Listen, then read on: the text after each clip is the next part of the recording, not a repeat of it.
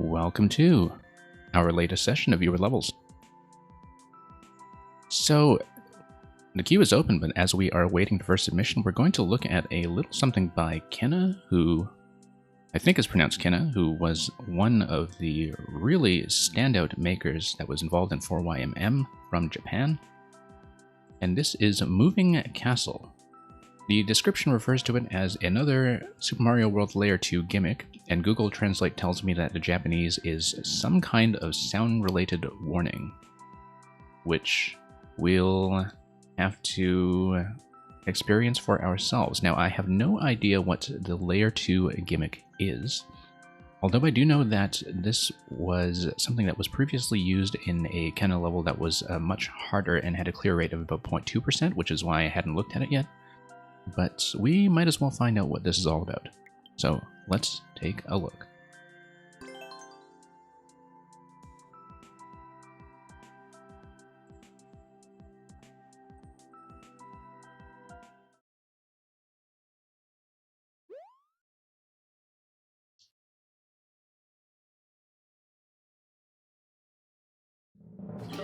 Okay, so we have a whole bunch of mechas being loaded into one spot right away.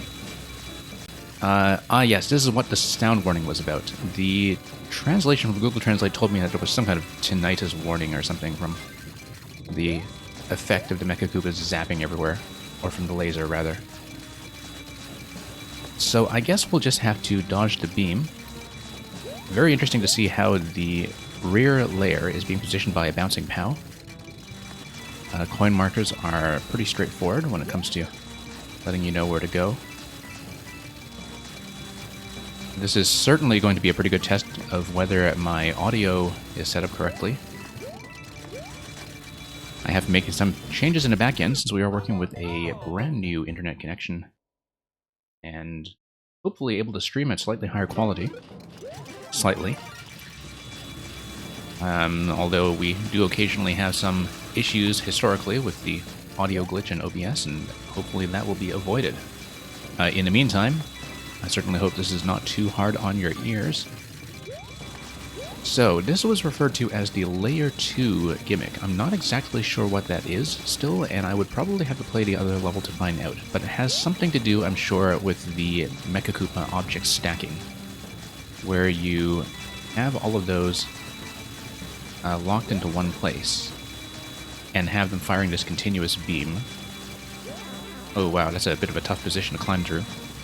But the damage boost actually worked out in my favor, given that I was able to get through the saw blade. Oh. Okay, I have to look out for the big guy. That is something that I do have some fair warning of, although his positioning is certainly disguised by all the little guys that are being piled in and firing at once. Oh. Managed to escape that unscathed. Just barely.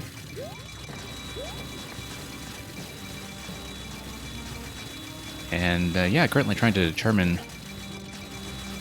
whether this is actually a custom scroll or if it's just an auto scroll where it's my positioning manipulating the camera vertically. It's a little bit hard to tell. It may just be custom in order to lock you off from revealing the ceiling. Okay, so coins say go up there. Oh. Yeah, I have to go a little prematurely there. Let's grab that checkpoint flag right before we die. Okay, that was a fine timing, although that does spawn you with the on switch back in the on position, which is how the checkpoint works. And then we'll just have to go back and, yeah, lava layer isn't quite high enough to pose too much of a threat there. And Mr. Dylan77, welcome. The queue is open. This is a viewer level day. If you have anything you want to send me. Looks like the squirrel suit is something that happens on respawn from the flag.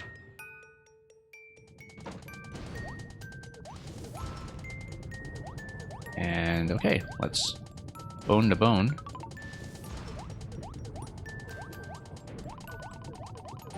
And continue. Now, if we just follow the coins and avoid the tracks where the saw blades are rotating, we should be fine for the most part. Wrong way. Thank you for the submission of the Highlands. That is first in the queue. We'll get to it as soon as we're finished with the warm-up level. Missed a 30 coin.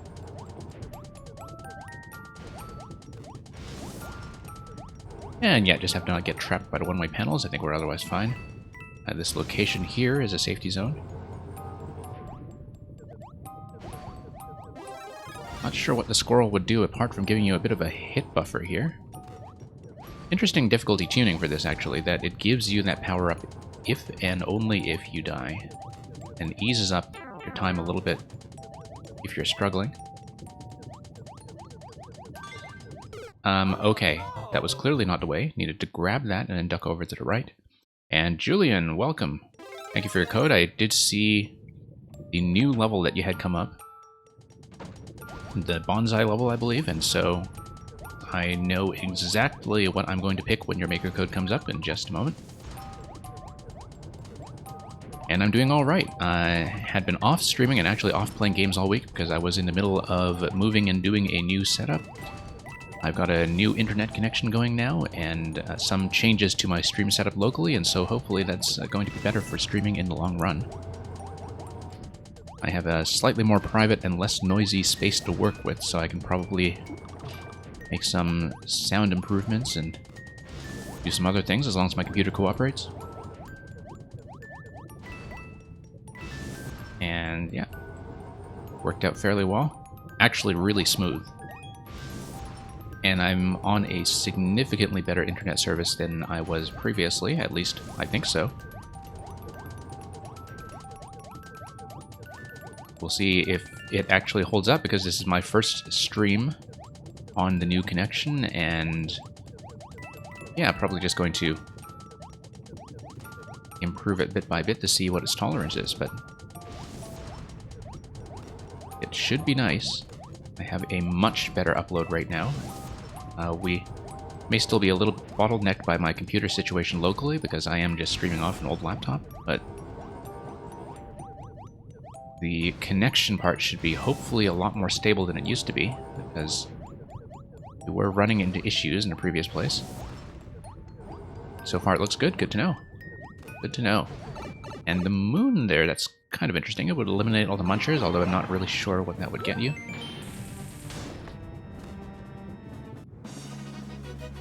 Okay, and that's the warm-up level. Let's get through the cube.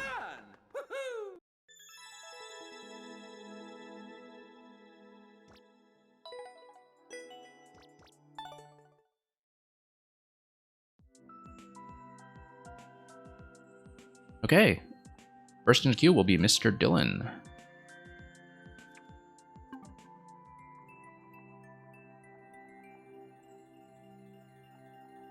And we'll just punch in your code.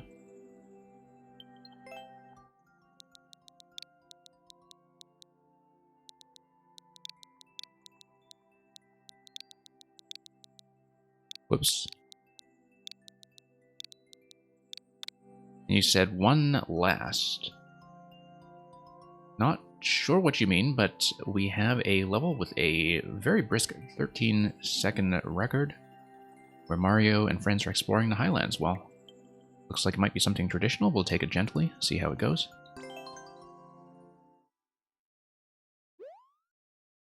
Yeah, Mr. Dylan, once I'm finished with your level, you are welcome to submit a second one. I have to clear this one from the queue first, because it only lets you put in one at a time.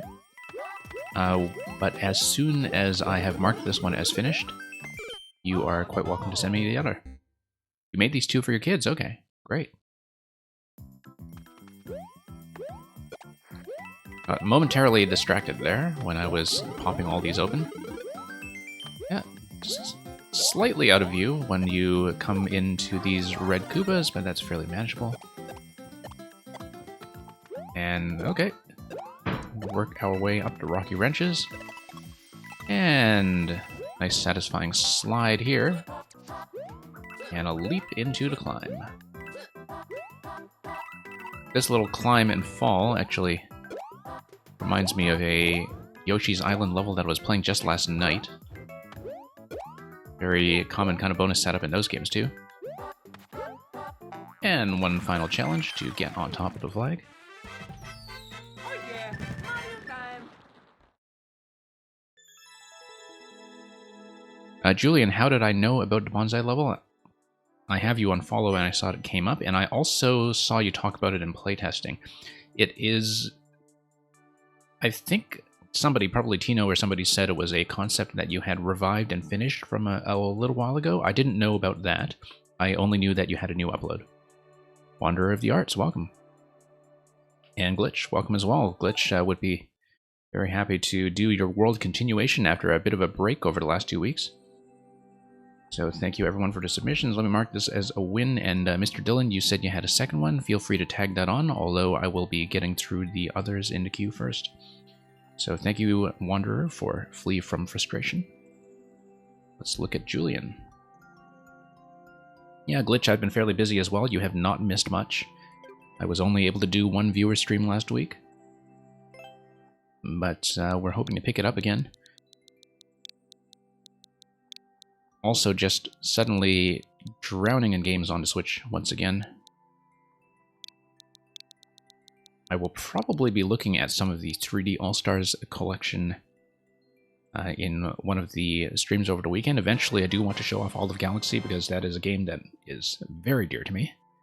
Julian, thank you for the host, so all of your viewers can watch me stumble through your level. And yeah, there's plenty to do in this game, Glitch, I think, in that I think it's a very normal experience for people to be dipping out to other games and then coming back to Mario Maker once every, little while or a long while. But here's a Bonsai Ally Supply. A poisonous swamp ahead. Luckily, this nice Bonsai Bill is here to help.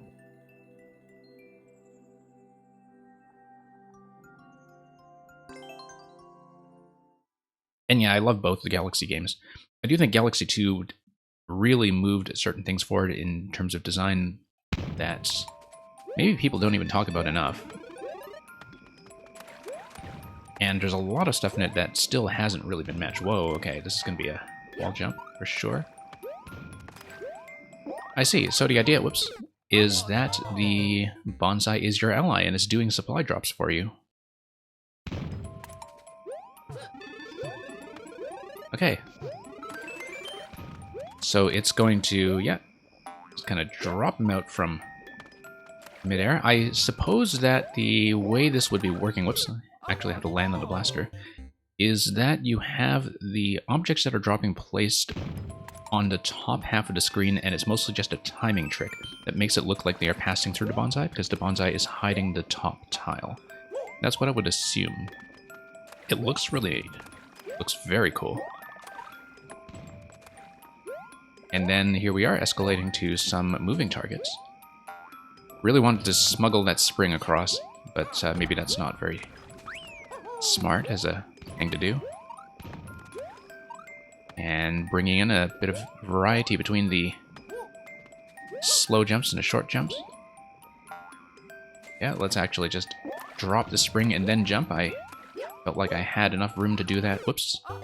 Totally didn't see that top wall there. I think maybe I just wasn't looking at the bonsai's position up high at a time, and so you can kind of see from the checkpoint, the way the camera tugs up, that you have what looks like a custom scroll locking the vertical level. Whoops, forgot to... Too much talking, not enough spring throwing. Ah yes, as you just said, and custom scroll locks the camera, yes. I recognize that. And the respawn from the checkpoint certainly confirmed that that was the way it works. Oh, what? Yeah, maybe I should have obeyed the marker for once, but wall jump can save me. Wall jump can save me, that's wonderful. Thank you, wall jump. Very kind of you. Whoops. I was trying to jump off of him, but I wanted to see if I had any room to use to flutter. I probably do have room to use to flutter, but it's a little difficult to tell at a first glance. Just one of those things I like to try. Okay. And I'm going to needlessly use the wall jump that I didn't actually require. Yeah, so this wall in the top lip over there that I just went under, which is a little bit hard to see because the bonsai usually conceals it when it becomes relevant.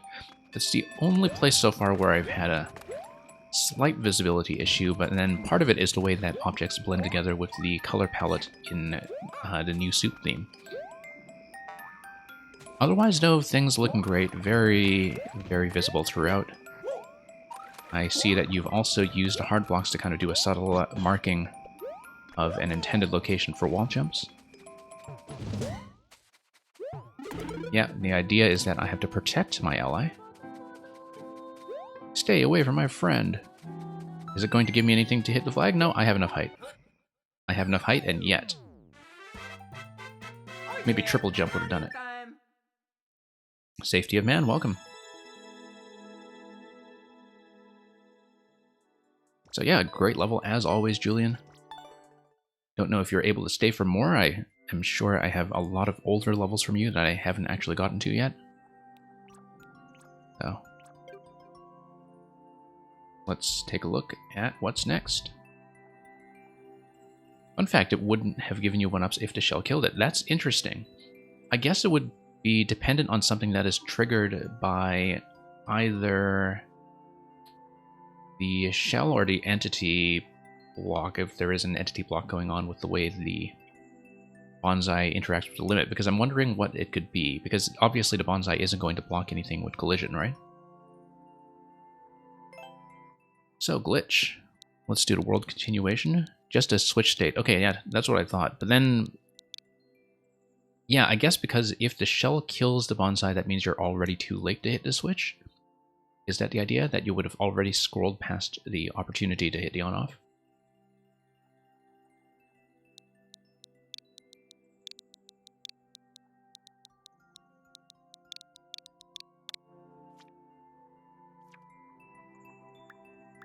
Okay, glitch. We were, I think, 8 levels into the Cuphead world. Activating the on-off always means the shell dies. Yes, okay. I think I understand how your timing works there. So, for those of you unaware, when we play Worlds, we'll treat the first level like a regular first level submission, and then we'll see how quickly we got it done, and we'll continue based on time and based on game overs and so on. But we'll do minimum 1 level. Now, this was Glitch's world that was a tribute to Cuphead, and so it alternated between the run and gun levels and the Wallop boss levels. I don't remember what kind we're on, but here's Full Metal Rush. And yeah, Julian, thank you for submitting. So here's a run and gun. We were down to 16 lives previously. Oh, whoops. Do I need to hit this now? No, I need to... Oh, I see. I probably need to fire and then chase. Right. Got it. Whoops. Oh, lost that. In this world, losing that does mean I die immediately because of the requirement to be preserving the hat the whole way through.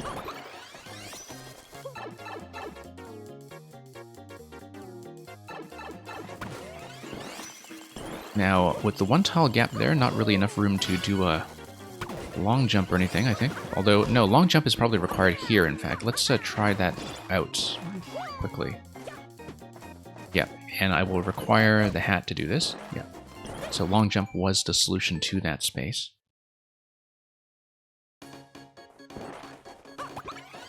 Safety of Man says, you have not been able to play Maker 2 for a couple of weeks. Okay.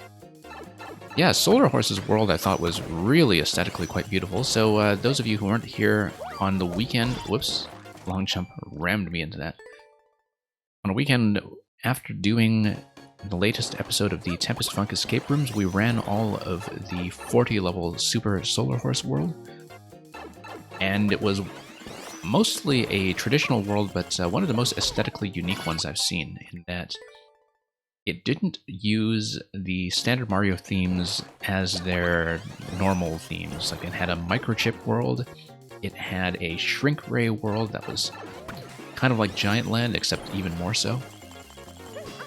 It had a level where you fight on top of a martini, because one of the castles was a drinks bar where you would, go in and out of these drinks. It was just a very, very unique experience. So we have that on the VOD for the Saturday Backlog stream. If you're interested and anybody wants to code for that, you can ask me for that on the Discord, probably. Solar Horse tends to hang out here a fair bit on the weekend streams as well. Okay, anyway, as you were saying, long jumps, yeah. Just need a little bit more accuracy, a little bit more attention. Okay. Yeah, I really do have to take advantage of the 3D World... Whoops, boost. Okay, that's 3D World doing its diagonal D-pad thing there. Reading that as an up input when it was trying to go to the side. We'll just have to be a bit more careful about that.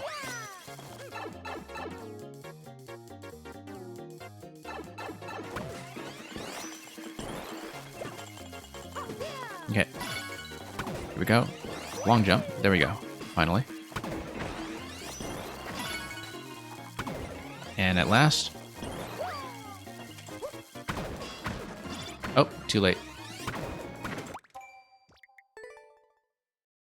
Just before the checkpoint. Fairly close, but still too late. Yeah, Safety of Men, you're really going to enjoy Nocturne Owls. I did play all 40 of those the previous week as well, and Nocturne Owl definitely has a few favorite and design tropes when it comes to his traditional layouts. And you'll certainly learn to recognize them by the time you're through.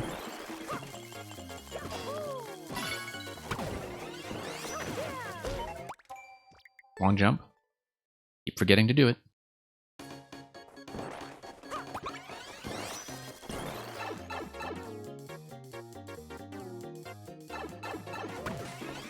Okay.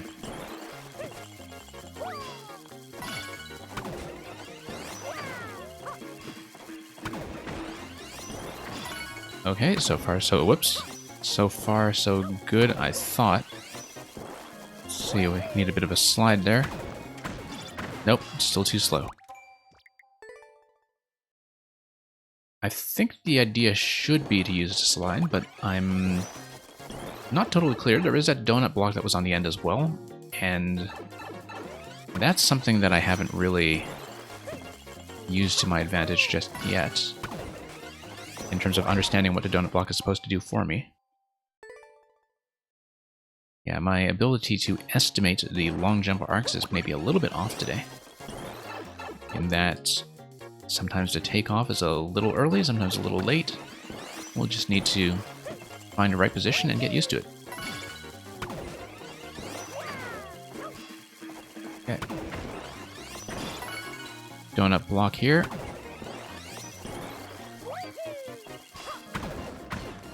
Okay, as long as I sneak across directly, everything should be fine. That's an off switch activation for whatever this part's going to do. Whoops. Curious. Now, obviously, I'm supposed to fire here. The deflection is going to hit the P-switch. Let me just scout ahead a little bit to see what I'm dealing with. And then that's going to be long jump here, probably. And then, because at this point the switch would have been activated, you do a wall jump up. Okay. I think I understand that. So, Glitch, you were saying, in case you fall down and line the shot up. Oh, for the donut block, you mean? Yeah, I was trying to understand what the effect would be on the timing, depending on whether you fire from the donut block or not. Whoops, a little too late.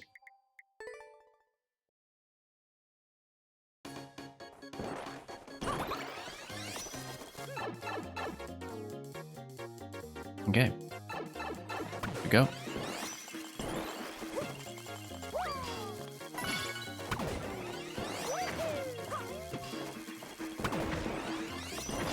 So far, so good.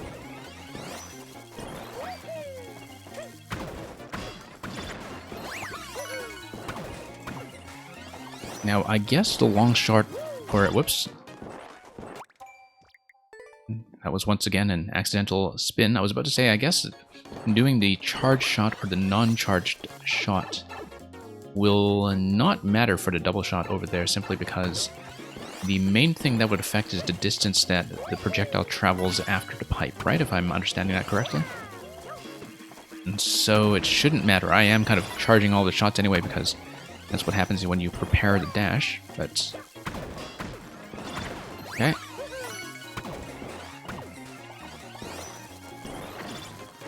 Okay. I see. I am slow to beat the first shot, and I'm on time to beat the second shot. So the first shot isn't giving me enough of a margin, so I need to go very quickly after I fire it. Oh, I had CP, yeah. Glitch. This is just a bad habit of mine. I've done that multiple times now, too. But it's not a big deal to get back to CP, though, so... Yeah, thanks for pointing that out. I just did not even think about that at all. I didn't even notice until you pointed it out. So... if I entered a green pipe, you lost your head as a soft block. Okay, I see.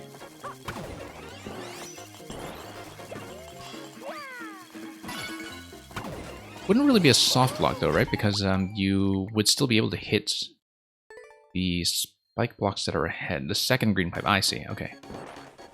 So let's not start over, but thank you for warning me about the post-checkpoint lock, if that's what is happening.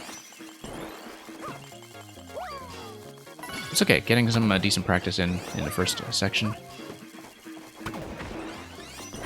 Okay, just barely getting over that.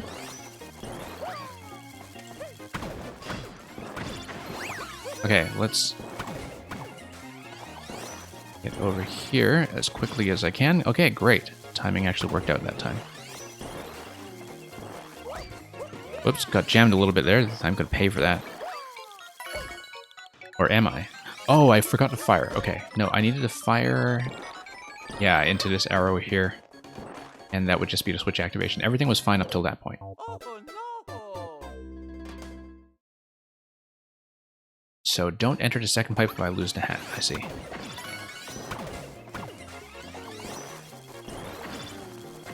Okay. Yeah, nice one. That timing, it just works in a synchronized fashion.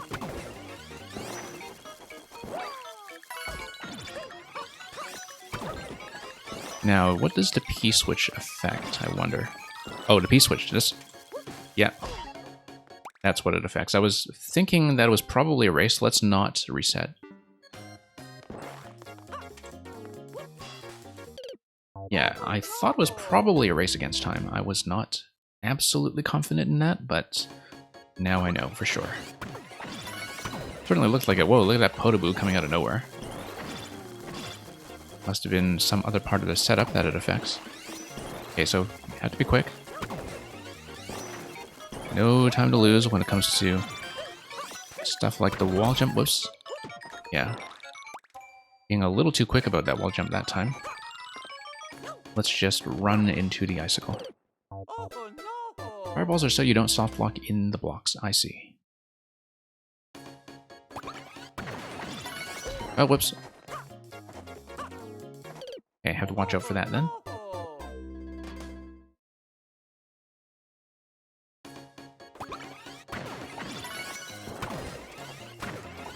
Nope. However, I can probably just redo this.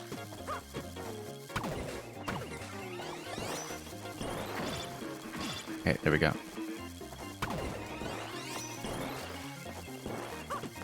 Now I need to not lose too much time on this wall jump here. And I should be fine at this point. Yeah. Through to P, and that releases, and then, yeah. Oh, I see, because if you don't come here with the hat on, that's the part that causes trouble. Yeah. Okay, so we need to activate on-off, but then start firing on the other side, don't we? Oh, wait. Okay. There is something... Timing... No, I see. I need to fire, and then I need to race it up to get over here. and then not miss every shot like I've been doing. Okay, I've got the right method though.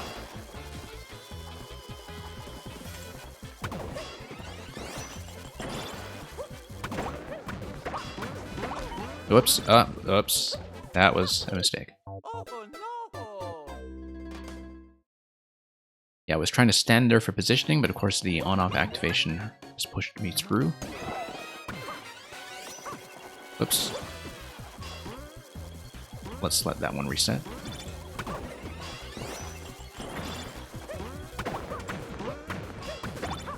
Okay. Do it until we got it, I suppose. Circle around. Yeah, I'll need a charge shot to hit the ones at the end. I think that's certainly the implication here.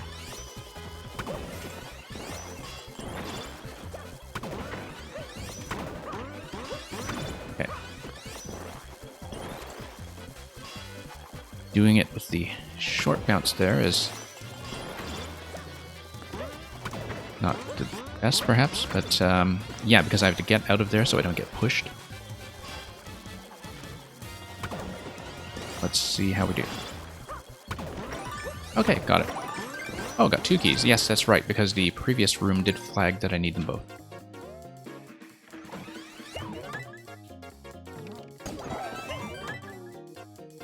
Sort of interesting that you would gate that with 2 keys.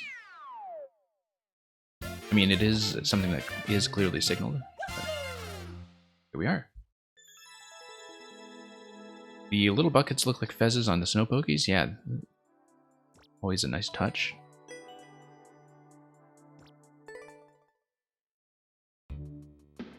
Okay, so we're pretty much right on the 15-minute mark on that one, I think, and so Glitch will continue with a resubmission if you want to stay and continue. Let me just clear it from the queue. And yeah, we're getting close to the end. That one just took me a little bit long due to, well, that was partly my fault with resetting from the checkpoint.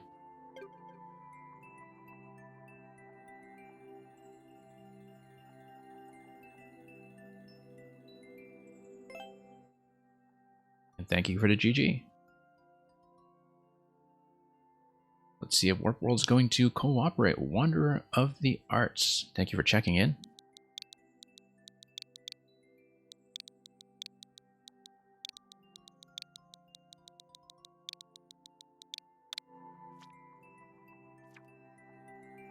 Okay, flee from frustration, 30 seconds, and that is something pretty newly uploaded.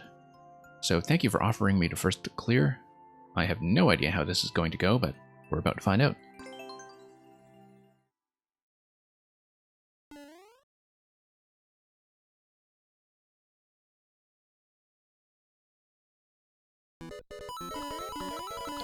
Okay, I see. Sorry, I'm too busy thinking about the level and not actually interacting with stuff like the donut blocks. I am supposed to be quick. I was just looking at the on-off setup that was on the left side. It looks like there is something that is going to create an alternating on-off pattern. Whoops. Okay, I see what's going on with the donut blocks now. 50 coins have nothing underneath them. Yeah.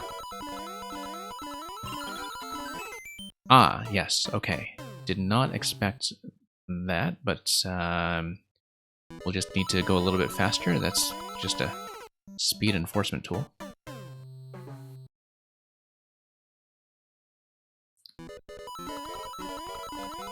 How's everyone doing during these trying times? I don't know why I'm instinctively trying to twirl. I think I'm still sort of mentally in new soup mode, but I just need to be a little more accurate. And for that matter, just a little quicker. I think just a nice series of hops on those donut blocks will do it. I am once again slowing down a bit too much. Yeah, coming from the upslope into the first donut block is the hardest thing to do here when it comes to timing, because I'm slowing down a bit just to get from the slope to the first donut. And part of it is the way that it's scrolling in on the camera. I can just skip the first donut block, as you see there. That's probably the best way to do it. Just skip the first one entirely. if I trust myself to make that corner. And I'm not always going to trust myself to make that corner, so we'll see how it goes.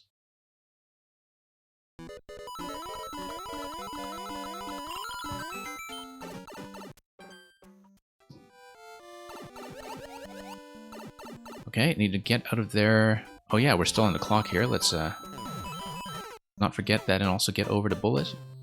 And yeah, we see the shell switch there now that I was thinking about when I was looking at what was over to Blue Pipe, over the entrance. So let's just figure out a more consistent pattern for this first jump here. Let's not get trapped on a slope either. But yeah, jumping directly to the middle donut block is probably the best way. Just think about the first donut block as being there for symmetry. But once again, yeah, it's just a matter of spotting when I'm going to make the jump because of the way that the top tiles of this layout are scrolling in on camera. Haven't been able to go outside due to poor air quality. Yeah, best to stay inside for that. Hope you're well supplied. Good time to catch up on Mario in the meantime.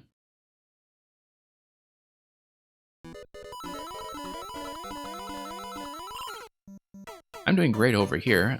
We just had a move to a new place and it's feeling pretty good. Internet service has been great so far. I think the stream should reflect that so far. That I was actually really looking forward to testing the new connection with this stream. This is the first time I've been online since setting up here in the new office. Okay, just a little late on that jump.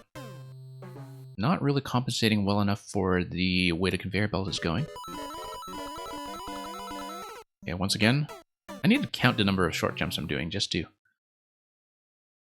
make sure I don't ram into the piranhas. Okay, 5 jumps and then a big one. That's probably the best way to do it. 25 seconds into this pipe, we'll hopefully have enough time to work with here. Okay. Yeah, I need to control my speed a little bit there. Okay. Let's not miss the jump. And yeah, so I'm trying to improve the upload quality on my stream. I'm just tweaking some of the settings bit by bit, so let me know if we have any video or audio issues. Particularly with the notorious audio glitch that we kept having in the previous setup. I hope we're able to deal with that now. Although some of that is bottlenecked on the CPU side, and so it may be outside my control until I just decide to, I don't know, sell off members of my family to get one of those new NVIDIA cards or something of the 3000 series.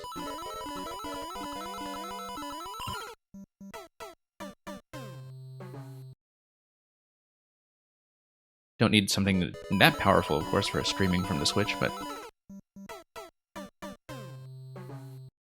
yeah, it would be nice to bring in some of the PC library at some point. The Switch library, of course, is very amply supplied. As some of you may have seen, that Ori and the Will of the Wisps is on the platform now, and that's something I do want to stream when I'm able to get around to it. Hopefully soon, but of course that's kind of competing for attention between this and 3D Mario and that, and just a lot going on in terms of games, and I don't have the time to play them all, which is unfortunate.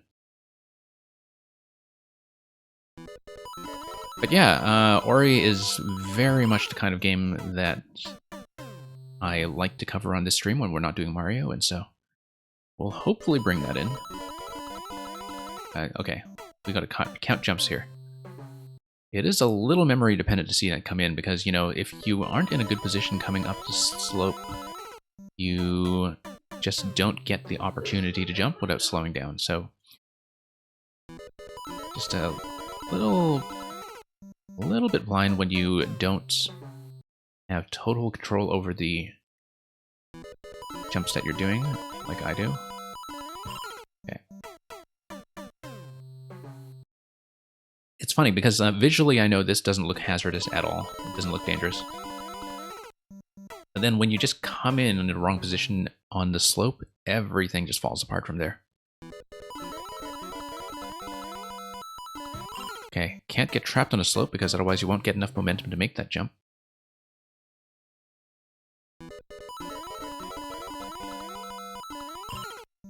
Yeah, Safety of Man, the thing about Ori, I don't know if you've played Ori and the Blind Forest. I kind of had a mixed view of Ori and the Blind Forest, but, you know, not enough to put me off the new game, obviously.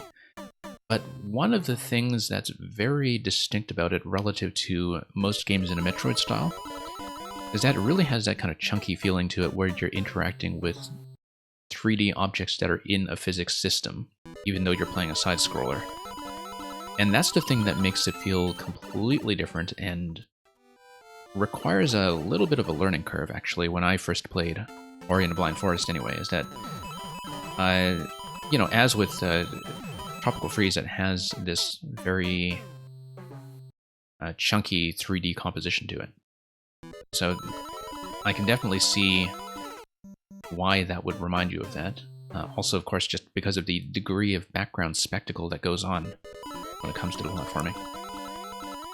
Okay, got over that fine. Going to get through here with 25 on the clock once again, 26 on the clock actually, doing slightly better.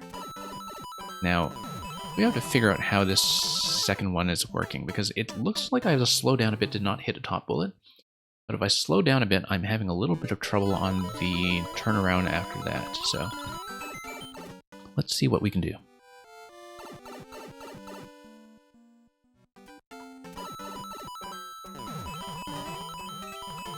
But yeah, hoping to look at some of the 3D collection. Oh hey, sliding state.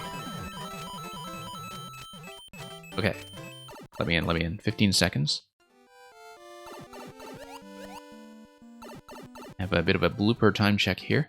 13 seconds coming into this segment. And, oh geez, okay, missed that coin. Oh, whoops, no, let's go back down. Back down. Yeah, that's the key door. Okay, good. 4 seconds. Up here. Let's see what I have time to do. I'm a little bit blocked by the cheap. 0 seconds. Yeah, the extra pass on the coin segment was what gave me trouble there. We'll have to figure out a strategy for that, I think. Safety of Man, yeah, also interested in Hades. I don't know if you ever played Transistor. Oh yeah, you did play Transistor. You were telling me about that. Yeah, I wasn't too keen on Bastion, but I was very fond of Transistor. And I'm usually not much of a roguelike person in that, you know, even when they're very well made in a way that a game like Dead Cells is well made, I find that I run out of interest in them very quickly. Because you think, oh, infinite content from infinite random generation or whatever, but I find that, like, that actually makes those games feel shorter to me generally.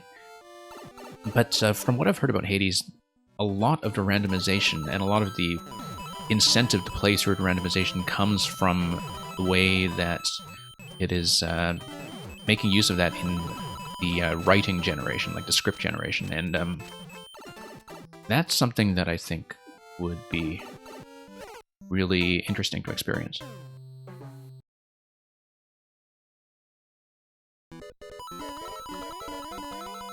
But yeah, I played Transistor on PC a couple of years ago, and I thought it's a very smart game. I'm usually not too much into isometric brawlers like that, but Transistor didn't feel like that. Transistor was much more of a planning-based game, much closer to something like turn-based strategy. But turn-based strategy with a move budget. And also just a beautiful looking and sounding game, like the way they were trying to mesh cyberpunk together with that 1890s Parisian Belle Epoque kind of look is something that I certainly hadn't seen before.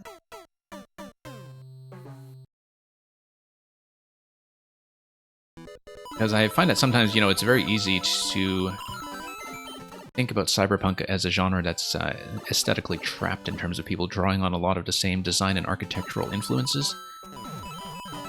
And so when you have something that really retains the cyberpunk flavor while doing something completely different visually, like Transistor does, that's something that really is eye-catching. You know, just the overall love on display for the light operetta sort of look.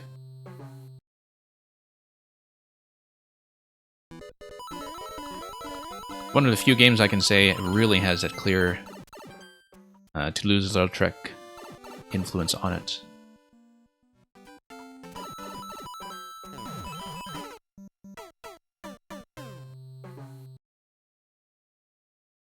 But yeah, I'm a little behind on Supergiant though. I never played Pyre, which was their game after Transistor.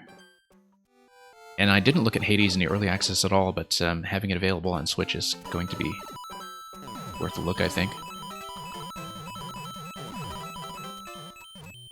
It's just a matter of choosing priorities at this point. Whoops. Trying to hang right a little bit too early there.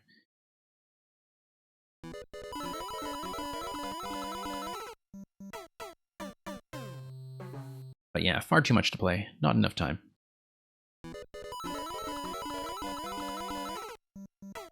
I was originally thinking that the next little block of time would be very much dedicated to going over 3D Mario again. And I still try to find some time to, you know, play some things casually off stream as well. I have been in the middle of this long-term project to do all of Yoshi's Island to 100%. I've just been chipping away at it sort of a little bit every week over the past few months. And it's a significantly bigger undertaking than I expected. Given that I had played the game before many, many years ago, I had never actually done a full 100% on it. But a full 100% on it is like probably one of the fullest Super Nintendo era experiences there is. It's surprisingly huge when you try to go through it exhaustively.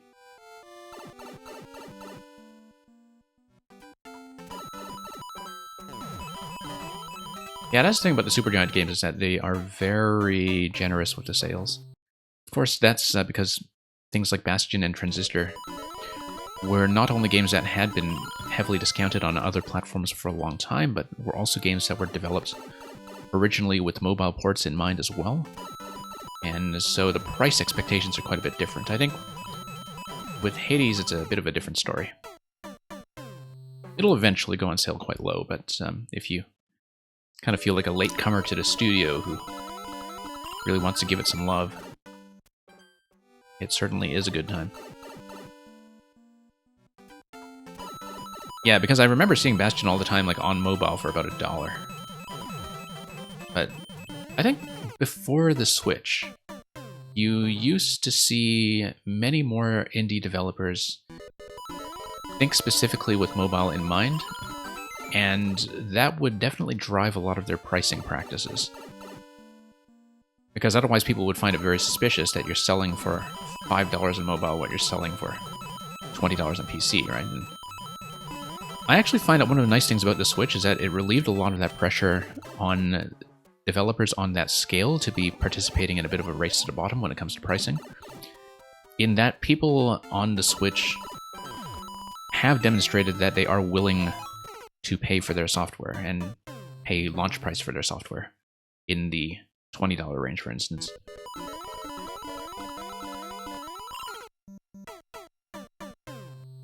And yeah, Hades, I think that's just a launch period sale. I saw that it's just for the first week. A couple of the Switch launches have been doing that, which is probably a good idea for their part. You know, just to get some people to commit even if they don't have the time to play it now. Like, I certainly don't have time to play Hades now, but that is something I'm thinking about and looking into because of the presale. I generally try not to dive too much into sale prices nowadays, though. I feel like I learned my lesson with Steam many years ago, where, you know, everybody learned their lesson with Steam in terms of amassing gigantic backlogs from bundles, where, yeah, sure, you got everything for $1, but you don't have time to play it, so. And I found that if I just often pay full price or nearly full price for games that I know I'm going to play that week, in the long run, I actually wind up paying less. than when I stock up on bundles, and that's kind of a shift in mentality, I think, that really came about with the Switch era as well, especially when I was stocking up on tons of indie games here back in 2018 and actually playing all of them. Like, really nice to actually, you know, feel like you're getting value out of every purchase.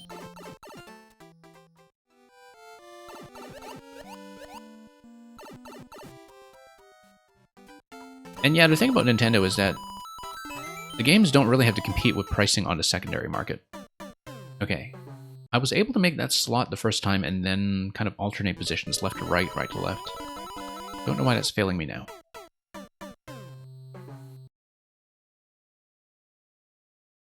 But yeah, the thing about Nintendo is that their first-party software does not often have to compete with itself dropping to bargain bin prices, because people don't really resell those games in nearly those quantities to drive them down. There are some exceptions. I remember Metroid Other M being a very notorious exception to that.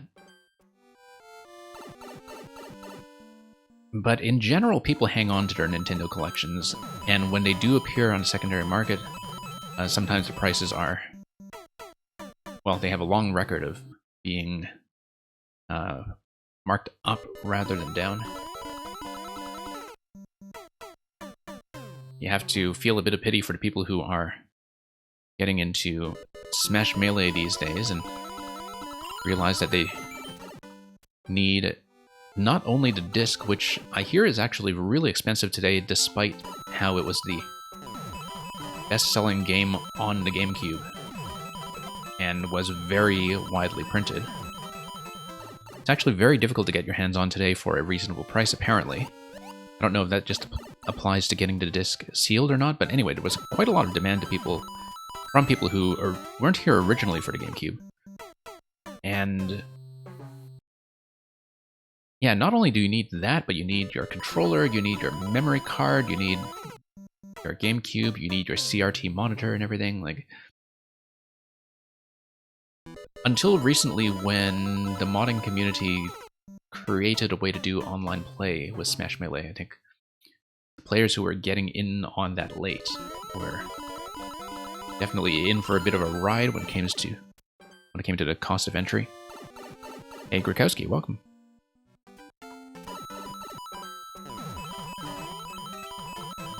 Okay, we'll see if we can do it. Right now, the coin drop is the obstacle that I'm running into. So, Wanderer, we'll see if we can actually make it. It might be that we have to bail on this, but we're close enough to the end, timing-wise, I think, that it's just a matter of beating the clock at this point, plus figuring out how to more reliably negotiate a coin segment. First segment gave me a lot of trouble. Coin segment has been giving me a lot of trouble. The other stuff can be managed pretty reliably now that I figured it out. And yeah, I'm glad you're enjoying the play so far. Yeah, here I really do need to hang back, I think, on the second belt on the way down.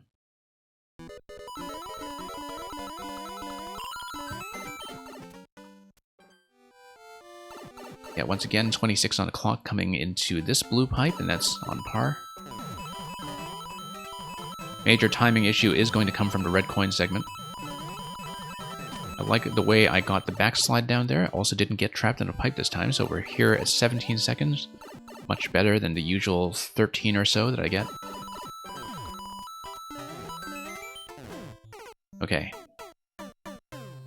Yeah, this is a little precision-based. This last segment with a coin here, or something that is a speed-based level.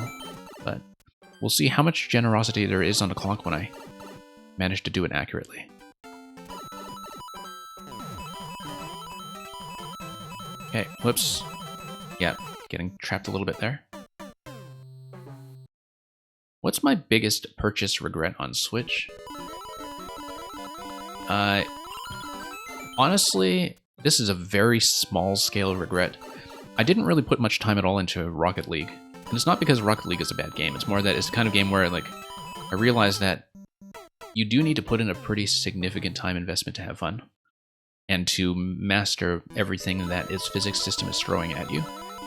And it was one game that I was quite excited about trying because I hadn't tried it previously on PC, and I just ended up not really getting any mileage out of it because there's just too much else I would rather play. I think I reached the saturation point of how many multiplayer-based games I could handle at that point.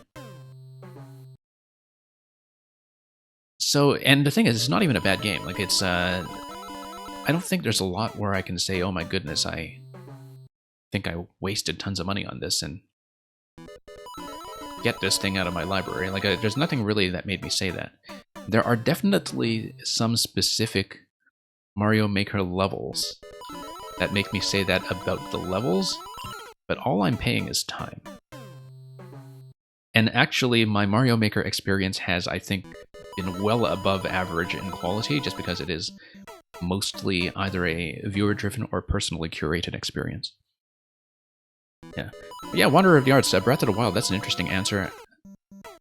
I mean, it's definitely not for everyone. I personally adored it, but that's because it fits the way I play video games better than most games ever have, in that, you know, my playstyle is very much in games like that about wanting to do things out of order and not following instructions and just making my own fun.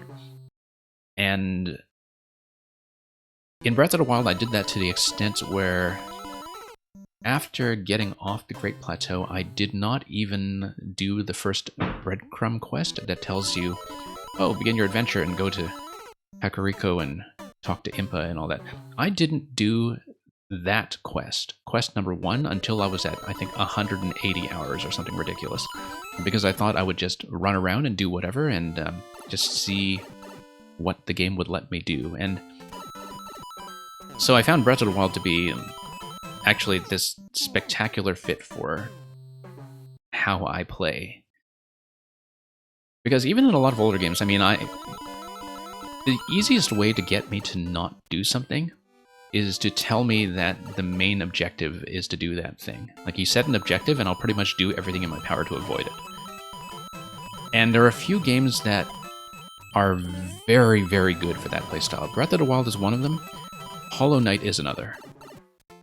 Hollow Knight, I found, was extremely good about that, in that it does not really distinguish optional paths from main paths in a very obvious way. And it feels like you're constantly driving the navigation yourself, right? And hey, Paxman and Hal, welcome. Thank you for the raid. I didn't get an indication. I don't know why.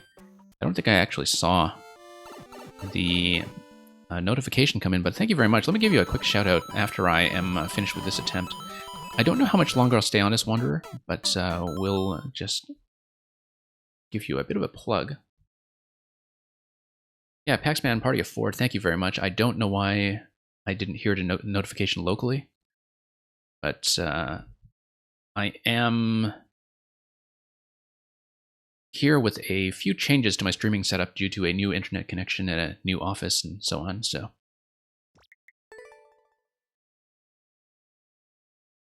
Yeah, we'll stay on this just a little bit more. And yeah, Julian, what you said about Rocket League, I do think it's one of those things where it's a game that you need people to play with, and you need either people to play with or enough interest in the physics system to really work out the finer points of it, or both, in your case. And it was very obvious to me that it is a very rewarding game if it's something you treat as like the main thing you play or the main thing that you're trying to get good at. And it's always nice to see that. It's more that sometimes I see those games and I realize, okay, I have too much in my life going on. I can't actually play this game enough, or seriously enough, to actually get as much out of it as a lot of people do. And that was my situation with that. Okay. Not able to beat this timing though. I'll try to make one more good solid attempt at the pink coin segment, and then I will probably have to call it from there. We did have the one attempt, actually my first attempt on the pink coin segment, I collected them all. and I just ran out of time. So I would assume that's pretty close to the end at that point. Because even if you're very accurate, you would really be pressing the clock to get through the final series of locked door plus pipe. So yeah, let's see if there's anything I can do to improve my accuracy there. I don't think so, so... Thank you for that, Wanderer. Hopefully somebody does put in a spectacular first clear on this thing. Let's take a look at the main screen to see if there was anything substantial that was left at the end. That would have been a bit of a roadblock. And yeah, I see that you have the SMP3 goal screen at the end and through the blue pipe. We were pretty much right at the end. It's just that I was never able to replicate my success with the pink coin segment. Mostly a fine level. I thought, of course, the slope climb in the very first bit takes some working out because it does look a little blind at first, but the rest of the thing, it's just a matter of not panicking too much to the timer and trying to keep things somewhat reliable, so thank you for that. We'll mark it as a loss.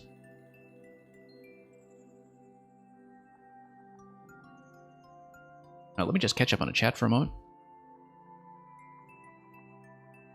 Also, as I was saying, I did set up a new streaming desk in a new place with a better internet connection. One thing I have not done yet is get a much more comfortable chair. So, and my leg's already kind of falling asleep. So, if I don't run the stream for too long today, it's almost certainly going to be because of my chair. But we'll see. I'll try not to hurt myself. And Tempest Funk, welcome. And, oh, geez, are we getting called in early to what I think we are? Didn't even see you drop that into queue earlier. Let's take a look. Julian, right now, the issue with getting a cam is that I am not going to be able to handle on the computer both a Facecam transmission and the quality at which I'm streaming. In that I'm already kind of pushing my streaming computers to its current limits. So if I eventually do a new build to, you know, stream PC games or do anything like that, or just improve the stream quality in general and do some really heavy-duty video, then I might consider it. I might also consider it for some more lightweight games, but probably not with Mario Maker, because I find that with Mario Maker, you know, when people stream it with a green screen, it looks great. But for the most part, for Mario Maker, the levels tend to take up all of the available screen space, and there's valuable information in all of the available screen space, so I'm not sure I'd want to bring in a cam for this game anyway. But I might consider it for some other ones. I would probably need a new webcam. I would need to just get more gear, basically, and if I'm getting more gear, there's a whole bunch of other improvements I want to make in the meantime. So anyway, this is just a normal level. It's not one of the legendary escape room series that we've been doing over the weekends. For those of you who have not been to our weekend streams, we've had a real adventure over the past month with Tempest Funk's escape rooms, in that they have been experiences that require, you know, web browser research and building things in the maker mode and deciphering cryptographic clues in the screenshot library and so on. They've been fantastic. What I haven't seen is your difficult traditional platformer, where for extra challenge we find the true ending. So let's do this now, because for all I know, there's some kind of clue to a future escape room that's buried in it already. And hey, Quick, welcome.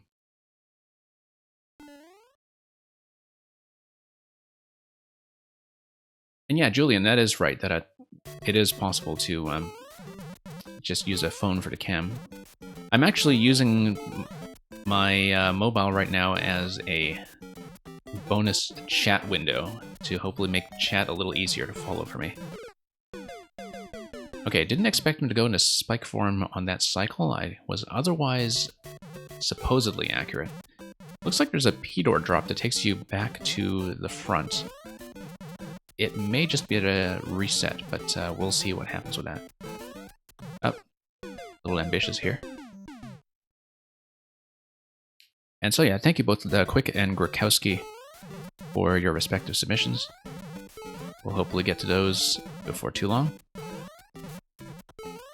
Okay, no, let's wait for him to bounce up the trampoline first.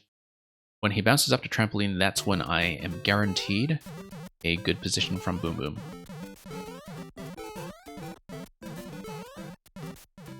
Let's let him bounce. There we go. Nope. Thought he was going to jump there. Yeah, I need to not guess at his positioning, I actually need to read it properly. Because if you guess, it kind of looks random. If you take advantage of a window where he does, in fact, jump on a trampoline first, then it looks like he does a second bounce, which is fine. Let me block the spam, one moment. Been seeing a fair bit of that recently, and here we go.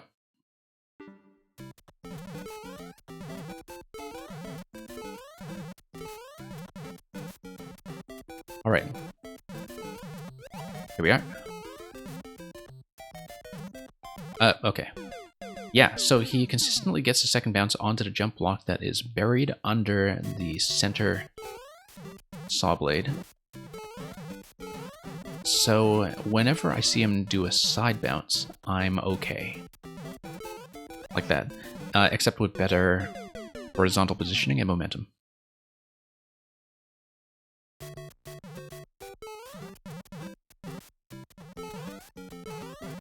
Whoops.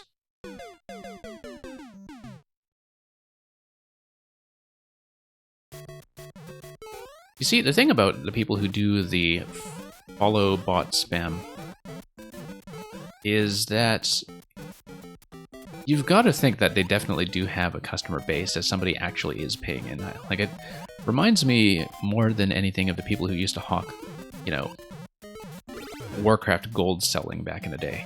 Ah, we go back to the P-Door now, yes. Oh, whoops. A little too ambitious there. Yeah, where, you know, most of the time you think, like, why would you ever do that? Why would you ever pay into that when it's just so easy to do on your own and they're not actually saving you any labor? And then you realize how much revenue they're actually generating off of the various scams. And that, you know, people actually do buy into that stuff, which... Oh, okay. Really have to get them on the first cycle so we don't have to deal with the spike form.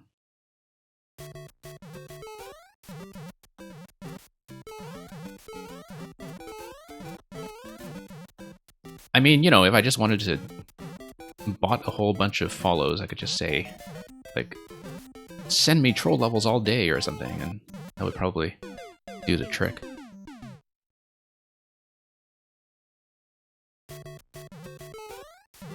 But, yeah.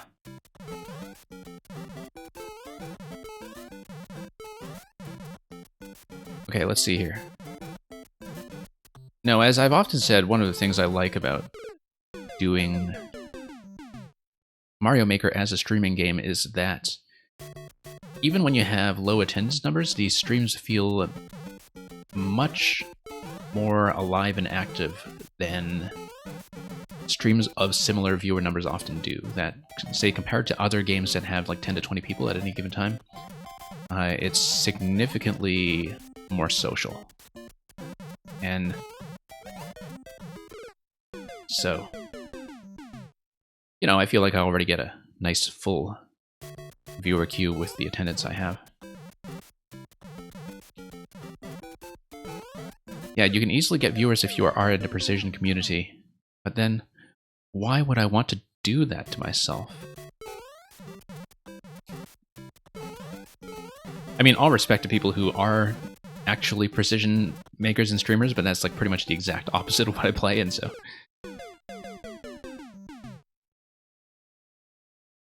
It's like, I could build follows from Precision people, or I could enjoy the game.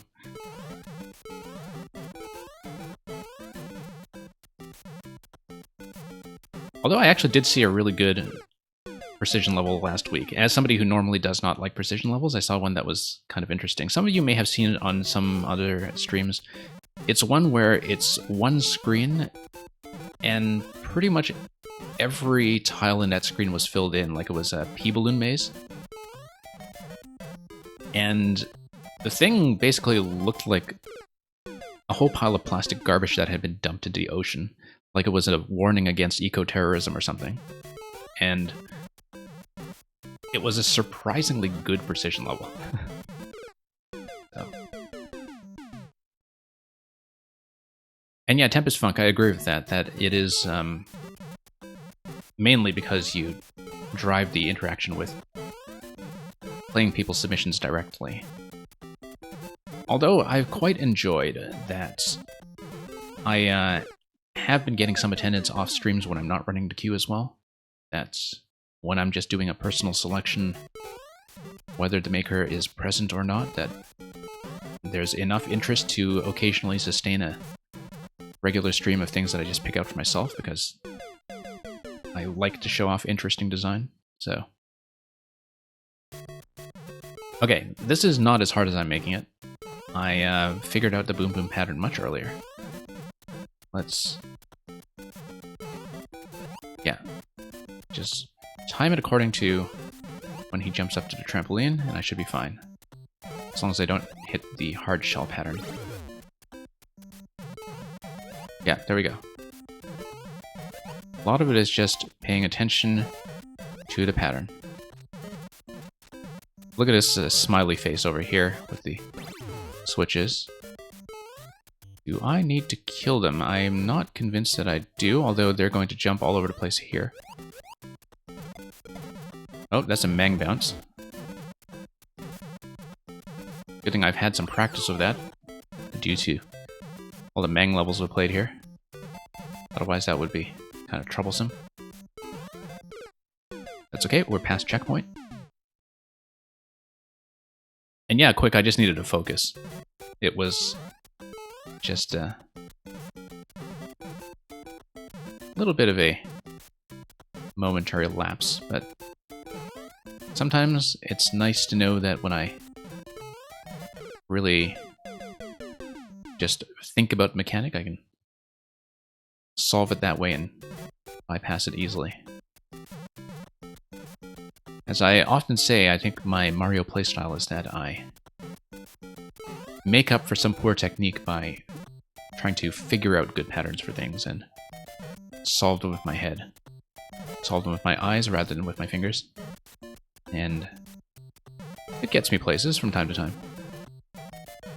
Gets me to succeed with levels that are otherwise too hard for me. Okay. Interesting thing about this is that, you know, even with the 5 boom boom limit for Subworld, this level, just by transporting them around, gets around it. And creates the illusion of there being much more than 5 boom booms, simply because of the way that some of them, like the ones pre-checkpoint, are reused and placed in new positions.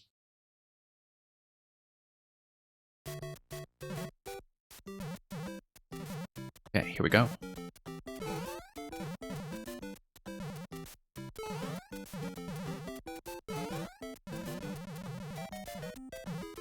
But yeah, I kind of agree that Tempest Funk, that when you show off Mario Maker content, fundamentally you're showing off something different than what any other streamer is going to offer, in that, you know, with something like a very linear cinematic style game, for instance, you are mostly showing off your reaction and the face cam and the way that you are personally experiencing the content, but the actual gameplay content is not going to be that different. Whereas with Mario Maker, at any given time, everybody's just going to have a completely different experience in terms of what the game even looks like at a fundamental level.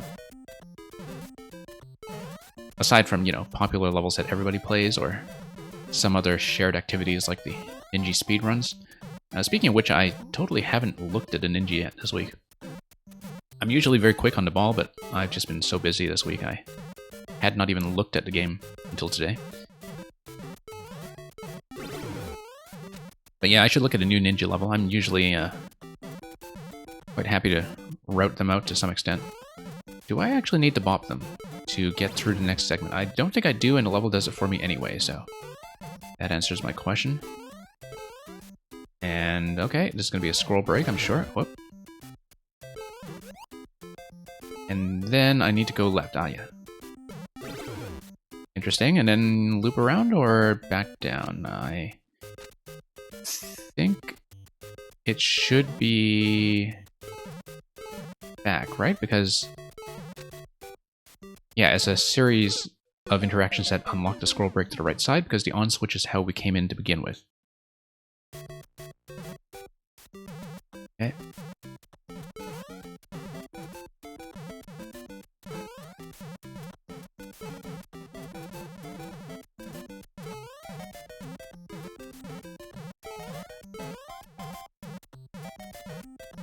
There we go.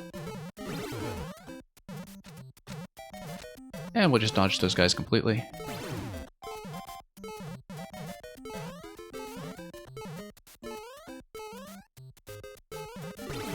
Again, at this point I might as well take these guys out. Oh, whoops.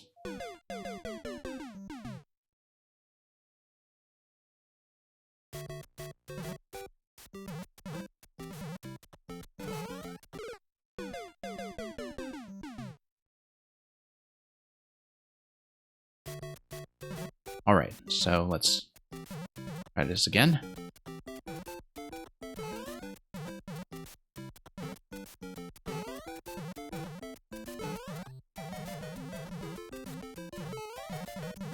Okay.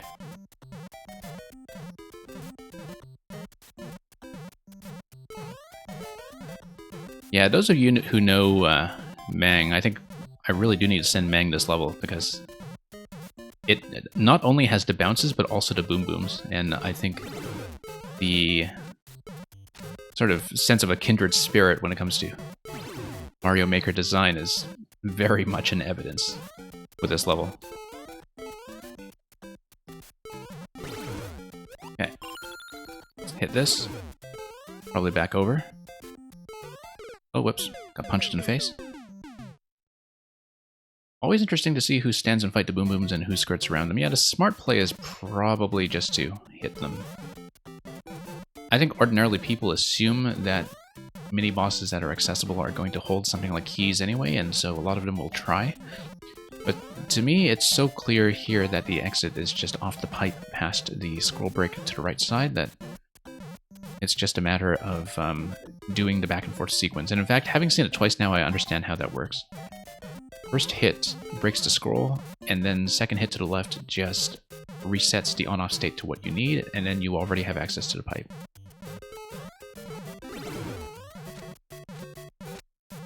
But yeah, kind of interesting that this level concept works whether you hit the boom booms or not, in that they are gated in such a way that the level will propel them forward, whether or not you've done anything to bring them forward. Obviously, the 30 coins do kind of incentivize you to get a jump on them if you are able.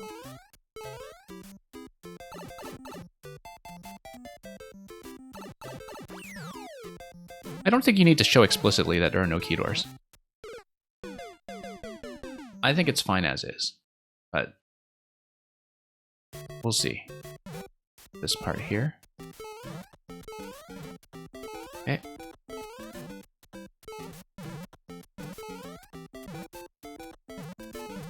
Whoops. This was made for Dice Guy's weekly contest for Springs, Note Blocks, and Boom Booms. Okay.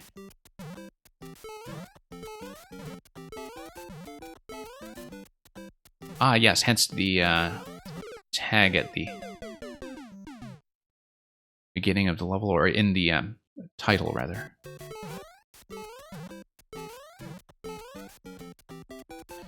Yeah, sometimes I get a run of levels at once that have these similar constraints, and then I can tell that there's a contest that's going on. I have not seen anything else from this contest, though.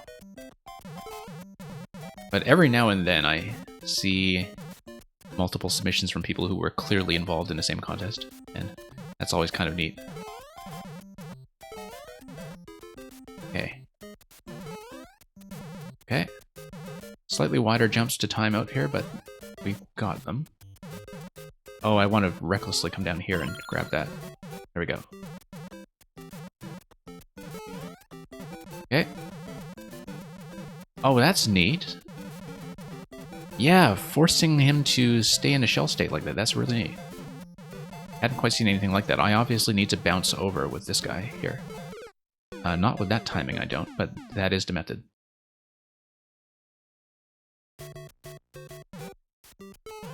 No, I think the visual clarity in this level is fine. The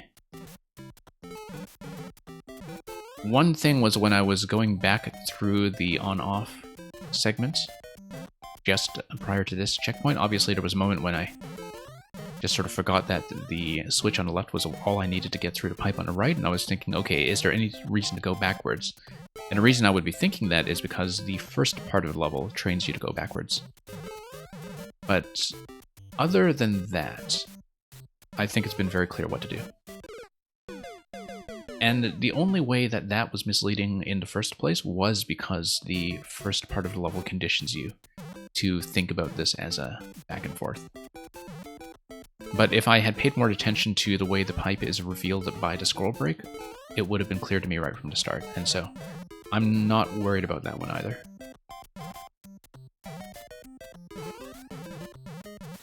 Okay.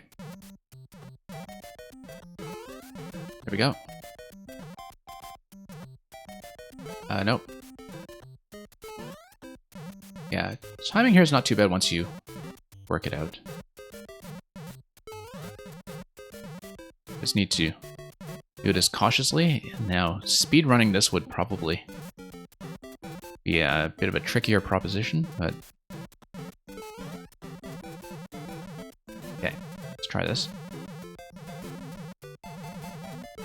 Okay.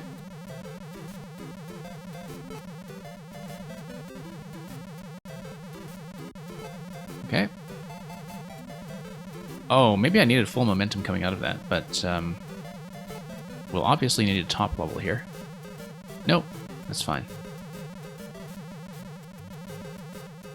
Yeah, it looks like there is something maybe timing based with a P-switch here. Or the true ending. Unless it's the bottom position that would trigger the P-switch, like if you're going through the bottom row, I'm not sure. I didn't quite see what the true ending trigger was. Built-in speedrun, using the P-switch at the very start. Yeah, I was wondering about the P door at the beginning. And if you go fast enough, you keep triggering them. Okay, interesting. That's something we may have to, let's look at it briefly. I'm not going to make a serious attempt at it. So would it be... Let me think about where the P-switch is located then. At the start, I can trigger as P-switch. Is it up top on the left here, or... What's going on? Ah, okay. Or is it something I hit that I just forgot about? Right, no, the P-switch, yeah, no, I see now. Okay.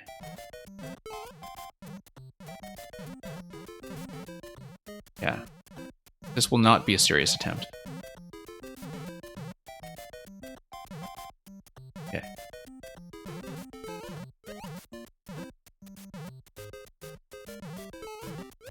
Yes, this P-switch over here. Oh, not like that. But anyway, I was just thinking about where the switch is located.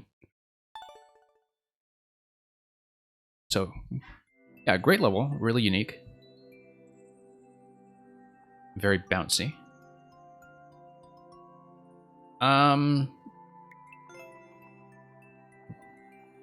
Where the switch is, it is... I mean, I saw the one that was kind of buried to the right side over there, but I guess that's already a speed-based trigger, such that, you know, the P-switch would already have to be active in order for something to be unblocked from the P-block and hit the next P-switch when it spawns in, right? So... I can see what the chaining mechanism is. I don't know where the initial switch is. And I wonder if it should be something that is supposed to be hidden. I mean, obviously the P door at the very start indicates that something of that nature is going on. But yeah, the point anyway is that I do understand how the chaining mechanism is set up.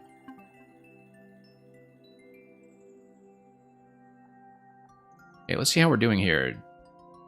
Should be sub next. We haven't actually done a sub next today, but Grokowski came in. And I believe that's you. I may be wrong. I don't remember who is or isn't active, but yeah, Grakowski is next. And then we'll go to straight down the list again after that.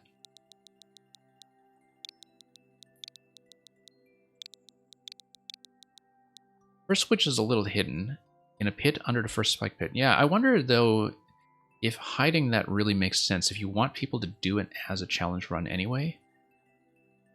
My feeling is that something like the trigger for that should be visible and should be very clear. Or should even be automatically triggered by proximity. Although, obviously, there are some clarity issues whenever you do that, in that, you know, you don't want players to guess whether beating the P-switch timer is something required. It has to be clear that it is an optional path, but if it is made clear that it is an optional path, I feel like that kind of thing should be made available, or you'll simply have a situation where nobody is ever going to do it, right? Because you don't want a situation where people just completely ignore it and aren't able to make the decision to pursue that. And yeah, Leophion, I don't know what video you were trying to link. We do block links for our non-subscribers here because we do have a spam problem from time to time, so let me know if that actually is something important to share. Oh, just a bad copy and paste? Yep, no worries. No worries, just to get that in, and hopefully that will be fine. I figured that that was probably a mistake, so you're quite welcome to submit. Anyway, in the meantime, we'll look at Flowers for Yoshi, which is going to be a puzzle-solving level by Grakowski. High clear rate tells us absolutely nothing. Progress report 1, March 3. Okay. Interesting.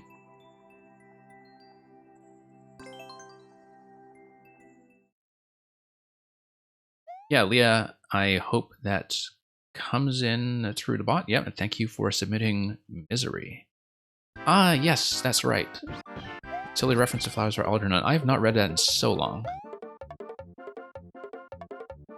Either the original short or the novel that was expanded from it.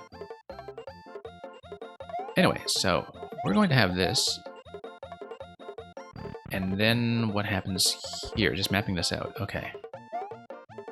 Now, I remember this kind of Skyvine design from one of the other Yoshi levels.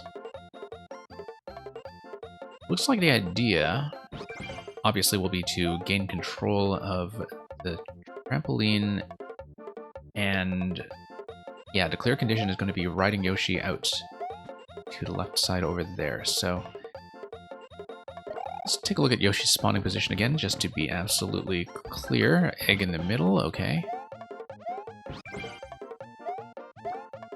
And then this pretty much traps you on this side. Let's think about this.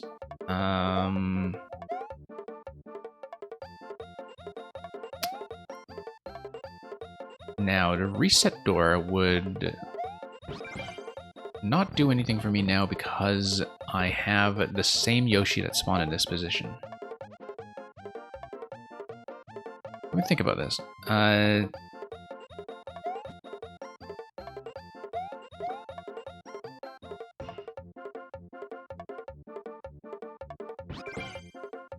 Yeah, we've had other sort of simple Yoshi-based levels from Grakowski before that often were a mix of the logic puzzle and some kind of Yoshi mechanic. We'll see what's going on with this one.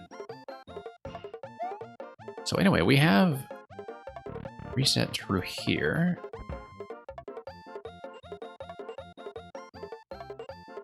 On switch over here.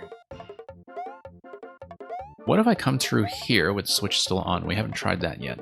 I don't think it affects anything, but the shape of the solution ultimately will be that I need to have an on state and a trampoline down here such that Yoshi can grab it. Yoshi is able to grab it from the other side. That doesn't really clue me into how to get over the other side, though. It could just be this, using the implicit scroll break. Okay. That actually simplifies things quite a bit. Yeah, it is using the implicit scroll stop. Whoops.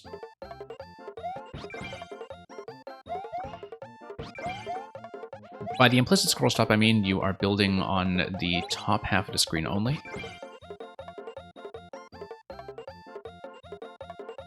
Let me just think about this. I may need to reset out this one, but hang on. Oh, I've got to get out of here first. Come on, get out, get out. Hang on. I did get to dismount earlier. Okay, there we go. Now, if I just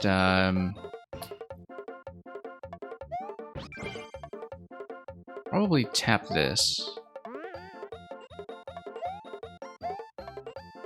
and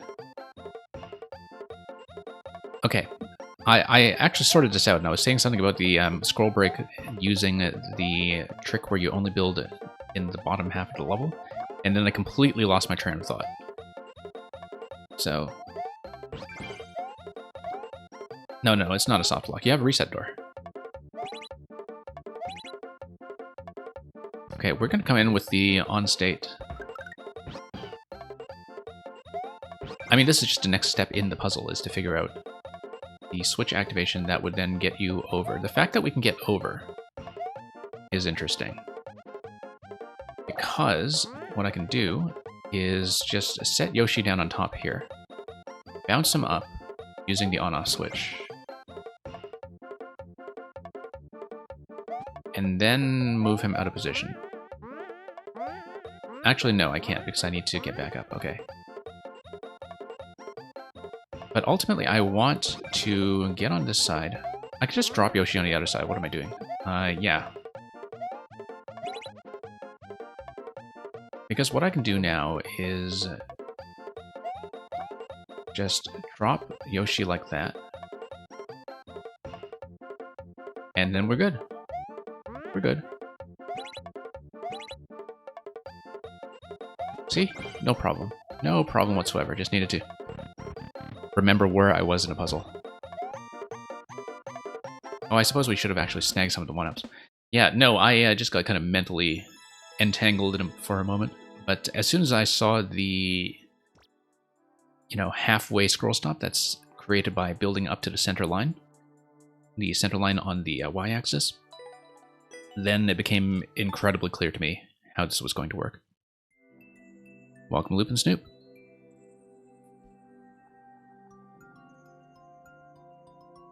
Oh, thank you for that, Krakowski. Loop and Snoop, through the fire bars and flames. I certainly hope I don't have to plug in a guitar controller for that.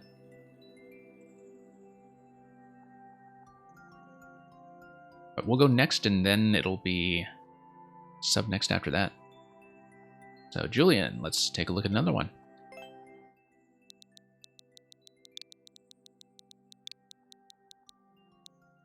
Non-music level, okay. Just a level with a lot of fire and flames, then. Looking forward to it.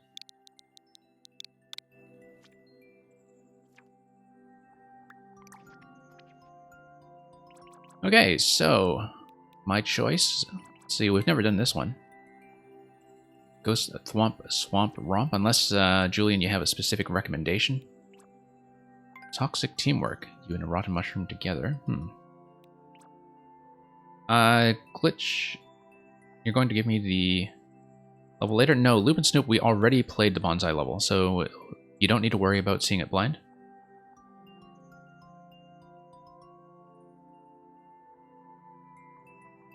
And Glitch, you have to go? Yeah, that's fine. Did Julian actually have to go earlier? I feel like I might have missed that. But I'll give him a moment to check in. Yeah, he was talking not too long ago. I may bump Julian back a spot, because he's always here. I trust that he didn't just ditch. Yeah, Loop and Snoop, I was kind of doing the same thing, is that I wanted to play this as the lead-off level, and then I realized Julian's probably going to come by and submit it anyway, and so You're in for a treat. It's a good one. It's fun. It's under 15 minutes, I'm sure. Okay, if Julian's not checking in, I'm actually going to bump him one spot just to be fair, but let's take a look at how we're doing on the list. So yeah, we'll do quick first.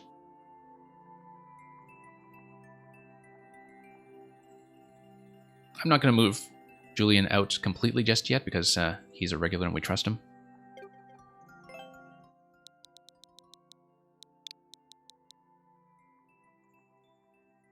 Julian says he knows exactly what you're going to say. Yeah, I think I know exactly what you're going to say too, like down to specific spots. But I think Julian also kind of predicted what my reaction would be. In terms of, you know, certain spots that worked out well, one or two spots that he realized in retrospect he wasn't totally happy with, I'm sure we'll run into the same thing. But it's a good level for sure. And you will have fun.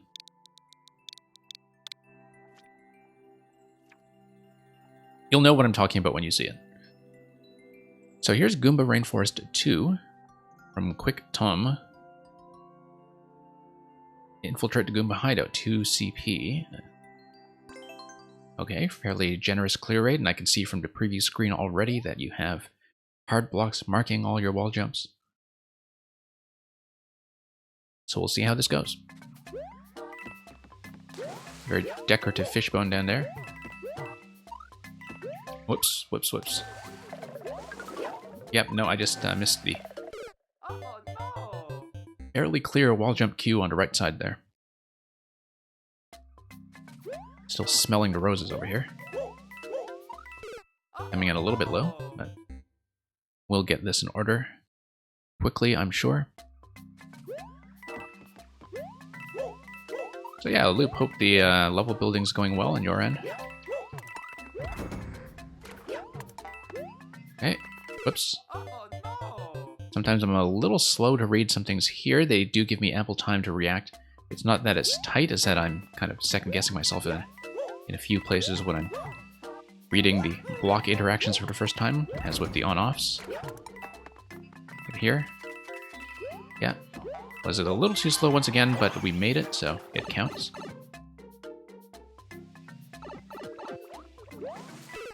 Whoops. Yeah, I should have wall jumped off the left side, actually. I think that's probably better, although I always miscalculate what kind of jump height I can get out of the water. It's something I'm quite bad at estimating for all the times that I've had to do it.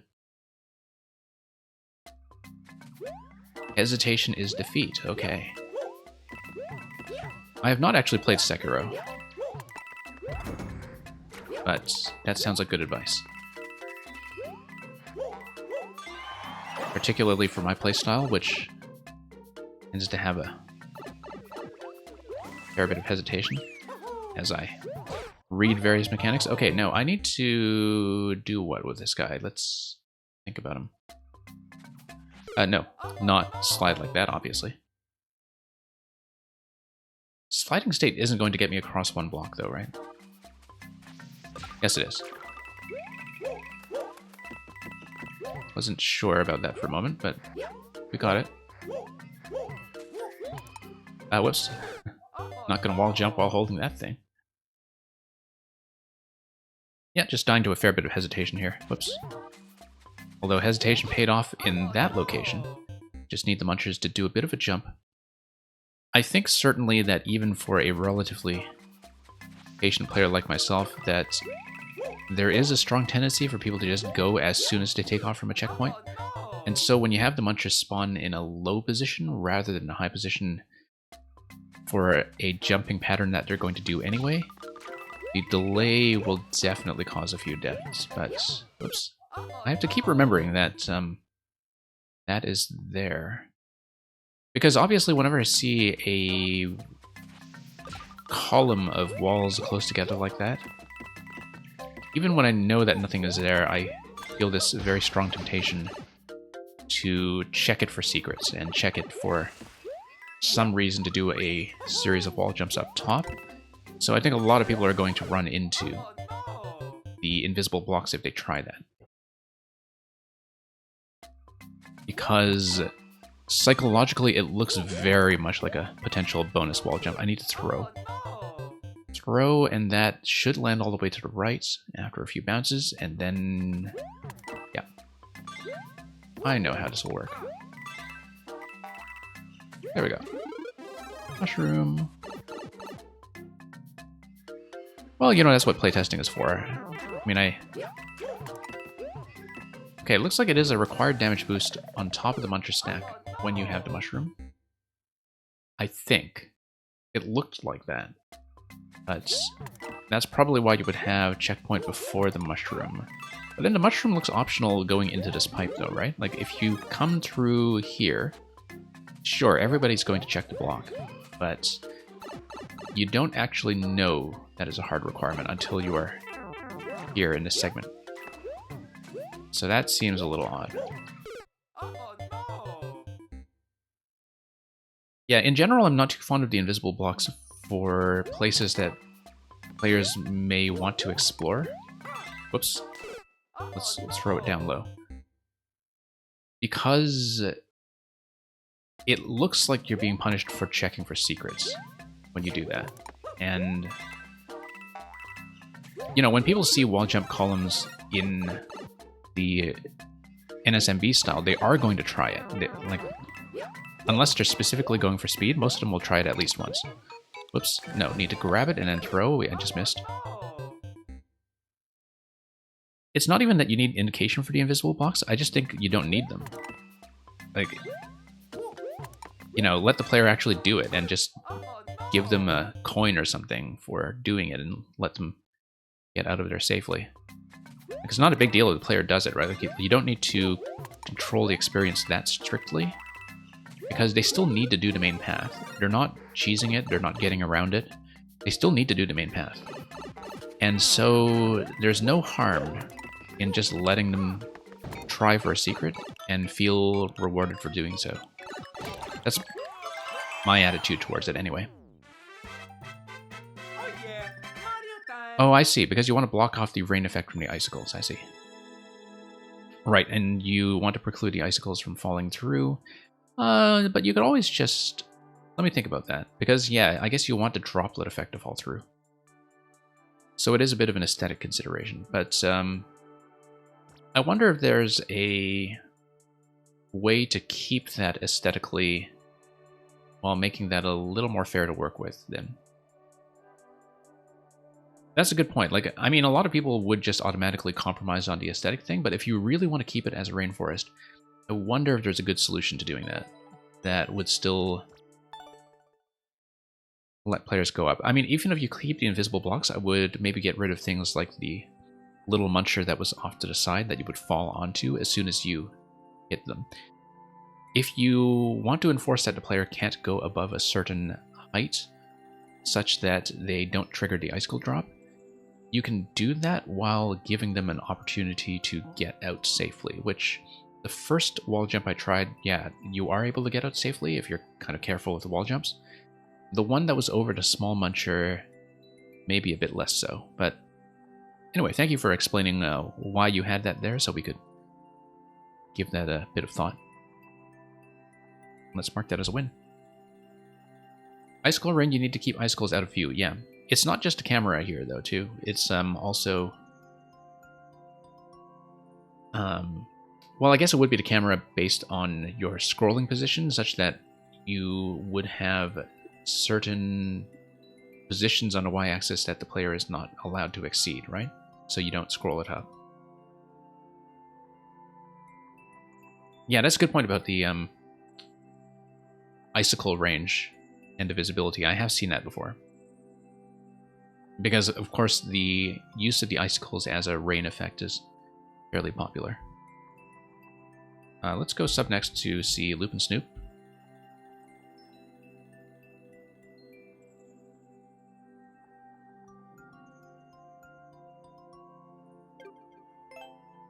Or Loop and Toop by this point.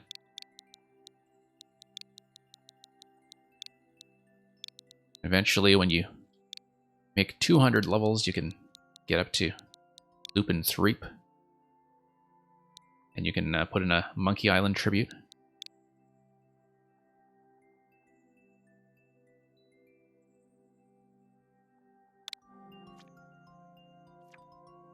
Okay, through the fire bars and flames. So far away, we wait for the day that the fire bars get out of our way.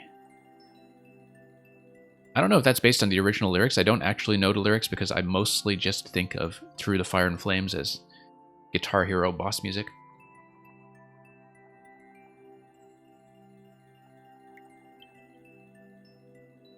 But we have about 5% on this. Let's take a look. And Grakowski, thank you for In the Necromancer's Clutches.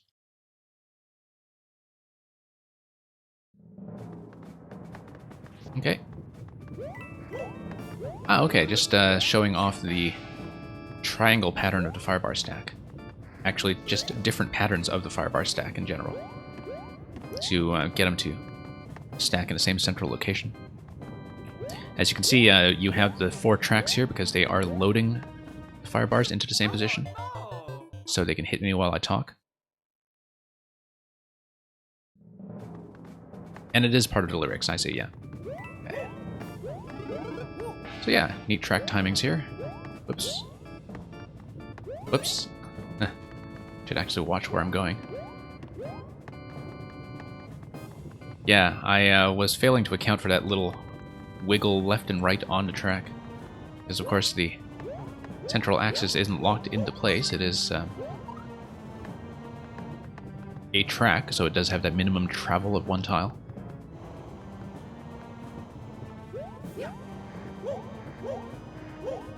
Okay, whoops. A little over-eager here. I knew that was coming. And still I subjected myself to it.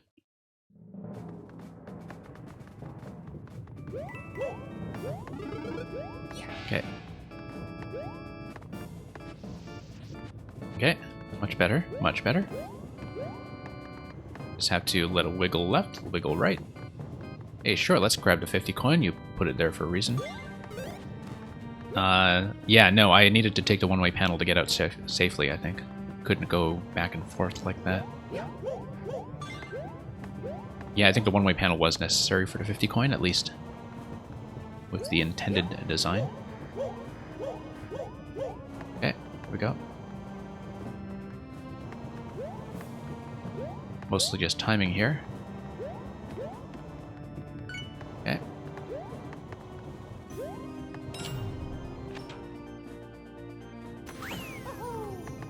Yeah, nice spacing on this, actually. It's, just enough to, whoops, give me a bit of wiggle room when I do have that stop and go, such that it's never a dead stop. Also, I have not been going for the question block on the left side, and I should make a proper run at that, in case it gives me a bit of a damage buffer. Or have I? Maybe I have been. Oh no, that's because I'm past, checkpoint here, yeah. My visual memory has been failing me today. Oops. There we go. And past this segment.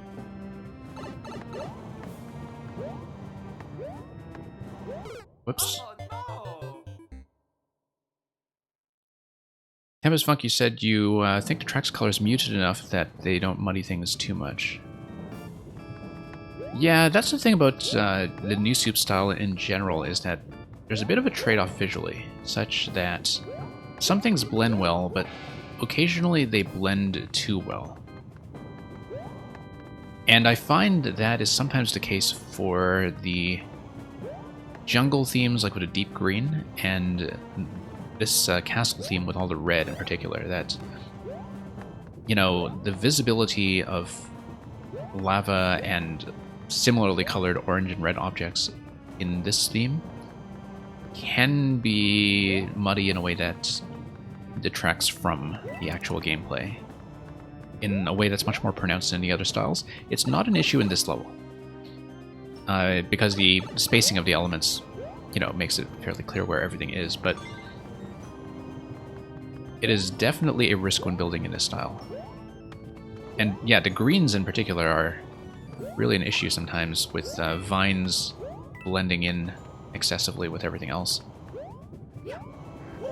And of course we'll take this.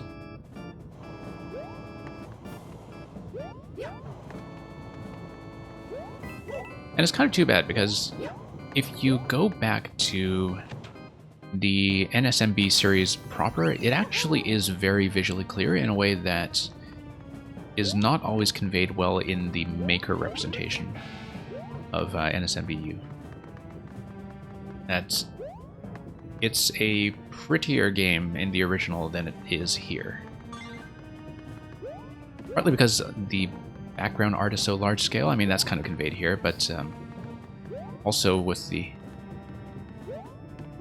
amount of variation there is with the objects that you're interacting with visually, that they're kind of designed with visual clarity in mind. Not always the case here. Yeah, because, you know, NSMB is just full of all these boutique obstacles that only show up in one level or two levels. And Nintendo certainly had the ability to just make all of that abundantly clear every time. Here, when you get a bit of the mix and match in Mario Maker, you do see some of the colors clash quite a bit. But again, not an issue in this one. I think the blending in terms of the color palette actually works kind of well. The fire bars matching up with the bony semi-solids and everything else that's gray. Whoops. Oh no! Yep, just a matter of watching my spacing here, minding my head. Anyway, Leah, you were asking what to do with parts of your skin are sticky. Have you tried washing lately? Water is usually a decent solution to that kind of affliction. If your skin is still sticky afterwards, well, evidently my advice for people who are humans will differ from my advice to people who are secretly amphibious. So, you know, if that's part of the medical condition you're dealing with, I certainly won't judge.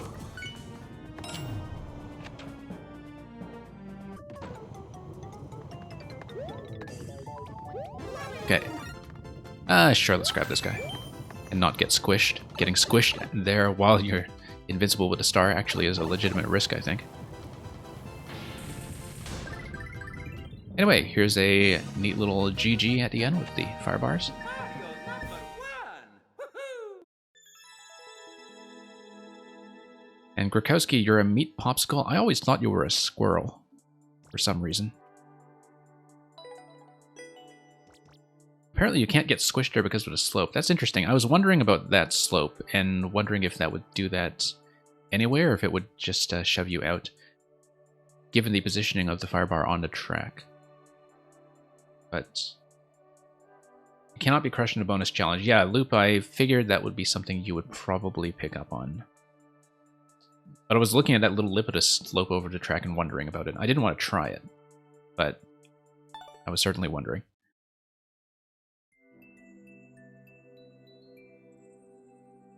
Okay, that's a fine creation. And yeah, I think Julian actually did have to step out. I already did play his bonsai level earlier today, though, so I don't mind just knocking him out. That was more of a if he had time to stay level anyway, so. The firebar leading up to the boss room can crush you, and it is intentional. Yeah, I think I know which one you're talking about, and that's fine. It is part of the lead-up series of obstacles anyway.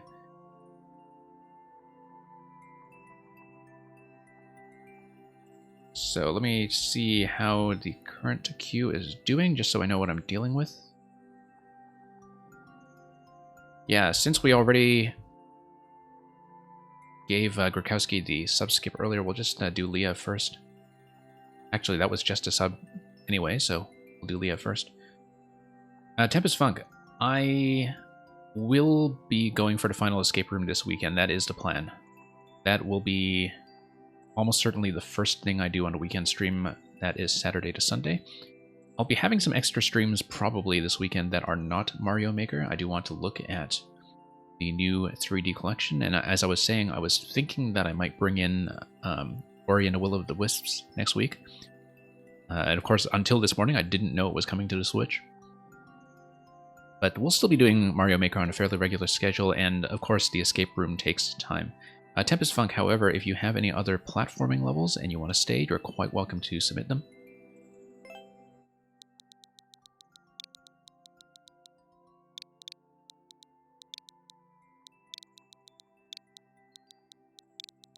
And in the meantime, we'll take a look at Leah.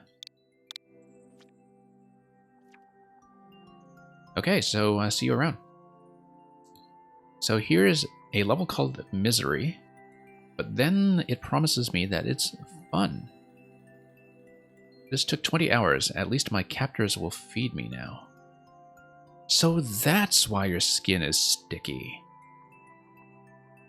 I mean, if you were kind of sweating in a prison the whole time until you managed to upload the level, that was some kind of monster of your own devising, then, well, of course. Of course. I don't know how you had time for a shower.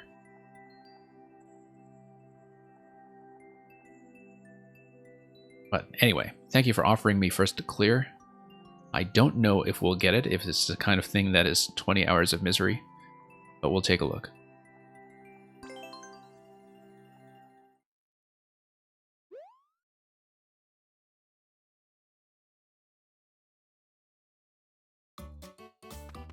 Okay.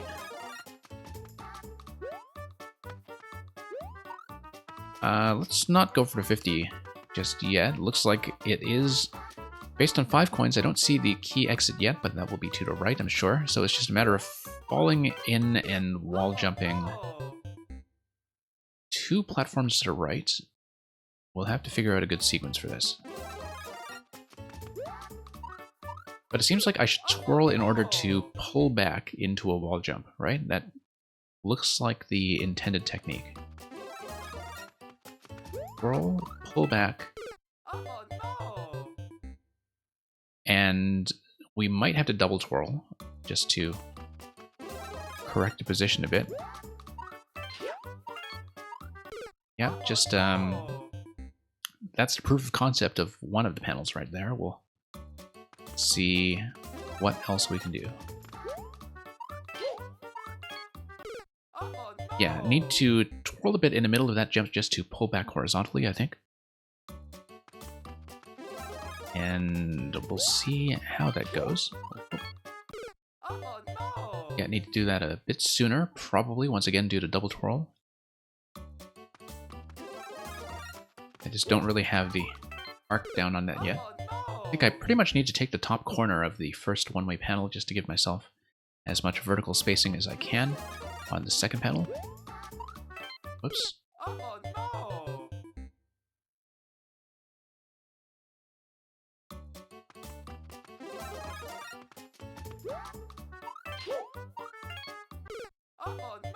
Yeah, it's just a matter, I think, of working out what the intended technique will be.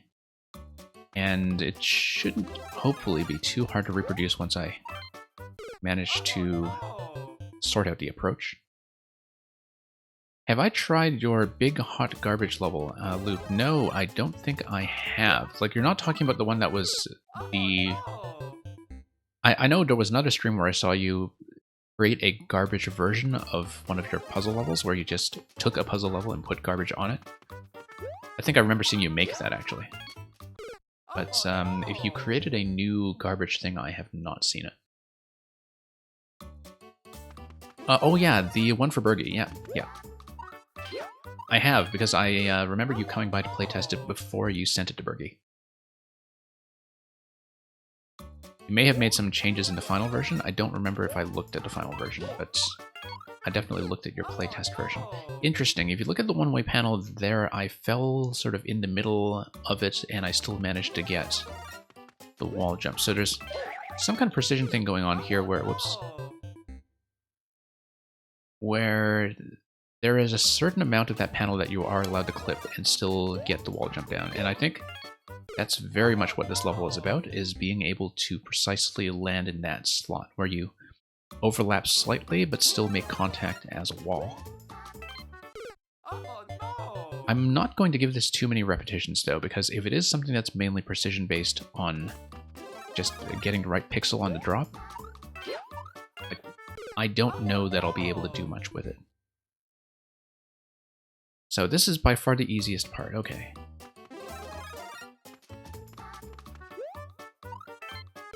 Oh no!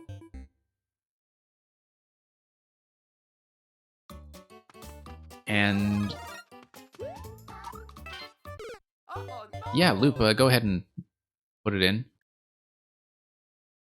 I mean, it's good that you're warning me what you're doing with it. I guess it's very clear if it is on your separate Oh no! garbage account, which every time you refer to it as a Garbo account, I think of the actress Greta Garbo, but I might just be especially culturally old.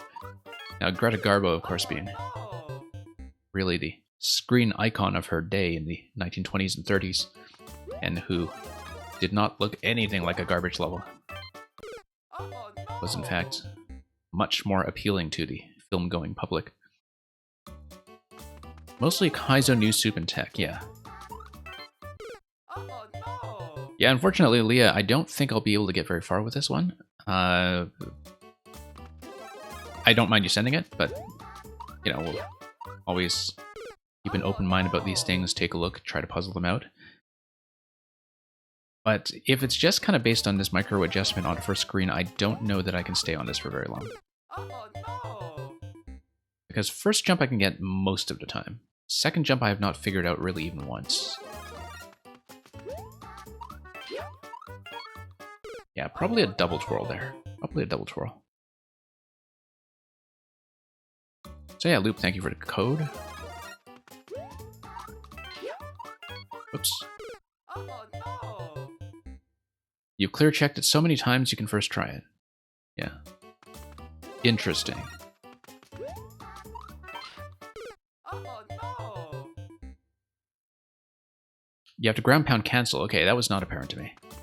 I guess people who are really experienced sort of techie Oh no! New Soup players, on a second panel, I guess. Yeah, people who are much more experienced tech-oriented New Soup players would be able to recognize that from the spacing. I was definitely not able to recognize that from the spacing. Oh no! Okay, need to cancel out a bit faster than that. Yeah, because I was thinking the double twirl would pull me back fast enough to make that happen. Whoops. Oh no! You were a big fan of Emilia levels in Maker 1. I don't think I played those in Maker 1, but I didn't engage with the community side of Maker 1 very much until early 2019. And so there are a lot of people who had very popular or notable styles in that game that I just don't really know about. But yeah. Anyway, I'm happy to give this a playtest, but obviously this is well beyond what I can do. I'll definitely at least give the preview screen a look, though, just to get a sense of what we were getting ourselves into. Okay, ground pound cancel. Let's try to do it that way to at least get the second jump. If I can get the second jump down, I will feel like I made meaningful progression. Oh no!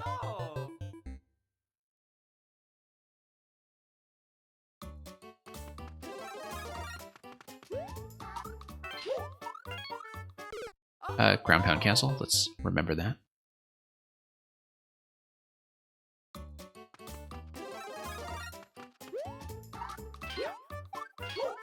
Oh, hey, we got it, we got it. Except I spent both of those and... Hey, not dead yet, not dead yet. We're dead. Okay. Hey, that was a meaningful attempt.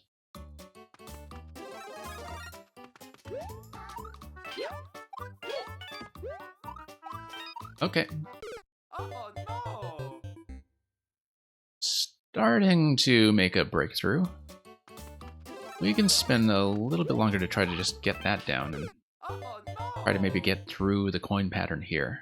If I can get through this segment, I will feel accomplished. Whoops. Oh no!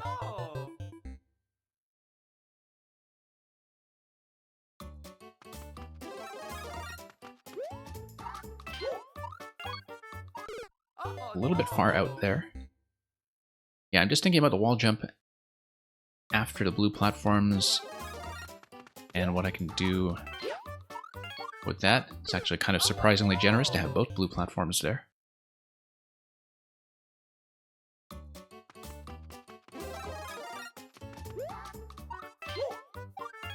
Facing the wrong way for that.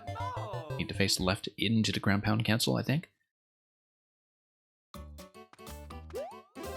But yeah, a lot of these finer points of the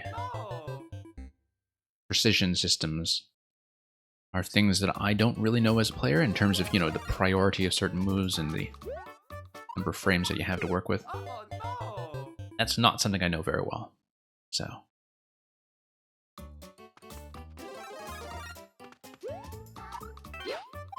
whoops.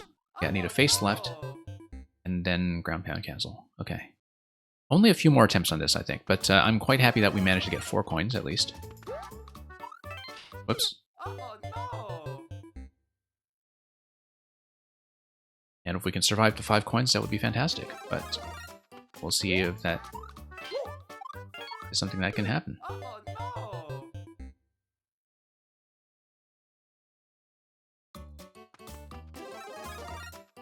Okay. Whoops.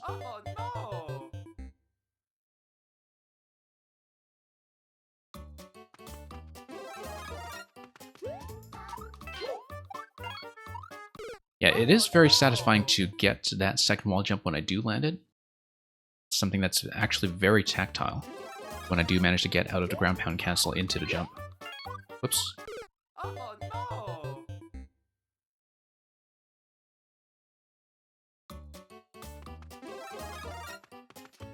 And... hot garbage for B0X. Or for box. Do I know what that is? I guess I don't really know the DGR meta very well, unfortunately. So you may have to explain the joke, but let's take a look at the preview screen for this. I don't think I'm going to get any further. But it was nice to at least figure out the first wall. So yeah, we see that segment there. You were saying it's by far the easiest part. I can kind of see that. Got a clear check of about 1:20. Long ways to go, yeah. Well, good luck to whoever does manage to push through it for the first clear. Thank you once again for submitting. Fox is a troll maker, okay. Interesting. Let's mark that as a loss. Fox approves troll levels for Defender, who then recommends troll levels for Carl. Ah, okay. It's like a troll pyramid. As you work your way up through the ladder. Yeah, I don't know the troll maker meta very much because I just receive some troll levels. I don't make any of them and follow that scene, but it's sort of interesting that you would have that filtration system set up as things kind of work their way up through the league, kind of like they're playing in a championship, you know?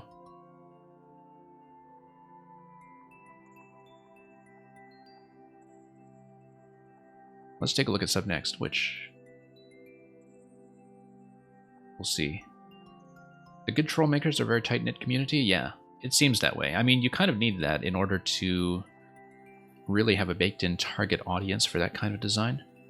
In that, you know, as a troll maker, you would want somebody who actually appreciates what you are doing to separate yourself from the bad troll levels. And to have a built-in audience, I think, is kind of an essential starting point for that community to do its thing. And yeah, I would assume that, you know, just given that the focus of their project, that they would have some pretty stringent requirements for what you do with it. Is Grekowski still here? Yes, you are. Okay. Just checking. Your first Maker 2 level and the only one that isn't a puzzle. Well, we'll see how it goes.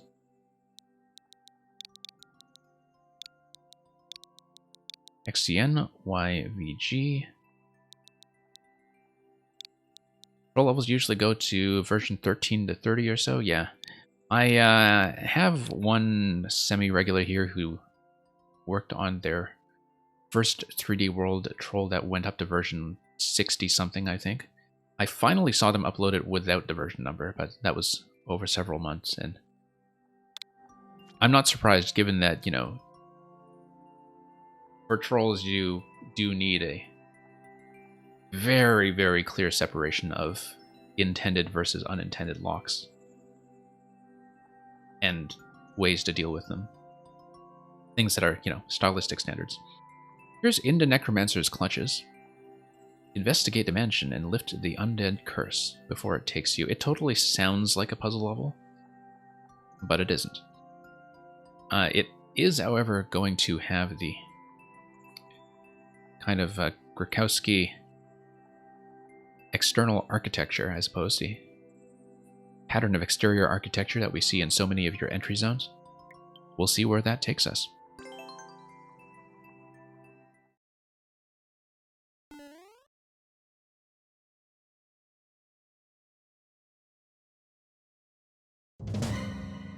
Okay, so.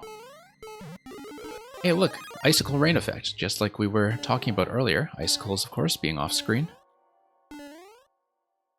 Hope we're all taking notes. And the mansion's going to flash at you. Rooftop is going to have a whole bunch of booze attached to it. Let's actually take a look at the visual clues here. Was that a locked door? Yes, locked door. We should, of course, check the pipe, but I do want to check all this stuff first. This horror show, the graveyard. More graveyard.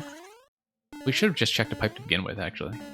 Since this looks like something that is, in fact, more standard platforming. Although, given that there is a key on a door, I assume that there will be backtracking here anyway. So that's wrong. You don't want me to come here. Too bad, I'm defying your instructions. Okay, okay, never mind. I guess I'm not defying your instructions. Well, we've seen the furnace room. The furnace room is employees only.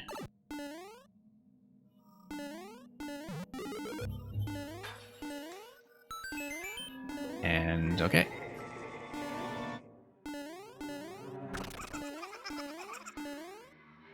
Here we go. And we'll be going underground, into the Necromancer's Crypt, right? Certainly think that's what is implied here by the descent into the black semi-solid that's by the graveyard.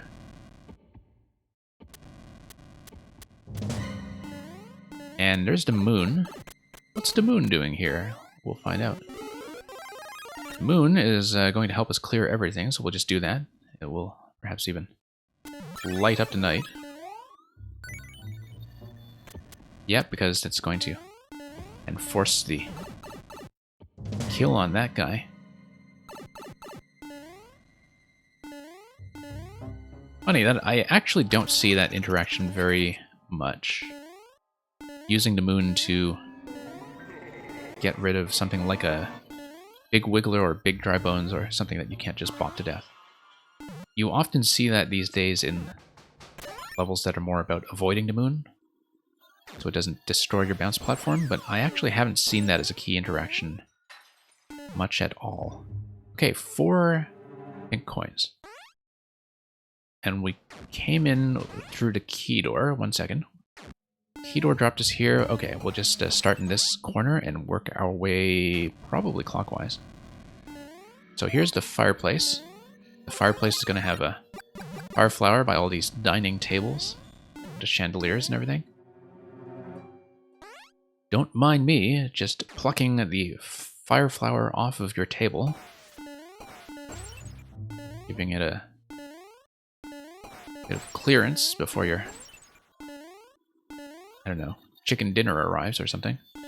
I was trying to think of something plausible that dry bones would eat, but given that they don't really need food, I assume they just munch on the leftover chicken bones of a chicken wing dinner. Oh, here's something that looks kind of like a master bedroom. Really comfy, actually. Look at this cloud pillow. Bit of a low frame on it, I guess, but...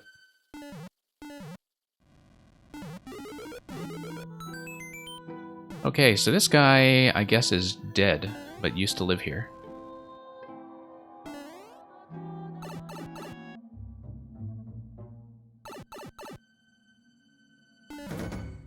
And yeah, here we go.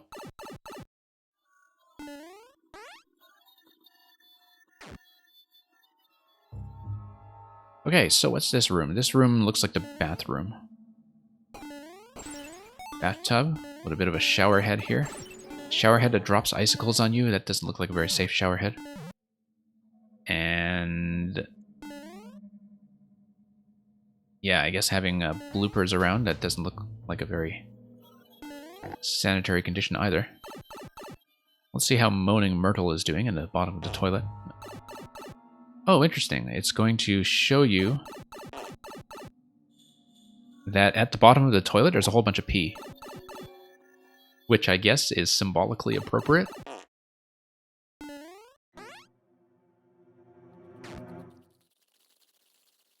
Alright, let's head down to the next section.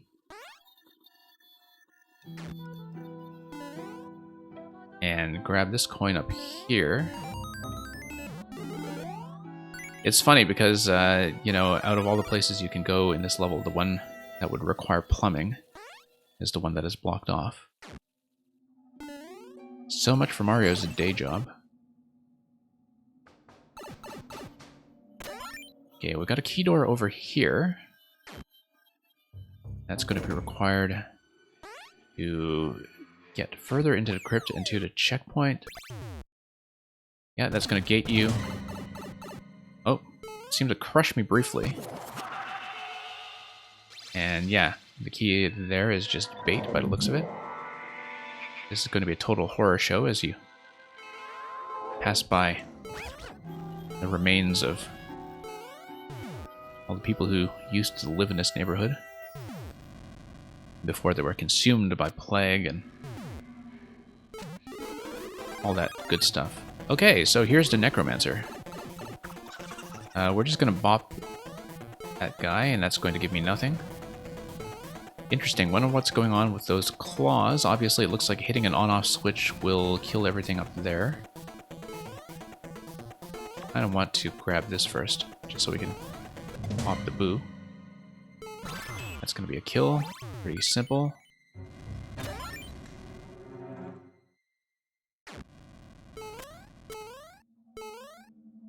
And what are we doing now? Okay, very flashy. I wonder if there is something down here in the corner. I already found the exit, so shouldn't joke around here too much, but oh, look at that. What up?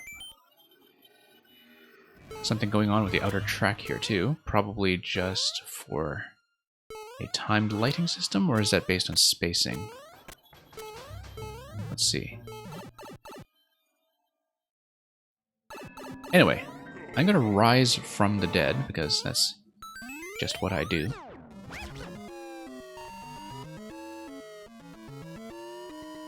And we're going to have the distorted flag music at the finish. Thank you for the GG.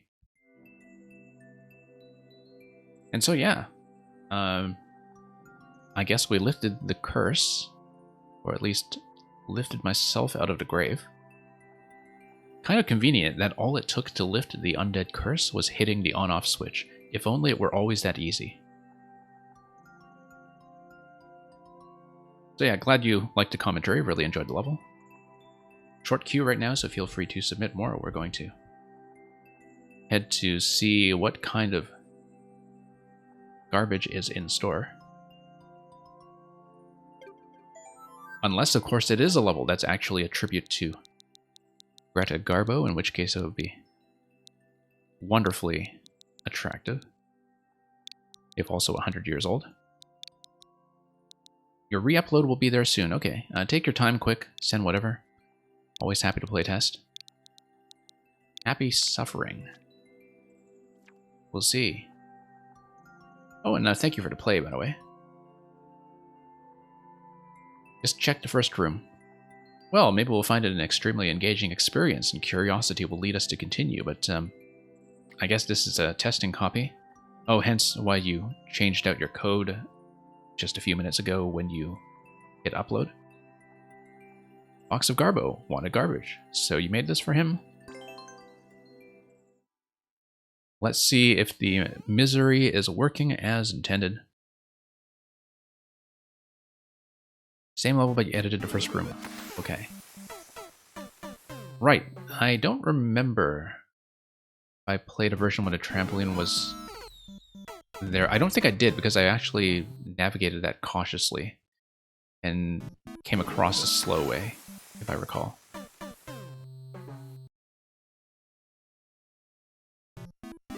Okay. Yeah, because I don't remember the forward pressure from the first trampoline the way I did it previously, because I actually did manage to be slow. I think the way to do it would be to go left and then skip right before the thwomp comes down and kills me. Whoa, look at that.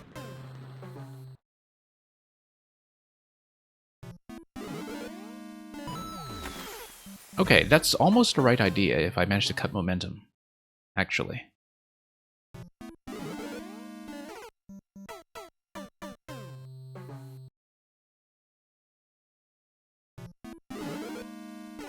Now, if I go up at all, the thwomp comes down. If I stay on the lowest level, however, I get kind of crushed, right? So... Oh, no, I don't, actually. I wonder how I triggered the ground level question blocks earlier, then. Probably just from ducking, or something I did, but I rather unexpectedly triggered the bottom layer. But anyway, going left and then back over to the right should be the right idea. And... Ah, yes, invisible blocks that are dropping off tracks. Probably. That's the way it looks. So we just take our time with it, right? Yeah. But not too long because the fire bar comes down. But there is a specific timing that will avoid invisible blocks doing a crush. Okay.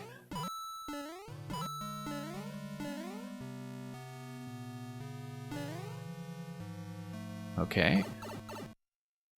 Here's room number 1 then. So, is there anything else you want me to check about the first room? We can continue for a bit since we got through that fairly quickly. But I don't know if there was anything specific that I was supposed to maybe run into.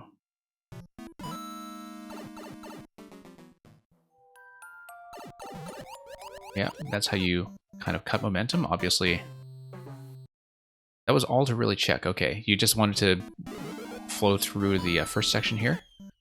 Yeah, I guess the timing on a falling invisible block is something that you would want to scout out psychologically to see if it's actually catching people with the intended timing. Another thing at the stop that I missed. Okay, I see. Yeah, I guess the main thing you wanted to check was probably the timing window between the invisible block and the fire bar, right? Like, it actually feels pretty reasonable to me. Oh, I see. The top block up there. Yeah.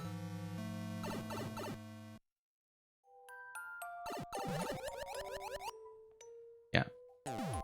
Now, I don't actually have this by memory or anything from having played the early version months ago, and which might have changed anyway, so I'm not going to continue too much past this point. I just want to take a peek.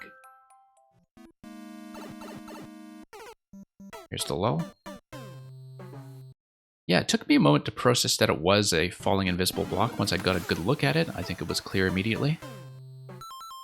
But, yeah, thank you for that. Do we actually have a clear queue right now? I think we might, so let me take a look at this.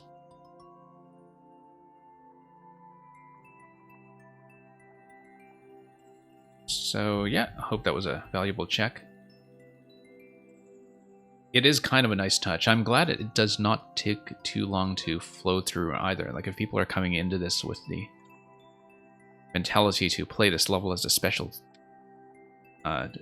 targeted gift to begin with, that is something that you can puzzle through pretty quickly in terms of understanding how things are going to work. Of course, you were sending it to somebody who did have a faint memory of how the invisible block column on the left side of the gap was put together. I did kind of vaguely remember that that was the way to go. But it doesn't take that much failure to work around what's going on with the combination of the Thwomp Invisible Block and Firebar timing. Play whatever else from the Garbo account. Okay, I guess I should just pull it up. Whoops, no, where did I... new courses, why would I ever do that?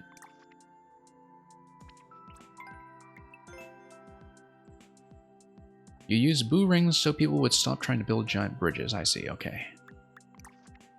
Play whatever else from the Garbo account. Let me make sure I plug that into the bot.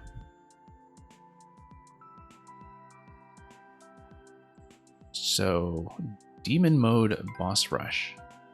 You put a Firefly power because you didn't want a player to die. Okay, I see. So it's just kind of infinite spam thing that kept Dr. Hazar alive for 2 minutes.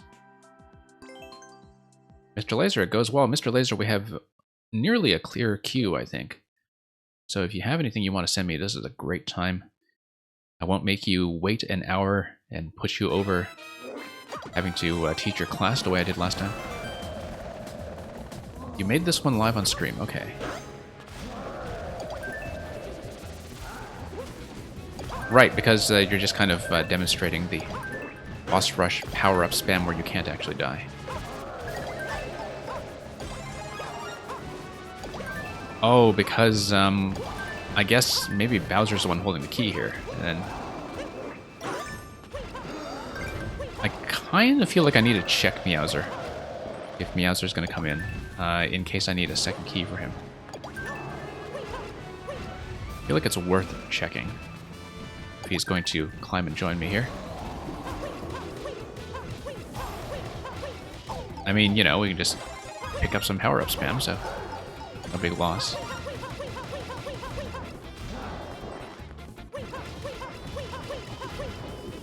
Okay. You think your recent courses are mostly precision, so you'll spare me. Okay, very kind of you. Given that, as you know, I'm not really a precision player, but that's okay. Hope the precision players have been enjoying those. Okay. Yeah, you know what? I think it's probably the best idea to just grab every key I can. I'm almost certain that I'll need them, so might as well do that so we don't have to deal with respawns in this location anyway. They'll respawn when we go to the other side, given their initial placement relative to the camera, I'm sure, but we'll deal with that when it comes, and not until it comes. Okay.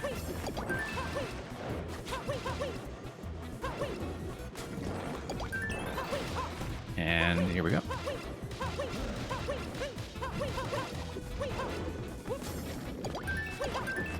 And what do we got here?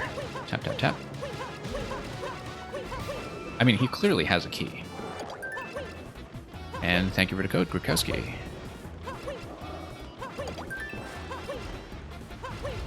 Hanging doors and makeshift floors, okay.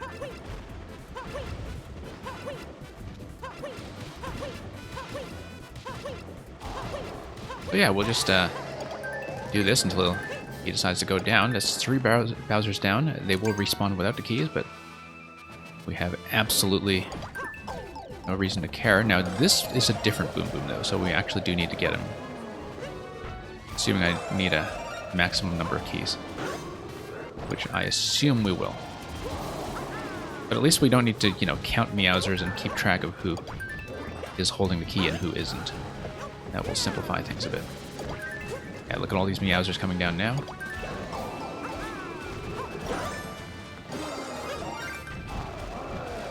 Okay. Door number 2. Now, did I count this accurately?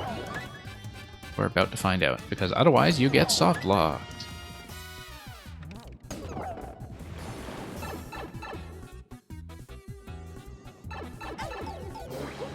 Okay, so we have Boom Booms, we have Charvargs.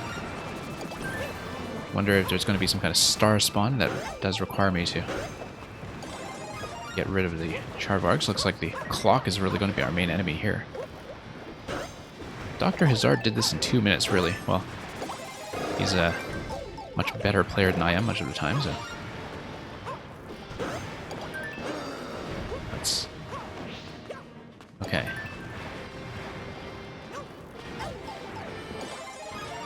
Yeah, exhilarating fight. What spectacle.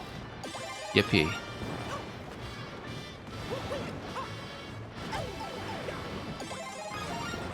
It's funny because it wouldn't actually even require that many changes to become a good boss fight. Although, of course, I now don't have a way to get over because I needed a Boom Boom to jump on in order to get to the other side, didn't I? And, oh no, no I don't. I just have a key. I have a key to get through the key door. I don't know what I'm thinking. I was definitely thinking of just trying to skip over, though. Like if you jumped over a Boom Boom and just went over to the next part. Wow, that's a spectacular little interaction. That's a cage match right there. 3D World collisions going to do their job. Kind of an interesting effect, you have to admit. Just to get those Boom Boom collisions all set up. We very obviously need the key from Meowser, so let's not put in any accidental up input here.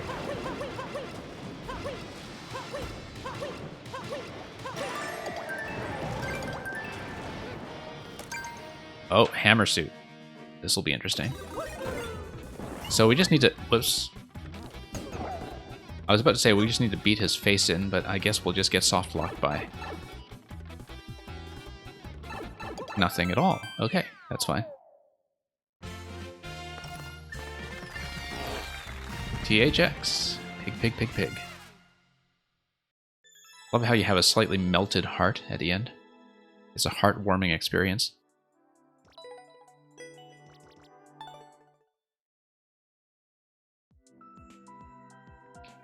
I did that on principle. It's a boss rush.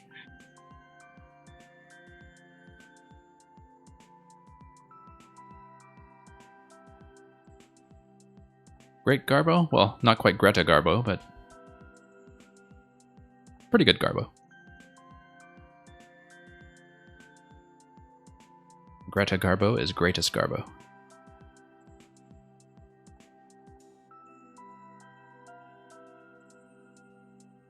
Okay, so Grakowski, we're going to look at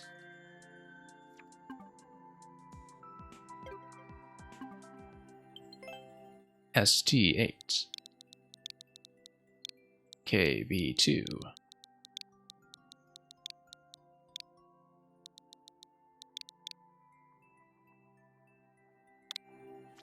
yeah, I'm going to be going for a while yet today, I think. I am testing a new streaming setup and a new internet connection, and so the larger sample size I have to work with, the better. I probably don't want to go too long because I do want to do the late stream tonight to look at some of the 3D Mario All-Stars collection. But yeah, we're still definitely able to take a look at more levels and solve some hanging doors and makeshift floors. 4 panes stitched together, 1 window to the widow's frantic soul. I almost read that as 1 window to the window's frantic soul, which I guess would kind of be self-referential in its own way. So, 1 window to the widow's frantic soul. And I see in the previous screen already that the doors have a certain connectivity between them. We'll see how that works.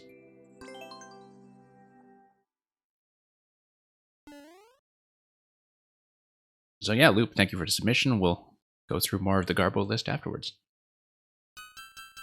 Reach the goal after grabbing all 1 coin. So we'll need an off state coming out to the right side of the house.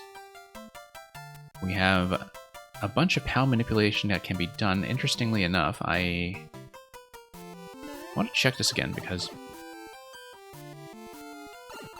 I think that I was trying to check this, and what I had in mind was that with a POW stack, I would be able to get up there, but it looks like it might require 2 POWs. Not really sure, but we'll take these and Move them across. And get him Grizz. Thank you for the submission. Of Toxic Pathway. Okay, so looks like we will actually want to go through here. But I kind of feel like I will want to take a POW with me through here. In which case the thing to do will be to come back. So we're holding right POW now. We drop right POW. We grab left POW. And then we ride right POW into the pipe. Oh wait, this is not a pipe entry. Okay, never mind. We'll stack 2 POWs.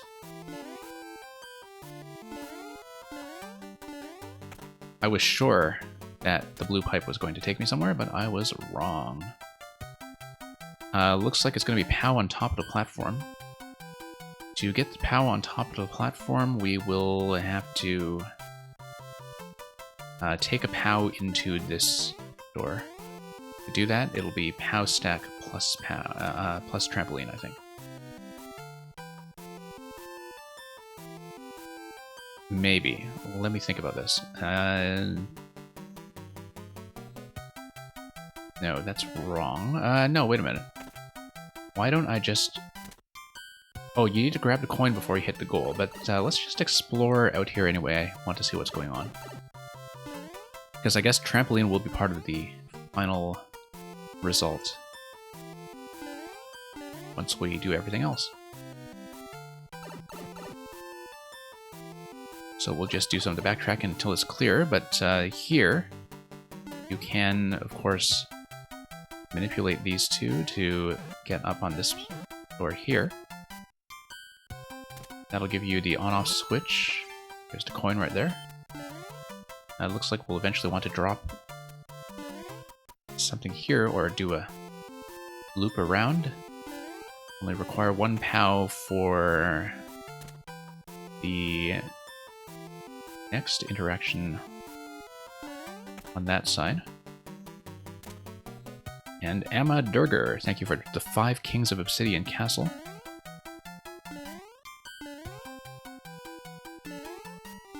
I guess we're in that part of the stream where we get the second wave of submissions. Okay, so no, we want to take the other POW actually, so we can take a POW forward into the next room. Although when I get into the next room, I'll have to think about, do I want to take a POW or do I want to take a trampoline? I actually only need to take a trampoline, so never mind. This is fine. Should in fact be very straightforward.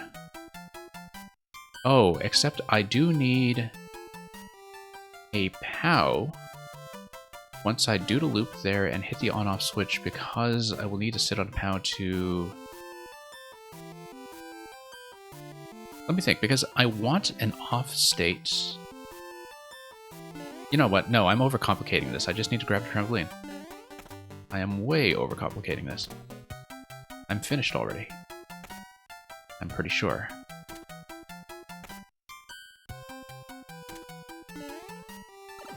As a side note, this puzzle might even be better in 3D World. Are you thinking of that because of the use of crates? Or for some other reason? Oh no, we actually wanted the state to be on. I got mixed up. I thought solution is off. Okay, no, never mind. I, messed that up. Messed that up spectacularly. However... So we just need to hit the switch and then back out around, right? So that's not a big deal. We just need to take a POW forward with us. And... I know how to do that. Okay. Yeah, you actually just do the same POW swap that you did before to make sure you have a continuous POW to ride. And that's not hard. Okay. Yeah, because then what's going to happen is I'm going to tap that switch again and then go in reverse.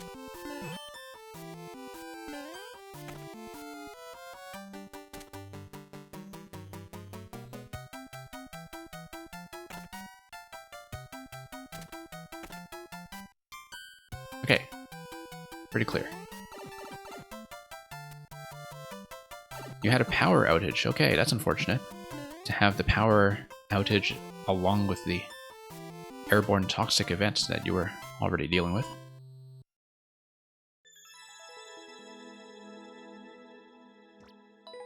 Loop and Snoop, the one thing with 3D World, I guess, would be that... No, I don't think anything here is vulnerable to wall jumps, and so that's fine. I guess part of what the Mario 3 theme adds here is that you really do have that visual clarity of the semi-solids in the interior. That's one thing that you wouldn't have in 3D World, just the semi-solid decoration, purely as a consideration of aesthetics. But you're quite right that mechanically it would be a fit. But I certainly see a lot of interior style stages that use SMB3 not only for the mechanics of the item interactions, but also for the clarity that you get from creating background rooms in a tiled fashion. And it was certainly something like that going on here. So let's go back and look at the Garbo account. Thank you for the GG.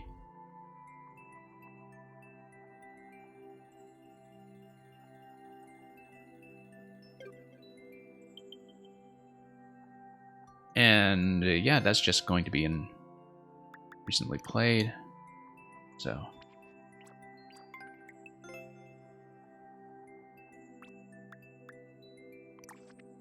I've got to appreciate how sort of passive-aggressively judgmental it is that you have the Japanese flag on the Garbo account. This is clearly supposed to be a refreshing special. I'm going to point my translation engine at it anyway, just to see if you buried anything in the Japanese text. If anybody speaks Japanese, I'm sure that, like, I don't know if Loop actually knows Japanese or if this is just machine-translated Japanese in its own right. If it is machine-translated Japanese, now we'll find out what it is like in English. I'm going to point my camera at it. You can't see it on stream, but I'm going to read it.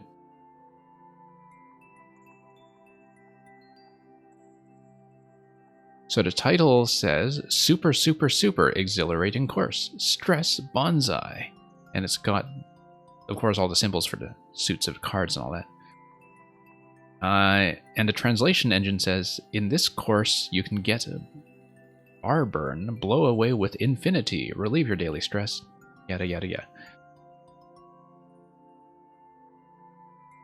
Well, I'm sure we're in for something refreshing. You do speak Japanese. Okay, it is intentionally almost correct, but very slightly gibberish. So I hope the Japanese players are in on the joke.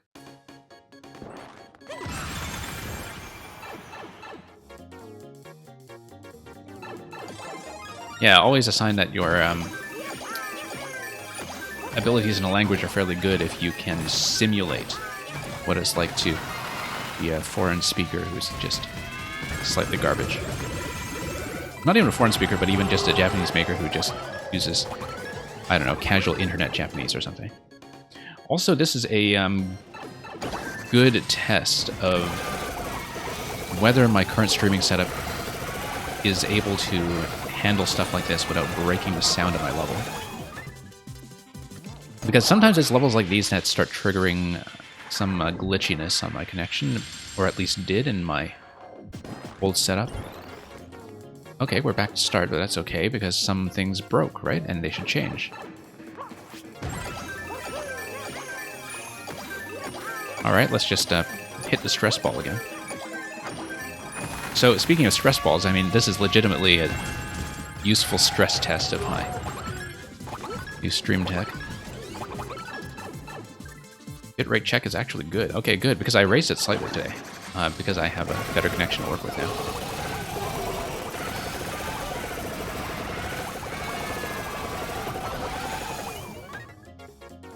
And I probably have room to raise it further, but I just wanted to do it a bit at a time. Oh, I see. It's just based on warp blocks. Oh, so you have to do it multiple times until the warp blocks cooperate, right? If I understand this correctly. Why don't I just hit the POWs here, though? Okay. Because you have to boomerang. You have this here, okay. Yeah, it looks like a series of warp blocks then. Before you actually get to land safely in a GG screen. Going through the power-up cycle one more time. The alternate in was going to be Refreshing Infinite, but you wanted more of the clickbait feature in it, I see. Wouldn't it be hideously ironic if this level just took off like a rocket in the popular charts? I'm going to give it a like, by the way. I'm going to warn you that right now. I usually, as a matter of principle, don't give likes on refreshing levels. But as a social experiment, which is clearly what this is supposed to be, I do think that I have a certain duty to fulfill.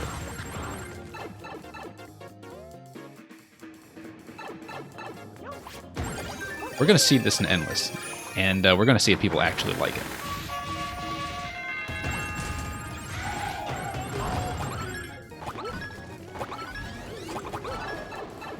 I am perfectly aware that I may be doing my own small part in making the game worse.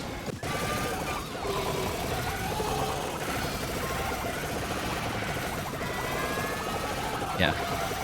I actually do want to go over my footage afterwards just to see my stream performance because, like I was saying, surprisingly valuable test. Does something eventually become unblocked from the pipe from... We'll see. I actually can't stand refreshing levels, but I've never really played very many of them because I don't go down to popular tab. I've, at this point, played more spoofs of refreshing levels than actual refreshing levels. Like, I know them mainly through the people who make fun of them and try to, you know,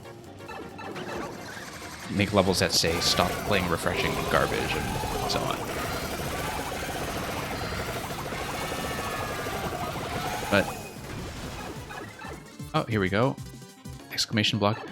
Honestly, the mechanism that you have... Here we are again. Yeah, for clearing all of the warp blocks and having to do this over and over. Like, it's actually legitimately a sort of interesting loop. Oh, I guess there's nothing I can do here to intentionally break it with the POW hat. Too bad. Yeah, because the hat will get replaced, right? Or won't it? Trying to see if there's anything I can do with the POW hat here, but I guess not. Yeah. I guess whether you come down with the POW hat or cannon box just depends on what side you'll land into at the end, so...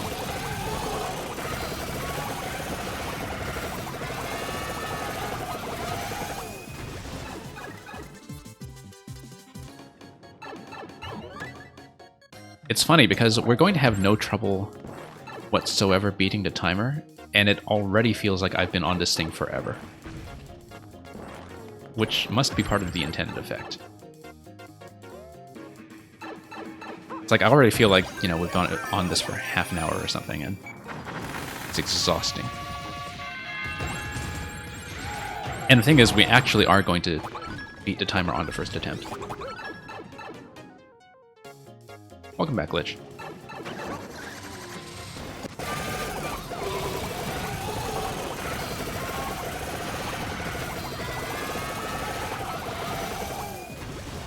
Well, I'm glad the stream is working. I guess we know that.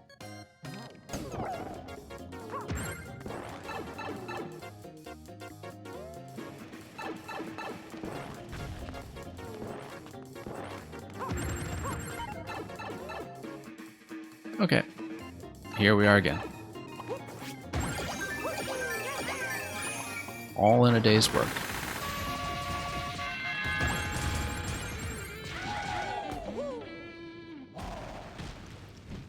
Yeah, I was just kind of curious about riding it softly. I'm just going to wall jump up to...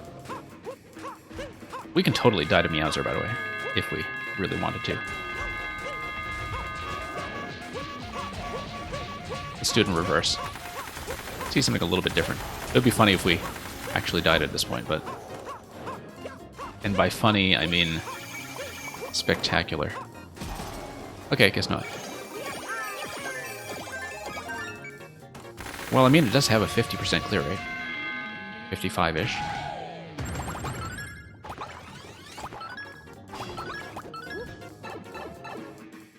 You don't remember if there was a soft lock. I am definitely keeping my eyes peeled for the possibilities, shall we say. I definitely have my mind on that, in terms of thinking about what we could possibly do to, well, complete the experience. Down we go.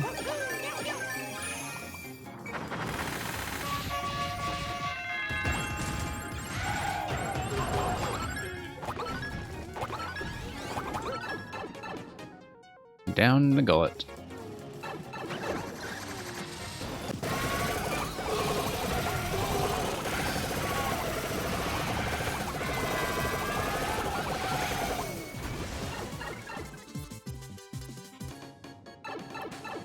This would have actually been a good time to run one of the newfangled Twitch commercial breaks. It's like, it's a refreshing level anyway. You might as well see, I don't know, a couple of repeated adverts for Monster Energy drinks or something, and then it would be really refreshing. Like I said, as promised, we're putting this in Endless just to see where it goes.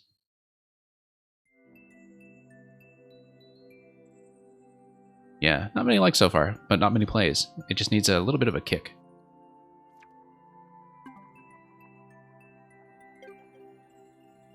Alright, that was a sufficiently shameful act. So let's actually perhaps pay our penance now.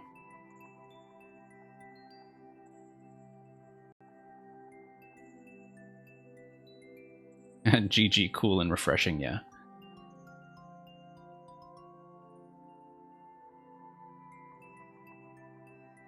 All your refreshing levels rather end in a special surprise at the end. Yeah, I remembered the one that actually led you to a boss fight, and it was legitimately a really good boss fight.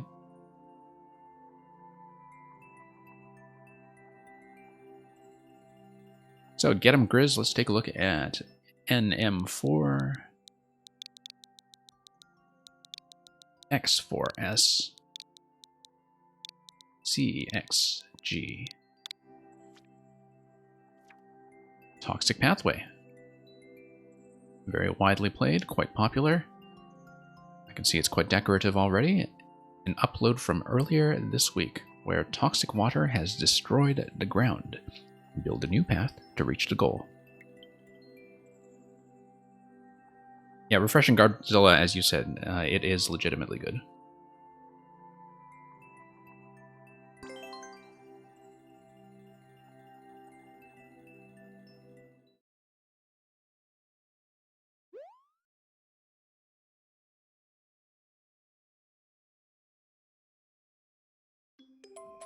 Okay, it's ground pound to trigger... Ah, yes.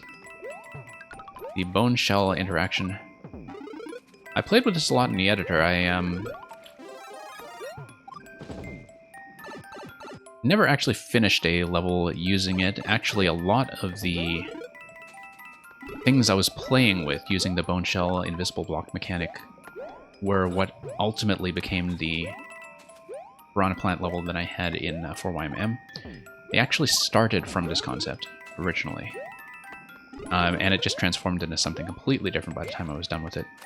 But yeah, I like how you have to be pretty active as the player here with the ground pound to set that off, and so it's not something automatic, it is something that you have to manually initiate. And yeah, nice little touch here with the P-switch. A little bit of a wait here, but then it's just a matter of getting the spike ball to come across. And... okay, I guess coming in here early doesn't affect anything with the P-switch either way. Except, of course, for these guys here, which you just wouldn't be able to get past. And yeah, here we are. Oh, whoops, should have just done spin jump to begin with. And now I'm too small to go through the pipe. And that doesn't matter because we can do that. Refreshing. Okay. Pop this. Sure, we'll grab the Power of Fire.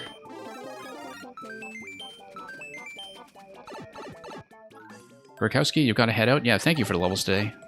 Always great to play them. We'll hopefully be able to catch up on one of your longer ones, like the escape rooms on the weekend stream. In the past few weeks, we've mostly been focusing on Tempest Funk's escape set because they're just so huge. But hoping to get through more of the backlog selection on the Friday to Saturday stream.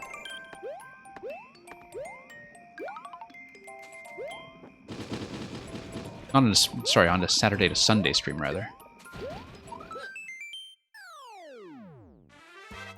Yeah, since the new stream setup on a technical side seems to be going fairly well, I'm hoping to do a little more streaming than usual in the night sessions over the next month or so. Certainly not past that, because I am getting quite busy in late October onwards, but I'll probably make use of the time I have to show off some stuff, not just Mario Maker levels, but some other games as well, and pick up the streaming schedule a bit in late September, early October. So thank you once again, Get 'em Grizz, for Toxic Pathway. A really great level, actually, in terms of taking that central concept of the Dry Bones tracks and the interactions with the spike balls and putting them together in a very nicely controlled package. Very deservedly well liked. So we're still open. You're quite welcome to send me more. Your latest one in scope, Grakowski, you said, is somewhere between Escape to Museum and Tempest Funk's escape rooms. Yeah, Grakowski, I don't know how caught up you are on Tempest Funk. We've played 4 out of 5 so far. I haven't seen his finale yet, but his finale will be the main thing we're doing this weekend. And, yeah. It's been kind of nice to be spending the long streams on puzzles, actually, because it's allowed me to slowly build my setup for doing things like note-taking and other things. Thank you for the follow, Get 'em Grizz. Once again, great level. You're always welcome to submit more.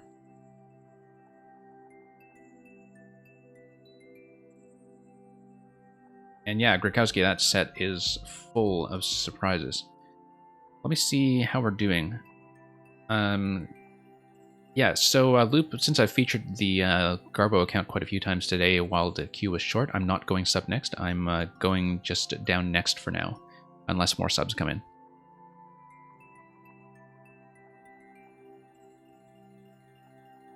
But I feel like that policy has been working lately, that if I only have 1 or 2 subs in queue, I just give them their skip privilege once, while other people are waiting. So level going to be uploaded in 5 minutes. Quick. Yeah, great. So, Amadurger, or however you like to be pronounced, Amadurger might actually be missing. So who knows? Maybe it might be Garbo time, although we'll have to be continuing Glitch's world first. Glitch looks like he is here, so.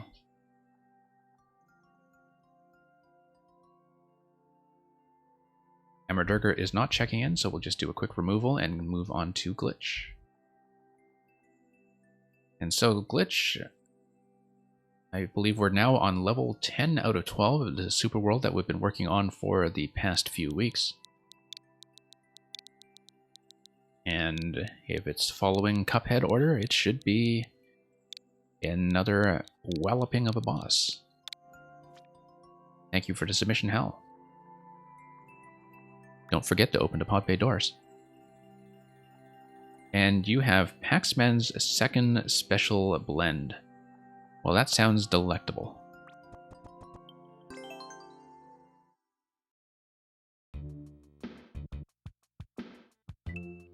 Okay, so let's see how we do after we stock up on a few lives.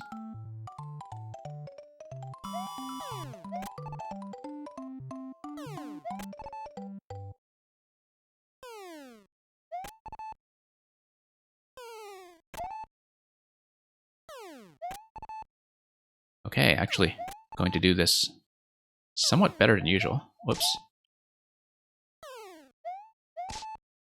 I think I jinxed myself there.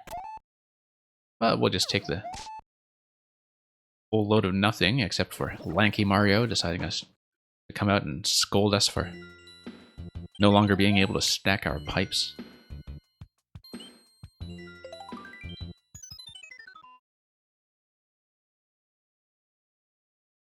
So, for those of you who are unfamiliar, I'll just put in the world disclaimer once again. We're going to play the first level like a normal submission.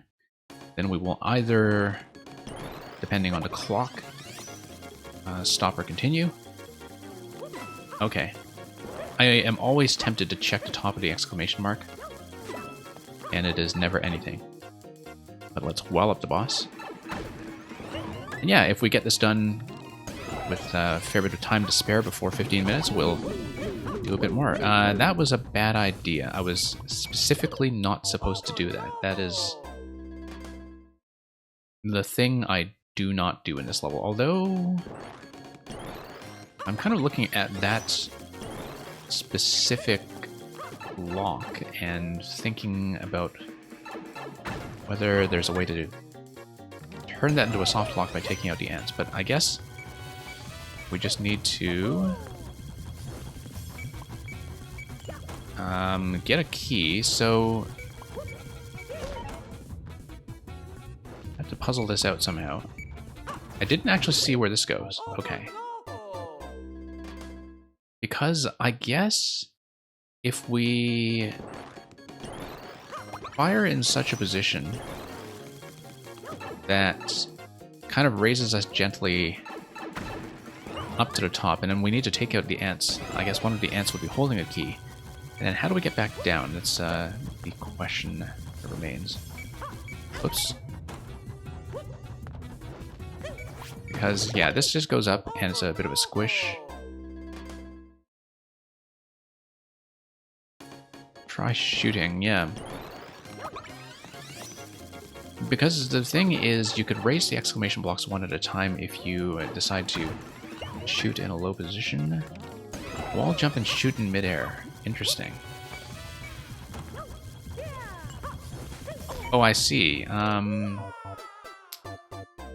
Without going to the top level. I see what you mean.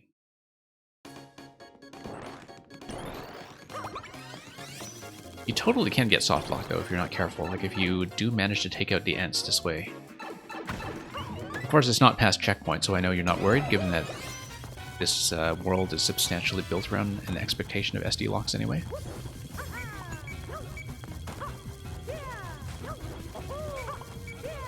Okay. Yeah, wall jump and shoot the lower block, maybe?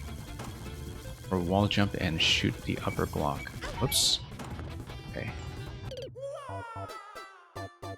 Wall jump and shoot, just shoot across. Interesting.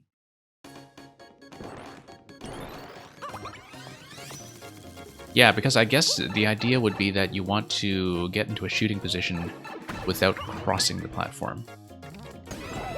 Like that.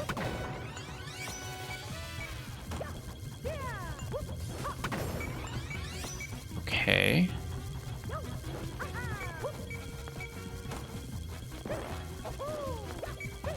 Nope. Nope, no, no. Oh no! Seems like it does require a fair bit of finesse.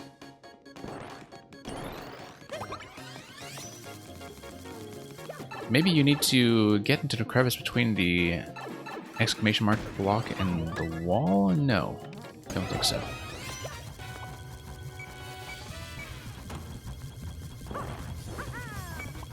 I mean, you were thinking maybe shooting these blocks from the side? Whoops. Yeah, dodging the fire is something that's a bit awkward. Yeah, because I was thinking, you know, if you just raise this a couple of notches, and then you stand on it by wall jumping up to the top slot, then you can stand on it without crossing the platform and still be in shooting range to take everything out. But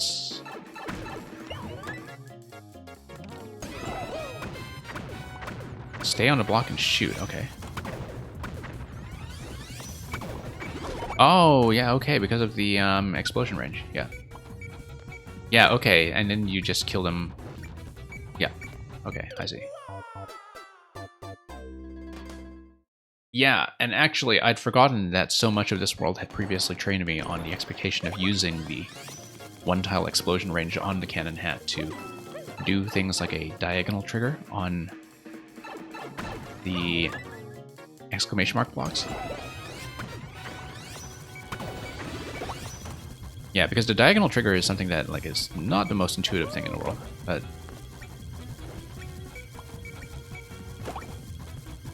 whoops, okay. No, I need to actually jump over on the other side. Also, when I have one column active, I can still use the alternating beat blocks in order to shoot the other column as well, although I don't want both columns up for too long, because that would just get me into trouble. Okay. No. I won't do that.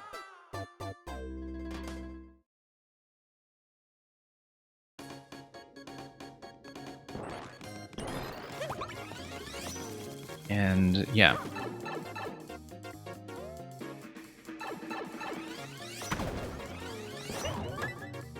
Yeah, I just completely forgot about the one-tile interaction like that.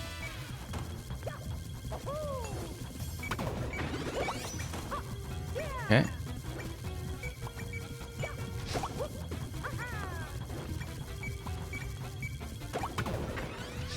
Whoops. Okay. I should have just shot this to begin with.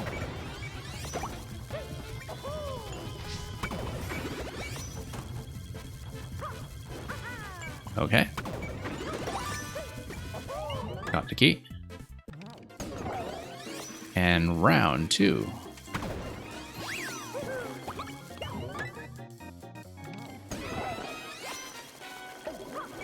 On-off switch is going to deflect. Why did it deflect? Oh, because of the B block, yeah. See that. Oh no!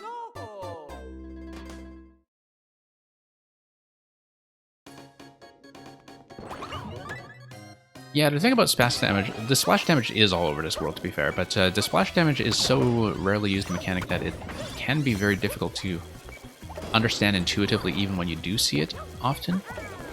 What I mean is that often when you do have the splash damage even earlier in the world, it looks like it is making contact with something like a diagonal tile. The thing that is very surprising about the way that the splash damage works is that even when you just have a shot expire in the middle of the open air, it is still able to trigger things by proximity. And that's something that, even if you have seen the mechanic before, is very difficult to visualize or difficult to remember, I think. But, I mean, it may just be because I've been away from this world on the whole for the past 2 weeks, because it is meant to be something that's played in sequence, and I've just been doing it very slowly. But I think even if I think back to the way I was trained against some of the splash damage interactions earlier, I wouldn't necessarily have remembered to kind of shoot in the open air like that. That's the only thing, just as a, you know, psychological note. Oh no! This is the first time someone didn't get it right away? Yeah, it's probably just me, to be honest. And so if that's something that's revealed by your playtesting, then that's something revealed by your playtesting. I'm sure that a lot of other people who played your world did do it in a much quicker succession, and that when they do that, it would be much more immediately obvious. But I've also just been away from Mario Maker in general for most of the week. Which is a longer break than I usually take. Like, being away from it for a week is already unusual. And so there are a lot of even ordinary mechanics that I sometimes just blank out on. Like, there was something really obvious not long ago, like cats climbing semi-solids or something, that I just completely blanked on from not having played for a few days, or not having played that style for a few days. Okay, this is going to be a bit of a back and forth. Yeah. Okay, here we go. Yeah, just a lot of positional control on this. Oh no! I sometimes think that for back and forth fights like this, that it's better to have it visible, like how close you are to triggering the P-switch that's in the top left. Obviously, you might not have enough room for it, but it's not like I can use a lot of the upper vertical space anyway.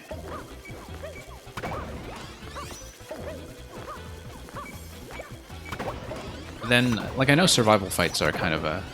or even back and forth switch activation fights.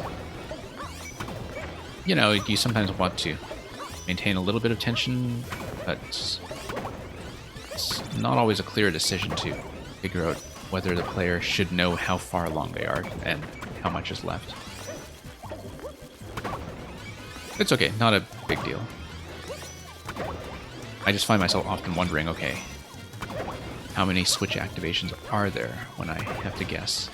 Although it's very obvious a back and forth on-off fight, so there's no confusion about what to do, it's just wondering what the length of the timer is, so you know how much Oh no! room you have to work with.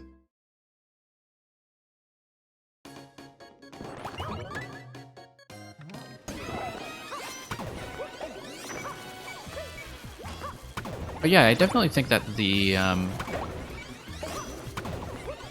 area of effect on the cannon box is something that is still underused about the cannon box. Like, I don't see a lot of that put to great effect, and so it might be one of those things that's just really, in general, in need of a good puzzle level or something to show it off. I think there's a lot of potential in it as being a mechanic that is an advanced mechanic that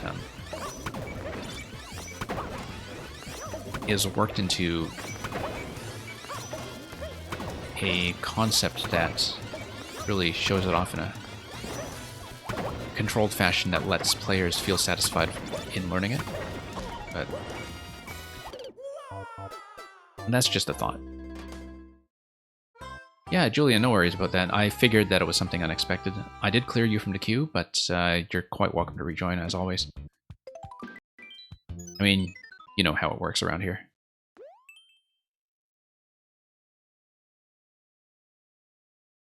Yeah, I figured that it was some kind of unexpected drop, given that you usually say goodbye even when you're not submitting anything.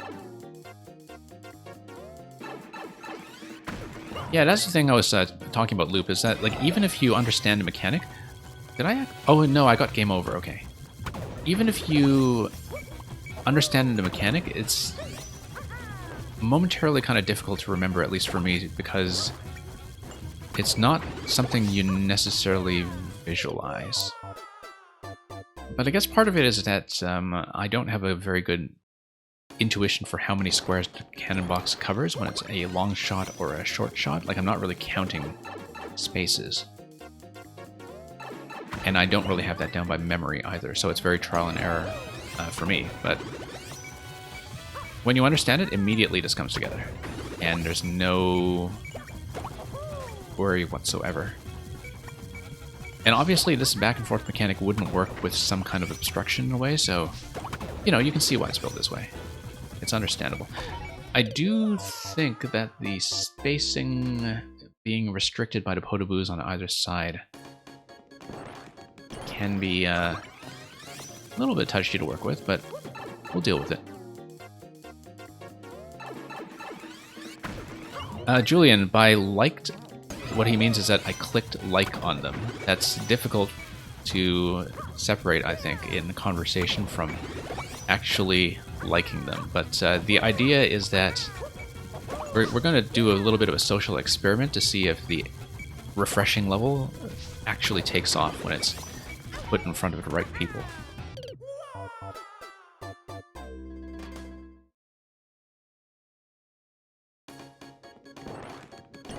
Of course, now I've just given Loop the impression that I'm a masochist, which may not be the right form of encouragement, but has certainly led to a whole pile of the Garbo levels in the queue today.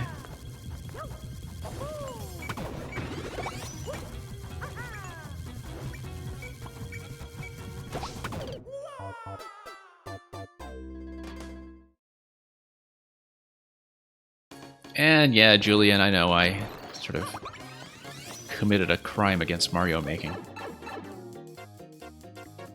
But that's okay, somebody else will have to deal with it.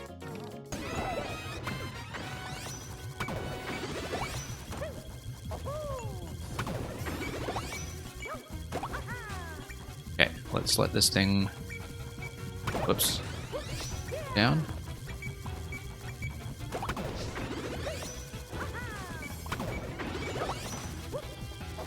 Okay.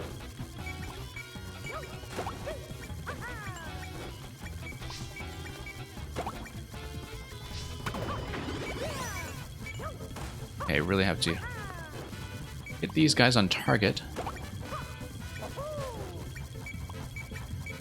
Whoops. Too busy watching the ants.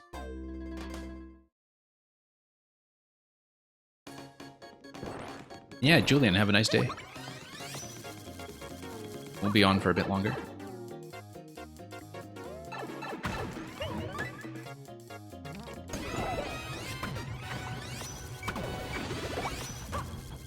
Okay. 3 down already, I think. Let's just watch my feet and the ants. And just, yeah, time that out accurately. There we go. Very smooth. That's checkpoint. In round 2. Okay, let's just clear some space.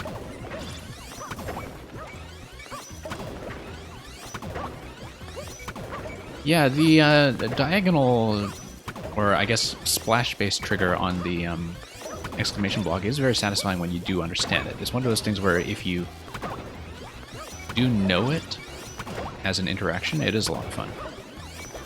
But the knowledge barrier is definitely going to be an occasional sticking point.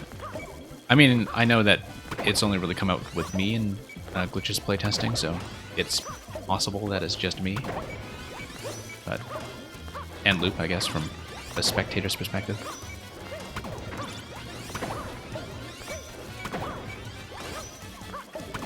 But it's one of those things where, you know, I mean, I see enough mechanics in this game that if I don't know it, or if I can't figure it out right away from a sort of editor perspective, a lot of people are not going to know it. I would think. It may just be that sometimes it's a bit difficult to tell from a playtesting perspective because, of course, if you're sending to people who are playing on Twitch, I think generally they're...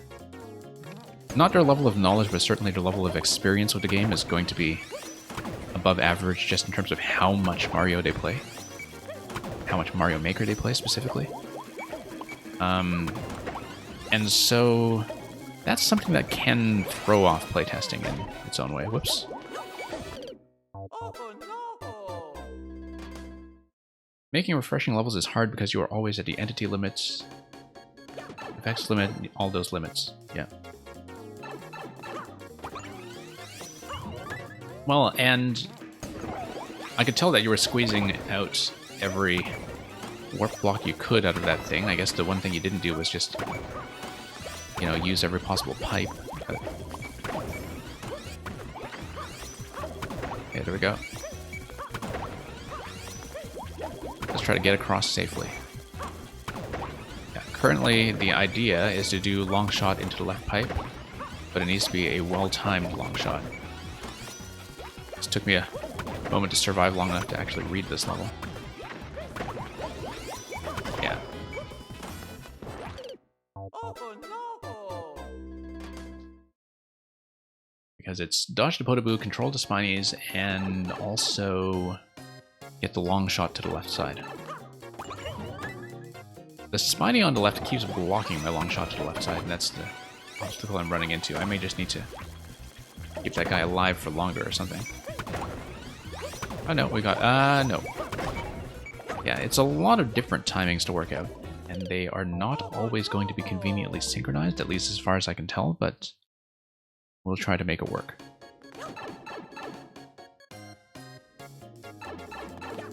You still have most of the entities that still have their own specific part limits. Yeah. Yeah, gotta get the 5 Boom Booms in there. I have to get 3 Meowsers. I think you already had that.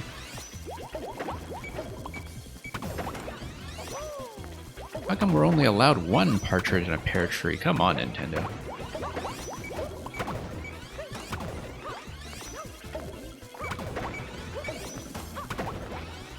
Yeah, I see what's going on now, is that the timing of the release of the Podoboo is actually kind of synchronized with the timing of the...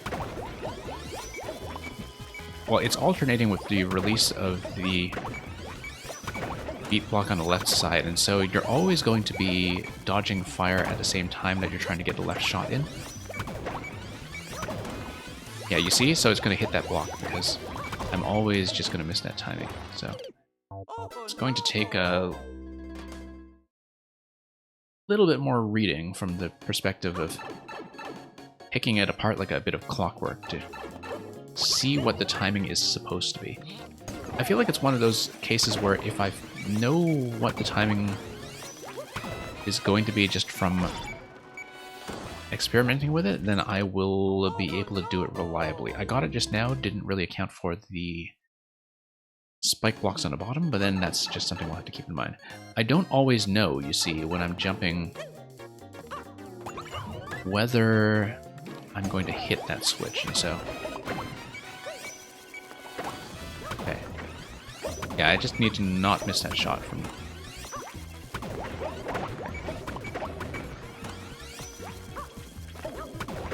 Hope it's not going to require too many successful shots, this one. I think even getting 1 down is already kind of a major success.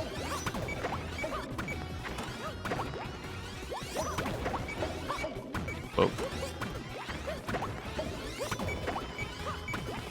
Yeah, just trying to get a charge shot to the left side, but when it's open, not before. Always a little bit slow to get into position after this guy comes down. Okay. Seems like I do have to fire 2 shots just to get that spiny out of the way on the left side. Oh no! It's more that the patterning of the beat blocks do have a way of enforcing an extremely specific timing. But we'll figure out what that is. It's more that Oh no! I might have to think about leaving the left side spiny alive, although the pipe is going to keep spawning more, so I don't think that helps me at all, because it'll just spawn and keep flying over and blocking that position. Okay, here we go. That's fine, it's just a lot of things to juggle. It is literally like juggling. And at least it's symmetrical, so if you know the interaction, you know what to do with it. And if you just stand on a pipe, that might actually make it more manageable.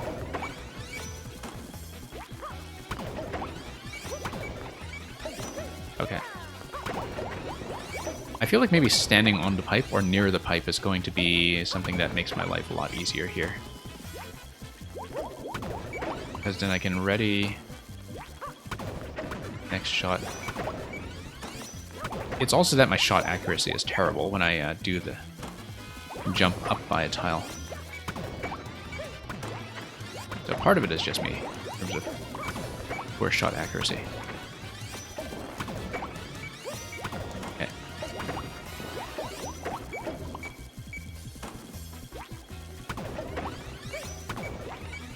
Nope.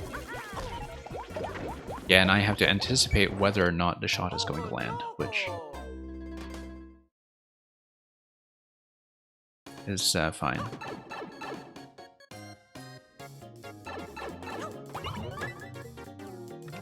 We'll see. I mean, I hope it doesn't require too many activations. I feel like it's complex enough that the player has demonstrated their mastery of this concept if they just manage to do it like 3 times, maybe. Any more than that seems like it would be a bit much. But it is very much like reading a piece of clockwork in that I have 2 specific execution things to worry about, which is positioning the height that I want in order to fire the cannon, and also the charge timing. So those are the execution obstacles that I'm fighting against when it comes to actually landing the shot. And it might just be that my personal accuracy is terrible. See how I kind of hit that edge there? Okay, there we go. Yeah, and once I land the first shot to clear the field, I usually miss the second one. Probably because I'm just rushing it a bit.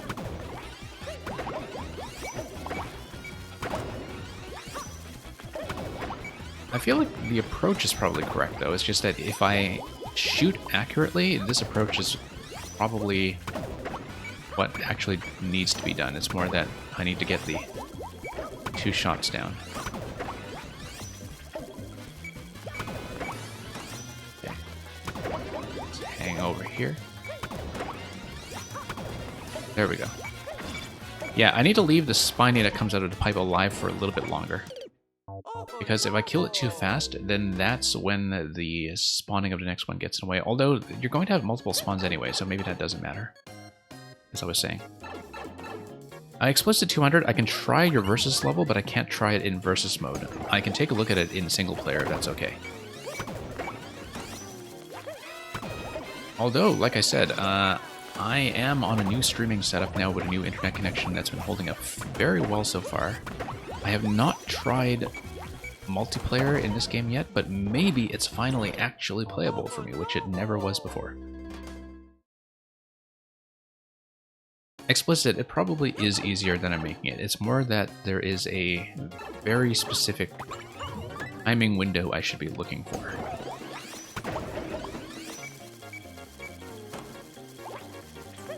Like, okay.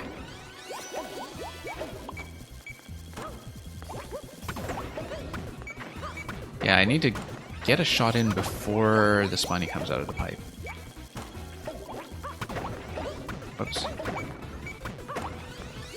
You know what? Why don't I just get on the pipe to begin with? Okay, no. We're doing it this... Okay, not quite. I was hoping to get here and just clear over to the other side to get shot down.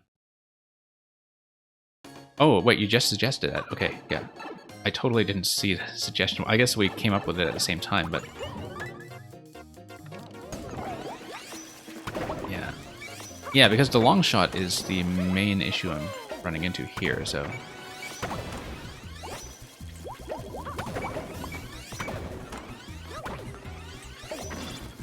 It's always a bit of an awkward moment when I suddenly have a flash of insight, and then I look over at the chat and I realize somebody just suggested it, so it looks like I'm stealing the idea from the chat and trying to take all the credit, but...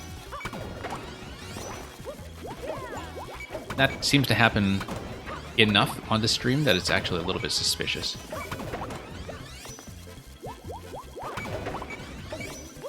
Okay. Yeah, this is easier than I'm making it. Look at that spiny go through the pipe, though. That's spectacular. Oh, nope. Gonna make it. Oh no!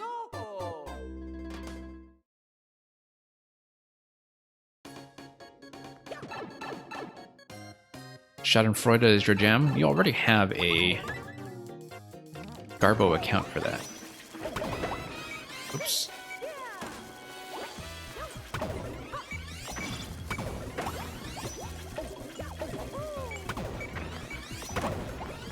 Well, some people prefer Schadenfreude. I tend to prefer strawberry when it comes to jam, but, you know, to each their own.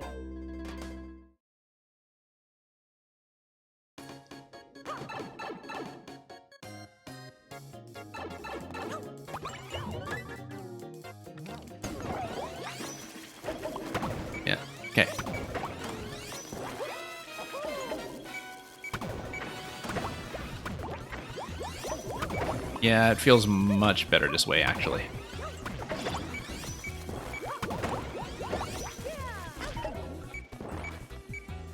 Oh no! And in fact, it doesn't trivialize very much. It still has enough execution involved. Like, the main thing it trivializes is the Podoboo, but the fact that I don't mind that it's trivializing the Podoboo just kind of tells me that the Podoboo was maybe a bit too much to begin with. Okay.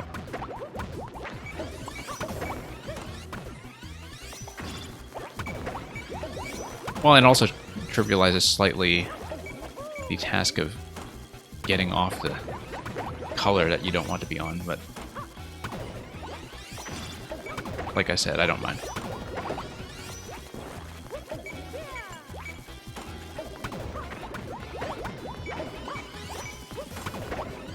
In some ways, it feels like a better boss fight when you do it like this, which is maybe interesting. It's okay. Oh no! We're close. Just need to clean up a bit of this now.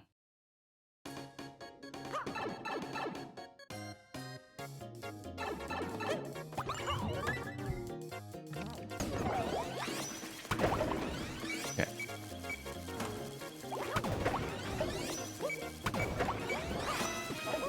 Yeah. Yeah, because you do still need to make the jump. Do it a reckless and risky way like that. But it gives me a little bit more breathing room to actually do some of this spatial control on my terms.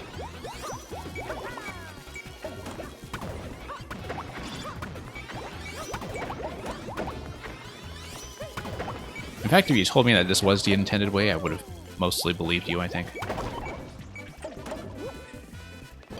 Oh no! Because it still, in every way, still feels like a boss fight with this approach.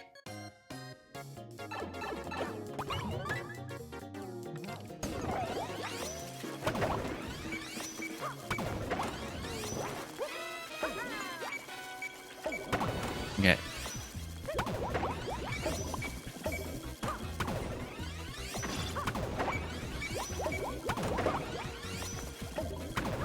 Okay, let's just wait this one out.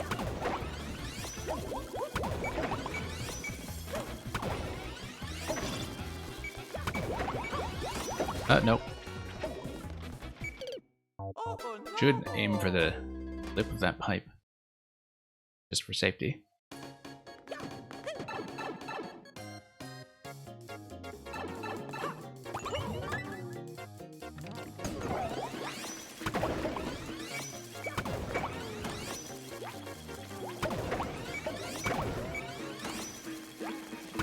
Okay, there we go. Let's just find a good opportunity.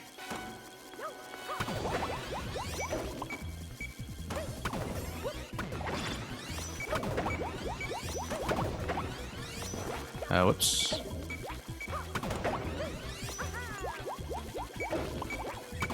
That guy is going to be a problem. Actually, the fact that we're all consistently trying to get trap tiers up. Let's try to shoot that ahead of time, and that was a bad idea. Oh no! Hey, a menu.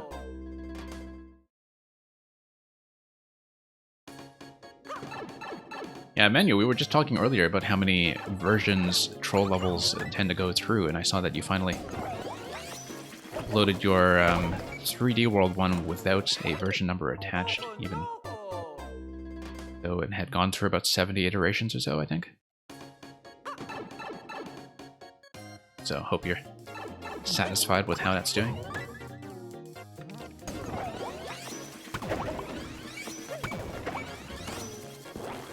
Yeah. Up here. Actually, yeah, letting the second one out is a bad idea. I do need to command that position right away before anything additional comes out of the pipe, or I will be in deep trouble.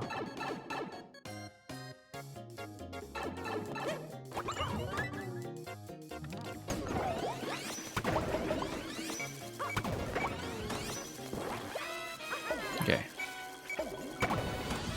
Let's command the pipe. Let's actually hit the target for once. Not exactly taking down any Death Stars or that kind of aiming. Just impacted on the surface.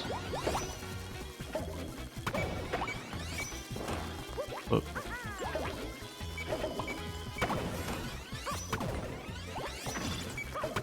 Okay, now we'll find out how many interactions it takes to get this going.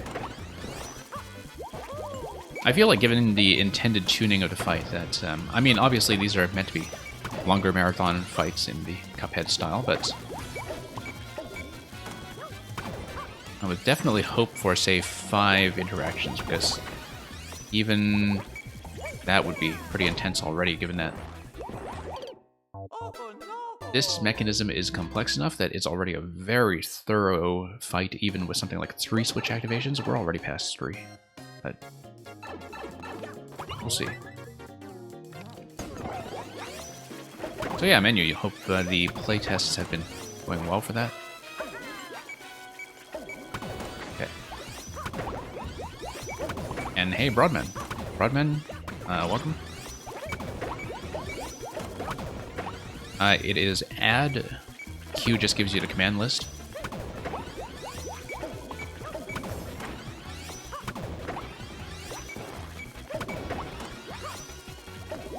Okay, let's try to get this done.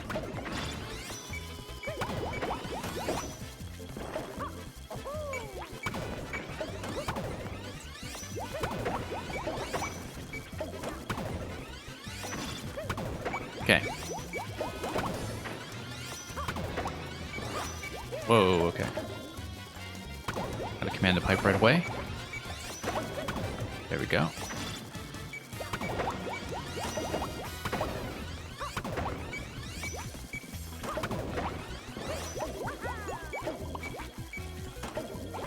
Oh, we're in trouble. And I lived somewhat miraculously. And I didn't. Okay. Somewhat less miraculously. Thank you, Broadman, for Spikeball Castle.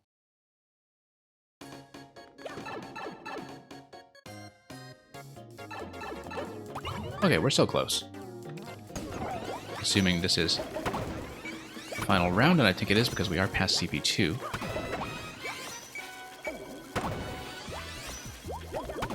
It's going to look for an opportunity to make that jump across. Yeah, we shoot the next one that comes out. Nope, nope, that's already wrong.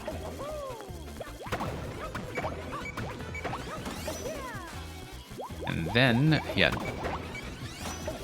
Once we control the pipe position, everything is dandy. Nope. Don't want to get ahead of the spawn like that.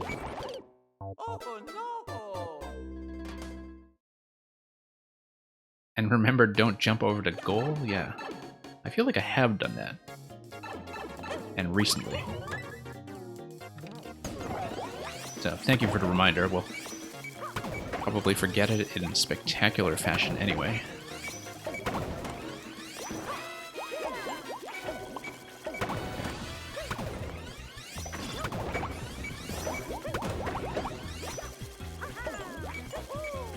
Yeah, that's gonna be a problem.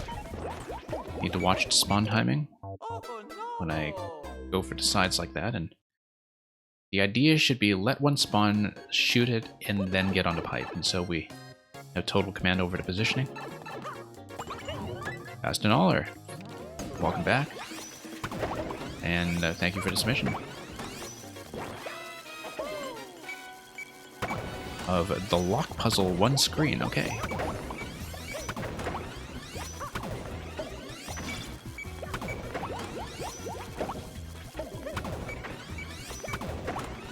Nope, nope, wrong. You know, despite the fact that the pipes of different colors in Maker 2 all have these very well-defined speeds, I often find that most pipe spawns still at least partly feel like guesswork. Especially when the big items are coming through. Like, subjectively, they feel like guesswork. Obviously, mechanically, they're very reliable. apart from, you know, differences in camera positioning, but thank you for the follow. Okay.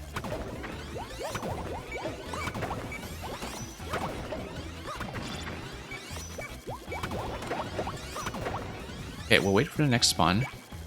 Then we command the left side pipe. Here we go.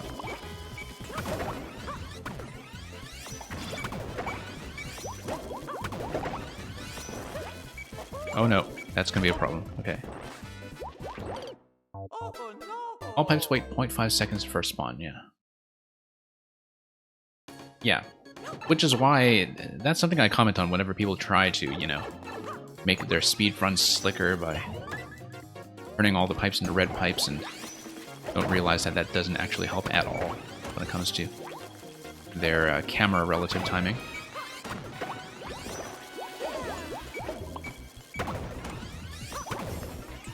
But yeah, I know it's based on the rearming time rather than the initial spawn.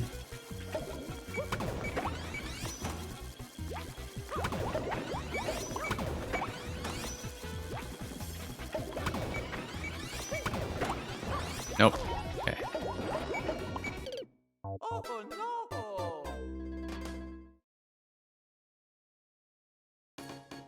We're getting there. I should probably not hit game over with this thing. So, Glitch, what will probably be happening is, if I do hit game over after the next 7 lives, I will probably try to do this again in a different segment. Obviously, we are still pushing through the Super World, and so I will have to beat this eventually if I want to see the ending. But I will probably take a break from this one if I don't get it within 7 attempts. And that's okay. We've had a chance to learn it and develop some strategies. It's just that execution mistakes have been a bit of a troublesome thing to deal with.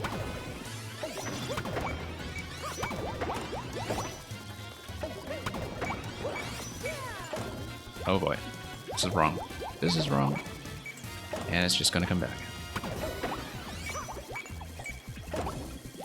Oh hey, you know what? The beat block is going to solve my problem for me. Why don't I just... Yeah, I should have done the short shots to begin with because of the explosion range. Yeah, Glitch, don't worry about giving me a new level either. I mean, I am trying to push through the Super World. If you want to give me a new level, that's fine too, if you have something new to show me. At the queue. So, you know, send whatever. But obviously, we're still working through the Super World, and so whenever you do want me to continue this, I can. But I'll just try to get a clean attempt in. Yeah, I really do think that with this particular fight, given that it's already round 3 of a level that's been stacked quite deep, that something like 3 to 5 switch activations would have been the ideal pacing. But maybe in playtesting people got through this a lot faster than I did. In terms of just being able to map everything out. Okay.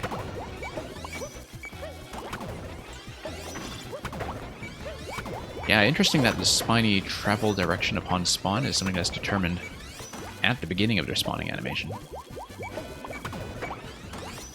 There's a very subtle difference that actually does make a big difference in this level.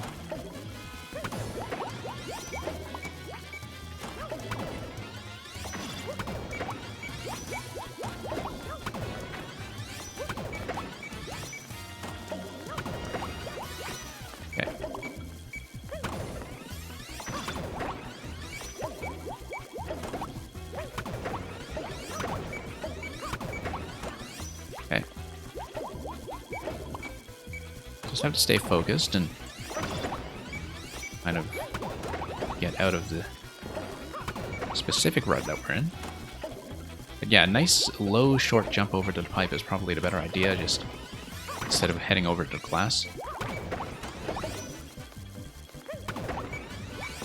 Except sometimes our hand will be forced. Oh hey, we got it. We got it.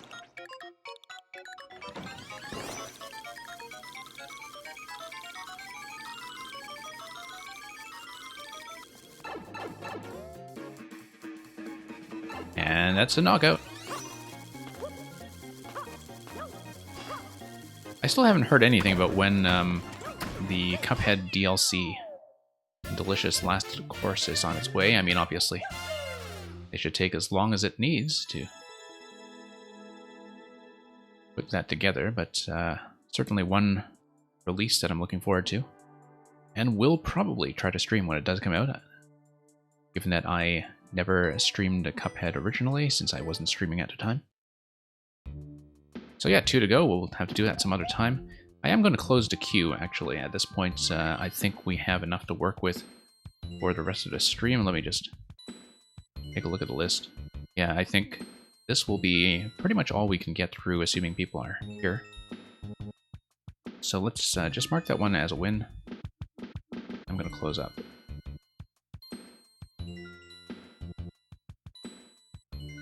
And if for some reason we finish really early, then I might reopen if there is time for any additional epilogue at the end. But for the time being, I can only guarantee this set. So thank you once again, Glitch, for the continuations that you sent today.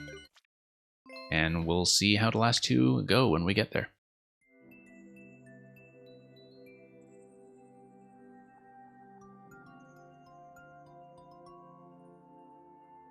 One moment while I change my stream title to reflect the closure.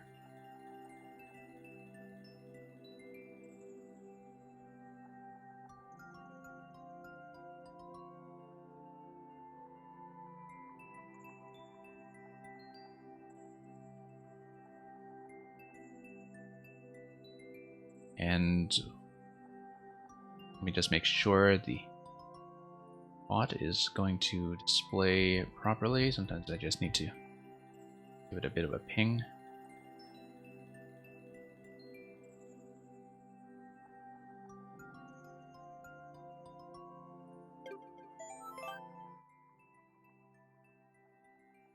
Okay. And what have we got next? Yeah, that's just back to the Garbo account, I believe. Since it's garbage day, apparently.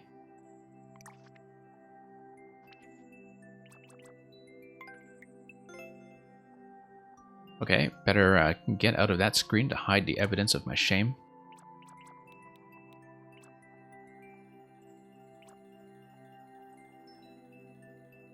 You have a Kaizo. Oh, I like the sound of that. 100% indicator-free Kaizo. Kavik approved. Learned a level by dying. I feel like the backstory to this may be passive-aggressive in ways that I'm not going to get into, but hey, we're going to have a good time.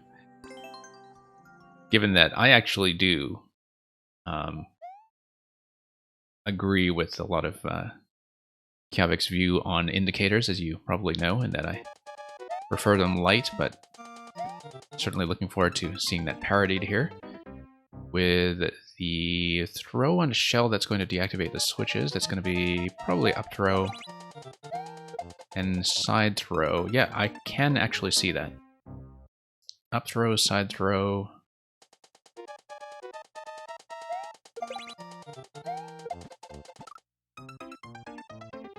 Yeah, you know what? Yeah, this doesn't need indicators. Okay, there we go. No, that was a bad inference. It's obviously up. Obviously. Maybe a little bit of memory involved in that, but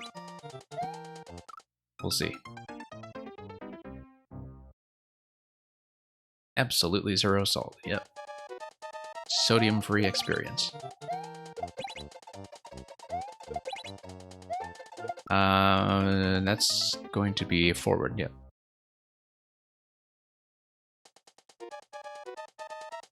Only 20 seconds of this. It's not a whole lot of memorization to do. It is memory-based, obviously. Unless you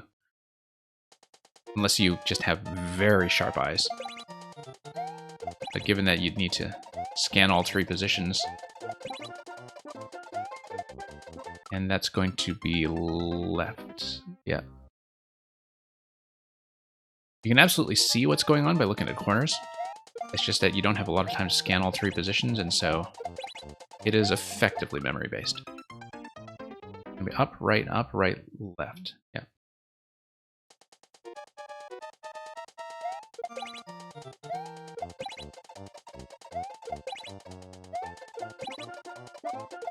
And yeah, I need to not release my jump when I throw. That's how you know I'm not actually a Kaizo player.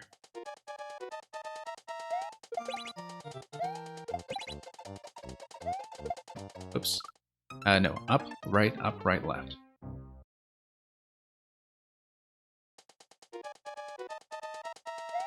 Yeah, if you have decently sharp eyes.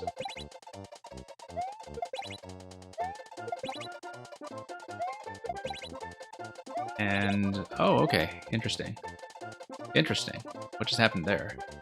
Damage boost, I guess. And then there's something, yeah, there's the other activation on the on switch. That's going to be left. Next one.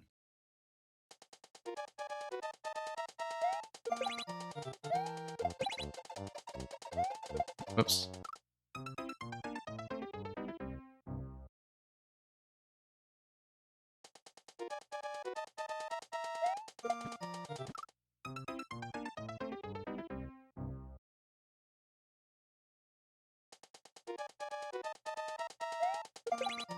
Okay, here we go.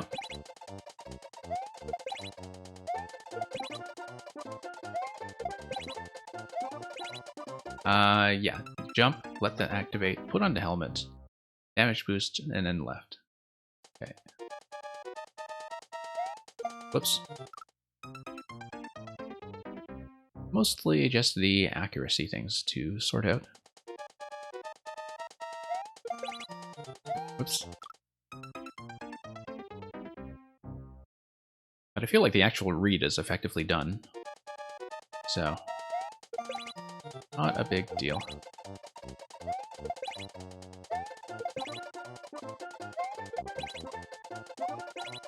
Nope, need to actually put that on when I hit the ground. I was just a little bit late on the down input. Hey, Splashy. We just closed up Splashy, but if we finish early, I might reopen for 1 or 2 more. It's just that at this point, I can't guarantee that I will get to anything past closing point. So feel free to stick around if you want, and otherwise you can catch me on the next one.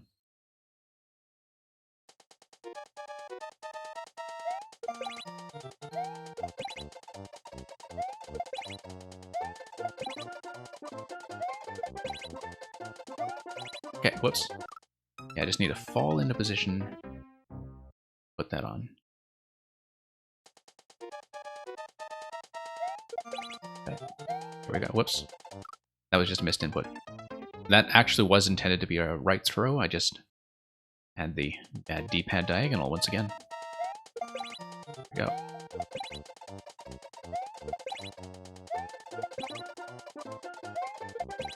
Okay. There we go.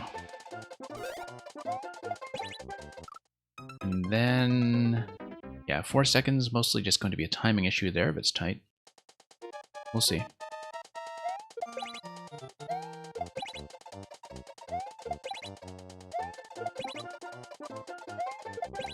You planned on making this even before everything went down. Yeah. No, I mean, your point is well taken about, like, indicators, but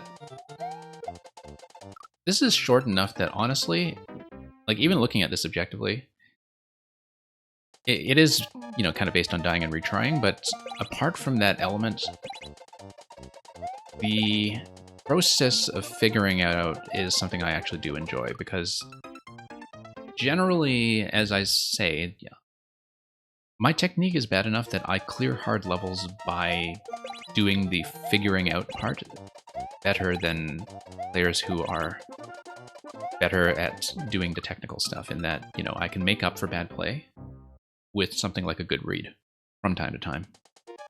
And so as a player, I actually kind of find that process fine in a way that I think tends to get underrated in Mario Maker. I mean, it's about finding a balance. Obviously, there are things that when you do them over gaps, when you don't have any room for course correction, like you would want indication to work with, just so you can play them blind and not feel like it is trial and error. Because the main issue here, if you were looking at this at a standard level, is that you don't have any kind of course correction, that you really have to kind of commit to every throw that you do. But the mechanic of reading which switch to hit isn't itself the problem. It just kind of goes to show when indicators are most valuable, is that they are most valuable when you have something that is time sensitive or would otherwise be excessively memory based.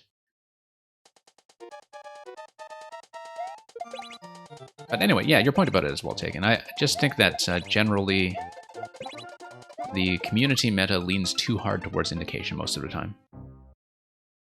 And they forget what indications are there to supposed to do, which is to get you over blind spots that would otherwise be unreasonable. And I think sometimes the hand-holding is a little bit excessive with a lot of the levels that I see that have so many markers to the point that they start to take away from the visual clarity.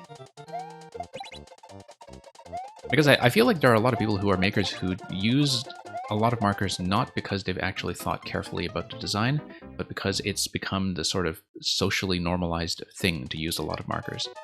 And that's the difference, is that like you can really tell that there are designers who use markers in the right places and only the right places. And there are makers who just kind of put them everywhere because they don't trust the player, right? And so yeah, no, I do get what you mean in that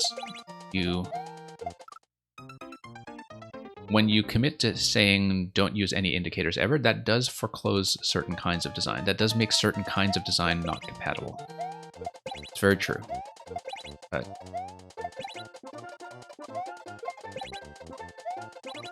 yeah, and then okay, I have to actually pay attention because I do have this by memory. Just need to remember where I am in the level. Up, right, up, right. So yeah, I mean, I do get your point when it comes to what this level is about. Oh, whoops. Okay, really have to make that jump, and then that's going to be a right throw after that. And I know that because I've already seen left and top, and know that they are both not going to be the target's whoops.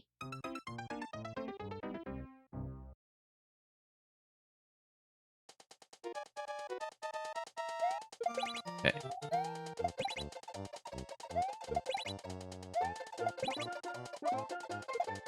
I mean, I think it's mainly an issue when you're going fast. And even so, with speedrun levels, you just have some people who just put a coin trail the whole way through and you can't see anything anyway, right? You can't actually tell what's supposed to be an indicator and what's not. No, that's going to be left, and then... yeah. Left and then right. Left and then right. Yeah, basically kind of a memory-based code entry. Whoops.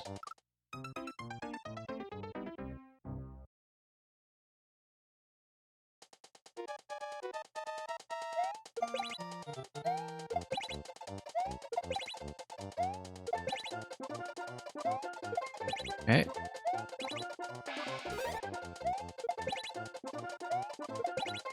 And then, yeah, right. Wait a minute. Okay, that's also going to be based on a damage boost then. And I was running out of time there anyway. Okay.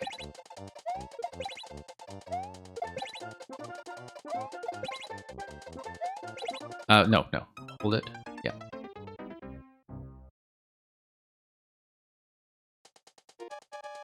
Coin trails everywhere, and yeah.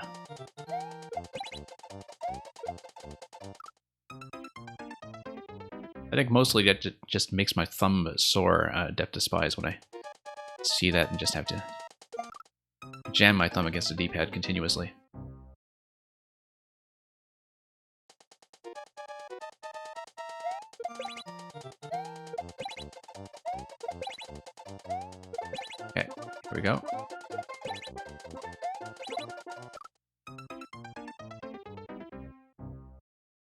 Every coin needs a flash? I'm not sure if flash is good enough. I think every coin needs the entirety of the mysterious Murasame Castle. And then maybe a couple of fireworks on top of that, just to get Rumble going, you know? For people who are playing with Rumble.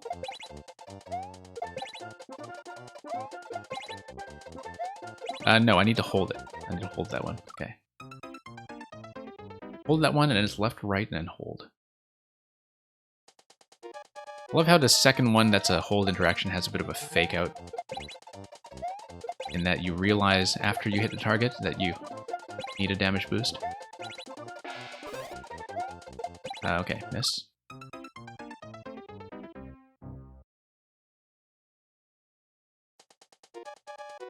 Yeah, but you have to make sure that the crowd roaring covers the bottom half of the screen at precisely the moment when you actually need to see it, right? No, hold. Okay.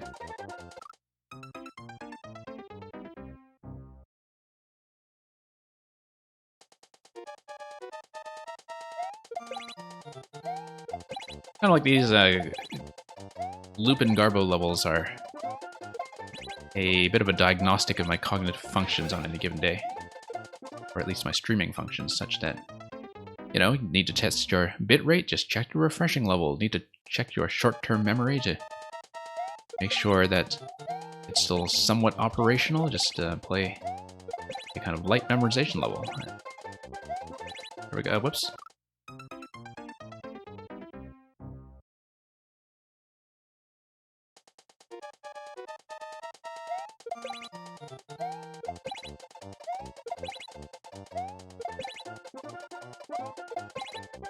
Okay, here we go.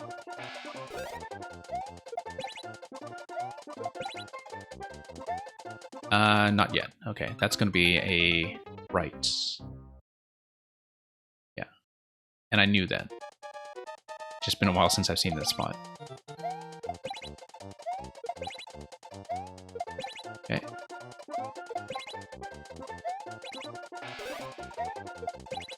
Okay. And then hold. And then time's up. Okay. That final one, though, also looks like it's only keeping the shell. Let me see. I'm losing a bit of time to sliding down to walls anyway when I jump. So insofar as the clock is a problem, this lot can be done with the jumping accuracy. But we'll see. Oops. Yeah, we'll see what can be done with that. Okay. I'm going to go a little bit too low now.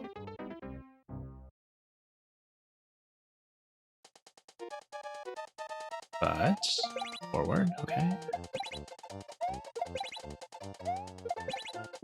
Whoops.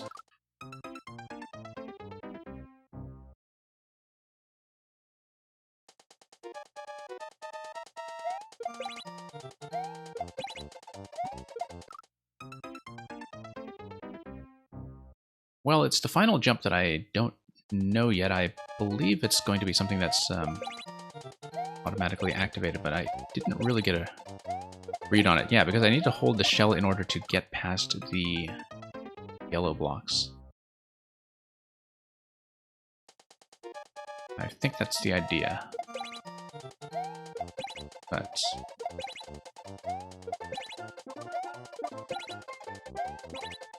okay. No, that's going to be... Yeah, that was correct. Left.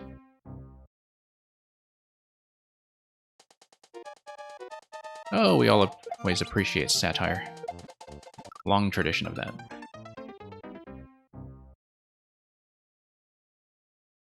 I mean, I see you're going for the Jonathan Swift modest proposal of Mario Maker levels.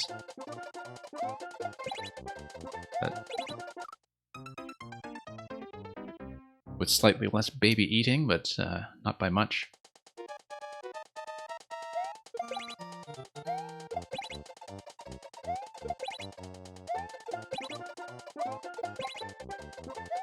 No, hold it. Okay.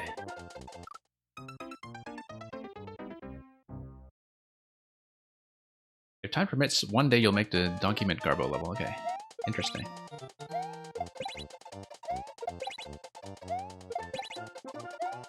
Yeah, you were saying something about just making a level of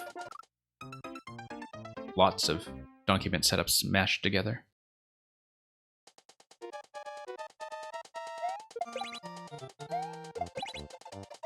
Yeah, I remember you saying something like that.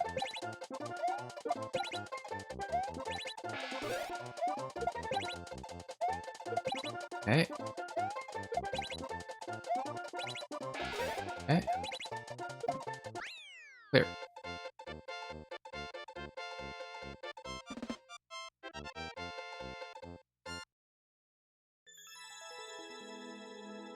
Yeah, it'll basically be a greatest hits tribute. I'm very tempted.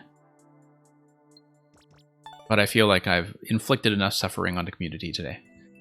And hey, we did learn to level by dying. We actually raised the clear rate on this ever so slightly. I think it was 0.5 going in.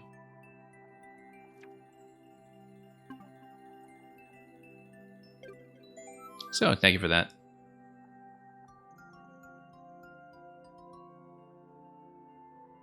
Always appreciate the Garbo account coming in here with its good humor.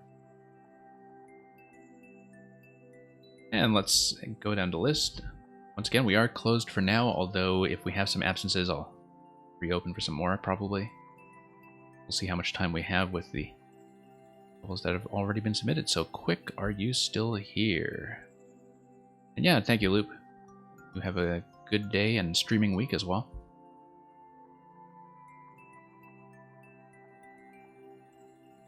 Big man, okay. Have fun. Quick, I see you listed, but I don't see you checking in. Oh yeah, there you are. I thought you were online, but it's going to be increasingly difficult for me to tell because Twitch is doing this thing with potentially automated ad breaks now that I might be calling for someone and they're busy watching a 30-second ad or something, but I don't know if that's actually been forced onto my stream yet. I certainly hope it hasn't been.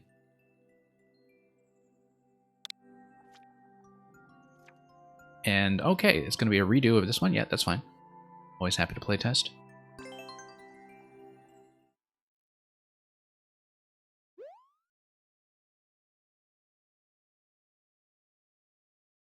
I mean, I thought it was in pretty good shape apart from the invisible block issues the first time. Actually, the piranha plants are a very good idea.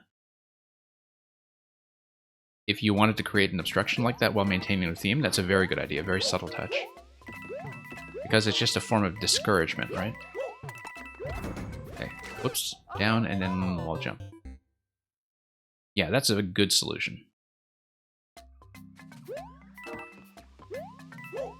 Because that way, you know, even if you still had invisible blocks, whether you did or not, in fact, it wouldn't matter because you're Small Mario. But as a kind of soft camera restriction, that is a form of discouragement against going there. I think that's much more visually clear. Okay, we learned this one already. Let's actually do it.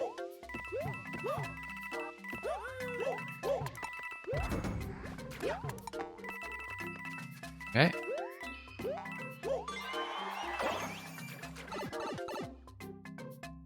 And yeah, much smoother from a reading perspective for sure. Oh, I like this too. What you've done with the muncher replacement there, so there's no waiting time. And yeah, very immediately clear. Except I got that wrong. But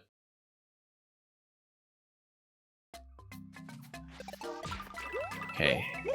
I have to read the POW interaction once more. There we go. Over and throw. But yeah, you see, absolutely no lag coming out of the respawn. Whoops. Just missed a throw. Yeah, very minor tweaks, but it's amazing what a difference they make psychologically. Oh.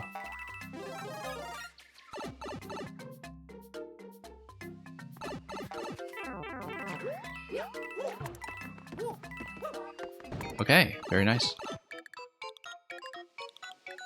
And then, oh, here's Ludwig. Don't remember seeing him here.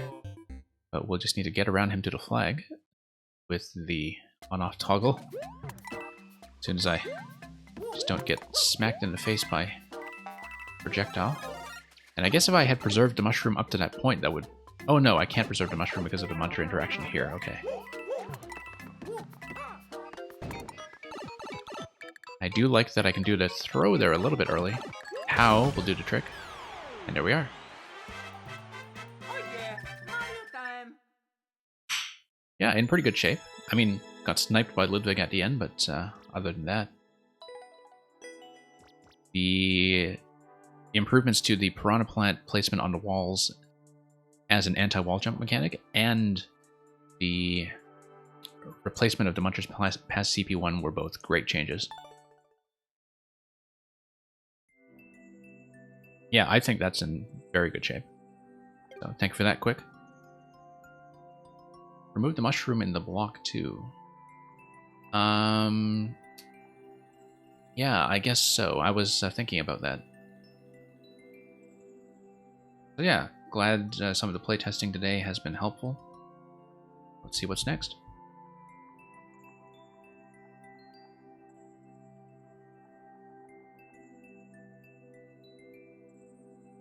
Yeah, quick, because I was wondering about the interaction where somebody would just try to be a speedy player and skip a very obviously hittable block, which people do sometimes. Like, I've seen some players who just go so fast that they don't care about hitting question blocks for things like mushrooms.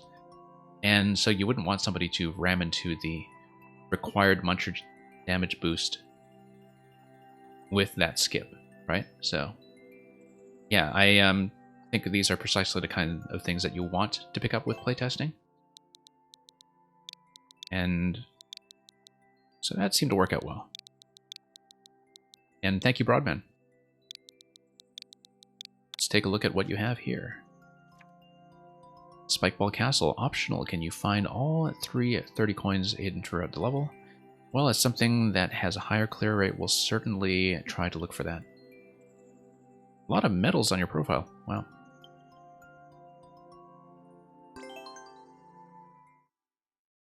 And a very new level, already very well liked by the players you sent it to. So I'm sure that if we have a good experience with it, it might blow up in a fairly quick fashion. Certainly has that starting like ratio to make that happen. I'm just gonna check these spots quickly. Okay. Oh, whoops. That was unwise. Check the pipe. And yeah, I won't be able to come back up through that ledge if I take it, so let's just try to get this spike ball going as soon as possible.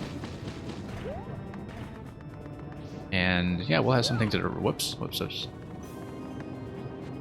My mistake.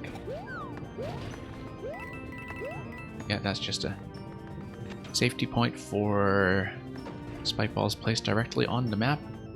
I see spike balls breaking up top, probably just from some interaction next door. We'll of course check the wall jump in the top position.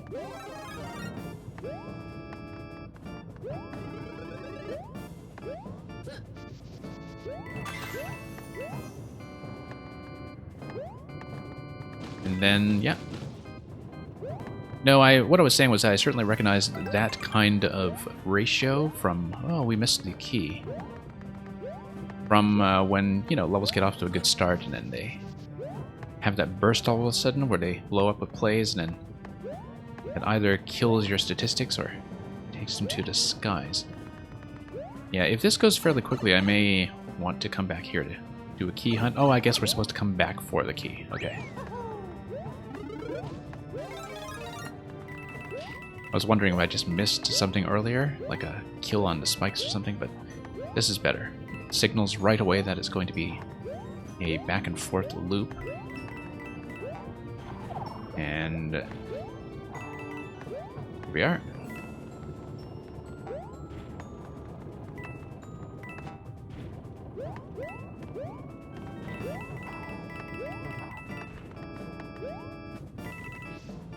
Okay, we just need to let this guy down. Whoops. Wrong way, come on. Down, down, down. Nope. Oh yeah, because he weighs that down. I need to ground pound, actually.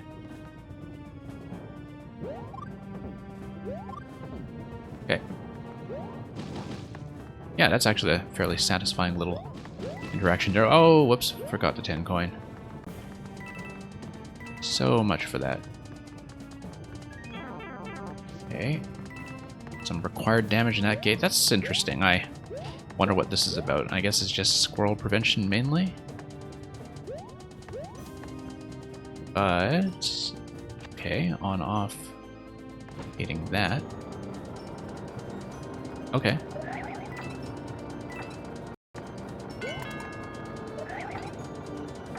Yeah, kind of nice conveyor pattern there at the tip. Really quick spin. Just a fun animation. And nothing to play with up here with the on-off state toggled. Okay, nice little takeoff point for the boat. And that's going to break.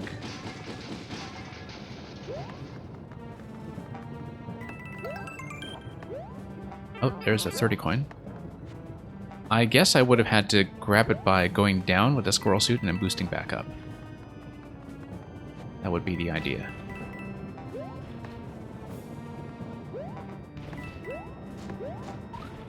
Okay, so far so good. So, yeah, so we missed that coin. We can come back for the key door now on the other side.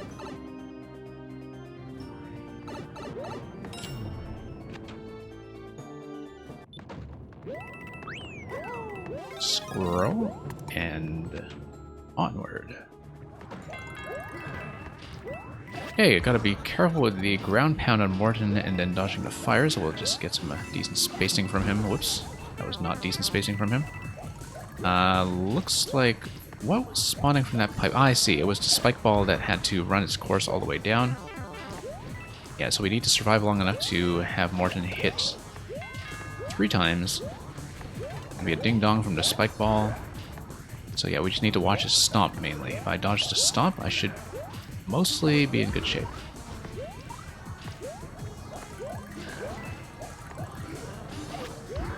And of course, he's not going to give me too much time to react here. So we'll just need to watch him out of the corner of my eye. A very nice mushroom after 2 phases there, actually. Nice boss fight in general, I think. I don't know if this is something that's built to be for a super world eventually, but it's a nice boss fight regardless. In that there is a very distinct phase 3. And there is something very concrete to interact with. I really do have to watch Morton and mostly keep my eyes on him. Given that I don't need to watch the mechanism itself, I know what it's doing. I know how much time is remaining when I see the spike ball come down the slope, so as long as I keep my eyes on Morton, that is the thing that solves the fight. And these are things that, you know, you don't normally pick up from a spectator experience, as you can't really see what my eye tracking is doing, what my thought process is, but it makes such a big difference with boss fights like this, where you are looking at any given time is really the thing that's going to determine whether you can get through the mechanic. But yeah, oh, I should have kept the mushroom refresh in case we needed it, but I'm doing much better in general anyway, so... I say that, of course, just as I finally get hit. 3rd hit should do the trick, though, and... yeah, that's the thing about having the spike ball come in from the left, is that suddenly you have an additional element to read and time around.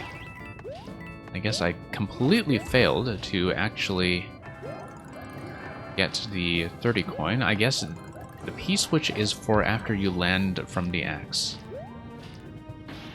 Yeah, Morton's spawning position next to the final screen is maybe a little bit of a threat, but... Ooh, wow, disappearance. Yeah, coins are optional, but I always like keeping an eye out for them. Particularly with high clear rate levels, I do like scouting around for optional content. We did see the one that was on the lava train. I feel like I... Oh yeah, we did get the one that was on the high position after the checkpoint that was vertically placed. And I missed one 10 coin that was behind one of the spike balls. But yeah, I find that often Mario Maker just too heavily incentivizes people blasting through easier content without really paying attention to what they're doing or poking around a design. So I do like engaging with some of the optional content, since traditional makers in particular put a lot of thought to them that often doesn't go appreciated. Thank you for the GG regardless. Yeah, I know we're closed up for today, but you're certainly welcome to submit more when I'm open again.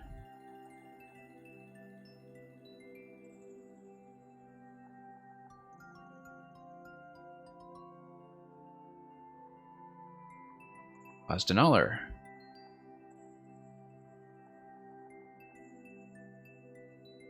And indeed, Bosdanaler may or may not be here. I don't see him here. So, if nobody's here, I will actually reopen if you want to send me an additional one. But we'll just give him a quick opportunity to check in. But yeah, we can open for a bonus round if anybody wants to submit. I have enough time to do just a small set.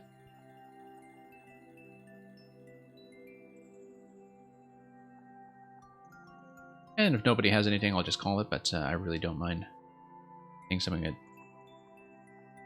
additional. Also, Bosdanaler, I think, gave me a one screen. So I'm not going to play it if he's not checking in, but I might as well see what it is. Because I'm always scouting for puzzles anyway, so... Oh, it's this one, okay. Yeah, no, I don't mind passing on it for now. We did take a pretty thorough look at some of it. And yeah, the last time we looked at this, we did get as far as the hint screen. Or at least not the hint screen, but the scroll that takes you down from the top position. So... Well, if nobody else has anything at this point, what will happen is that I'm going to send the tiny remaining viewer base off on a raid somewhere interesting, I hope. We usually take you to somewhere with the Mario Maker going on, but there can be some surprises. Next thing that is going to happen is on the night stream, we are likely going to be looking at some of the 3D All-Stars collection.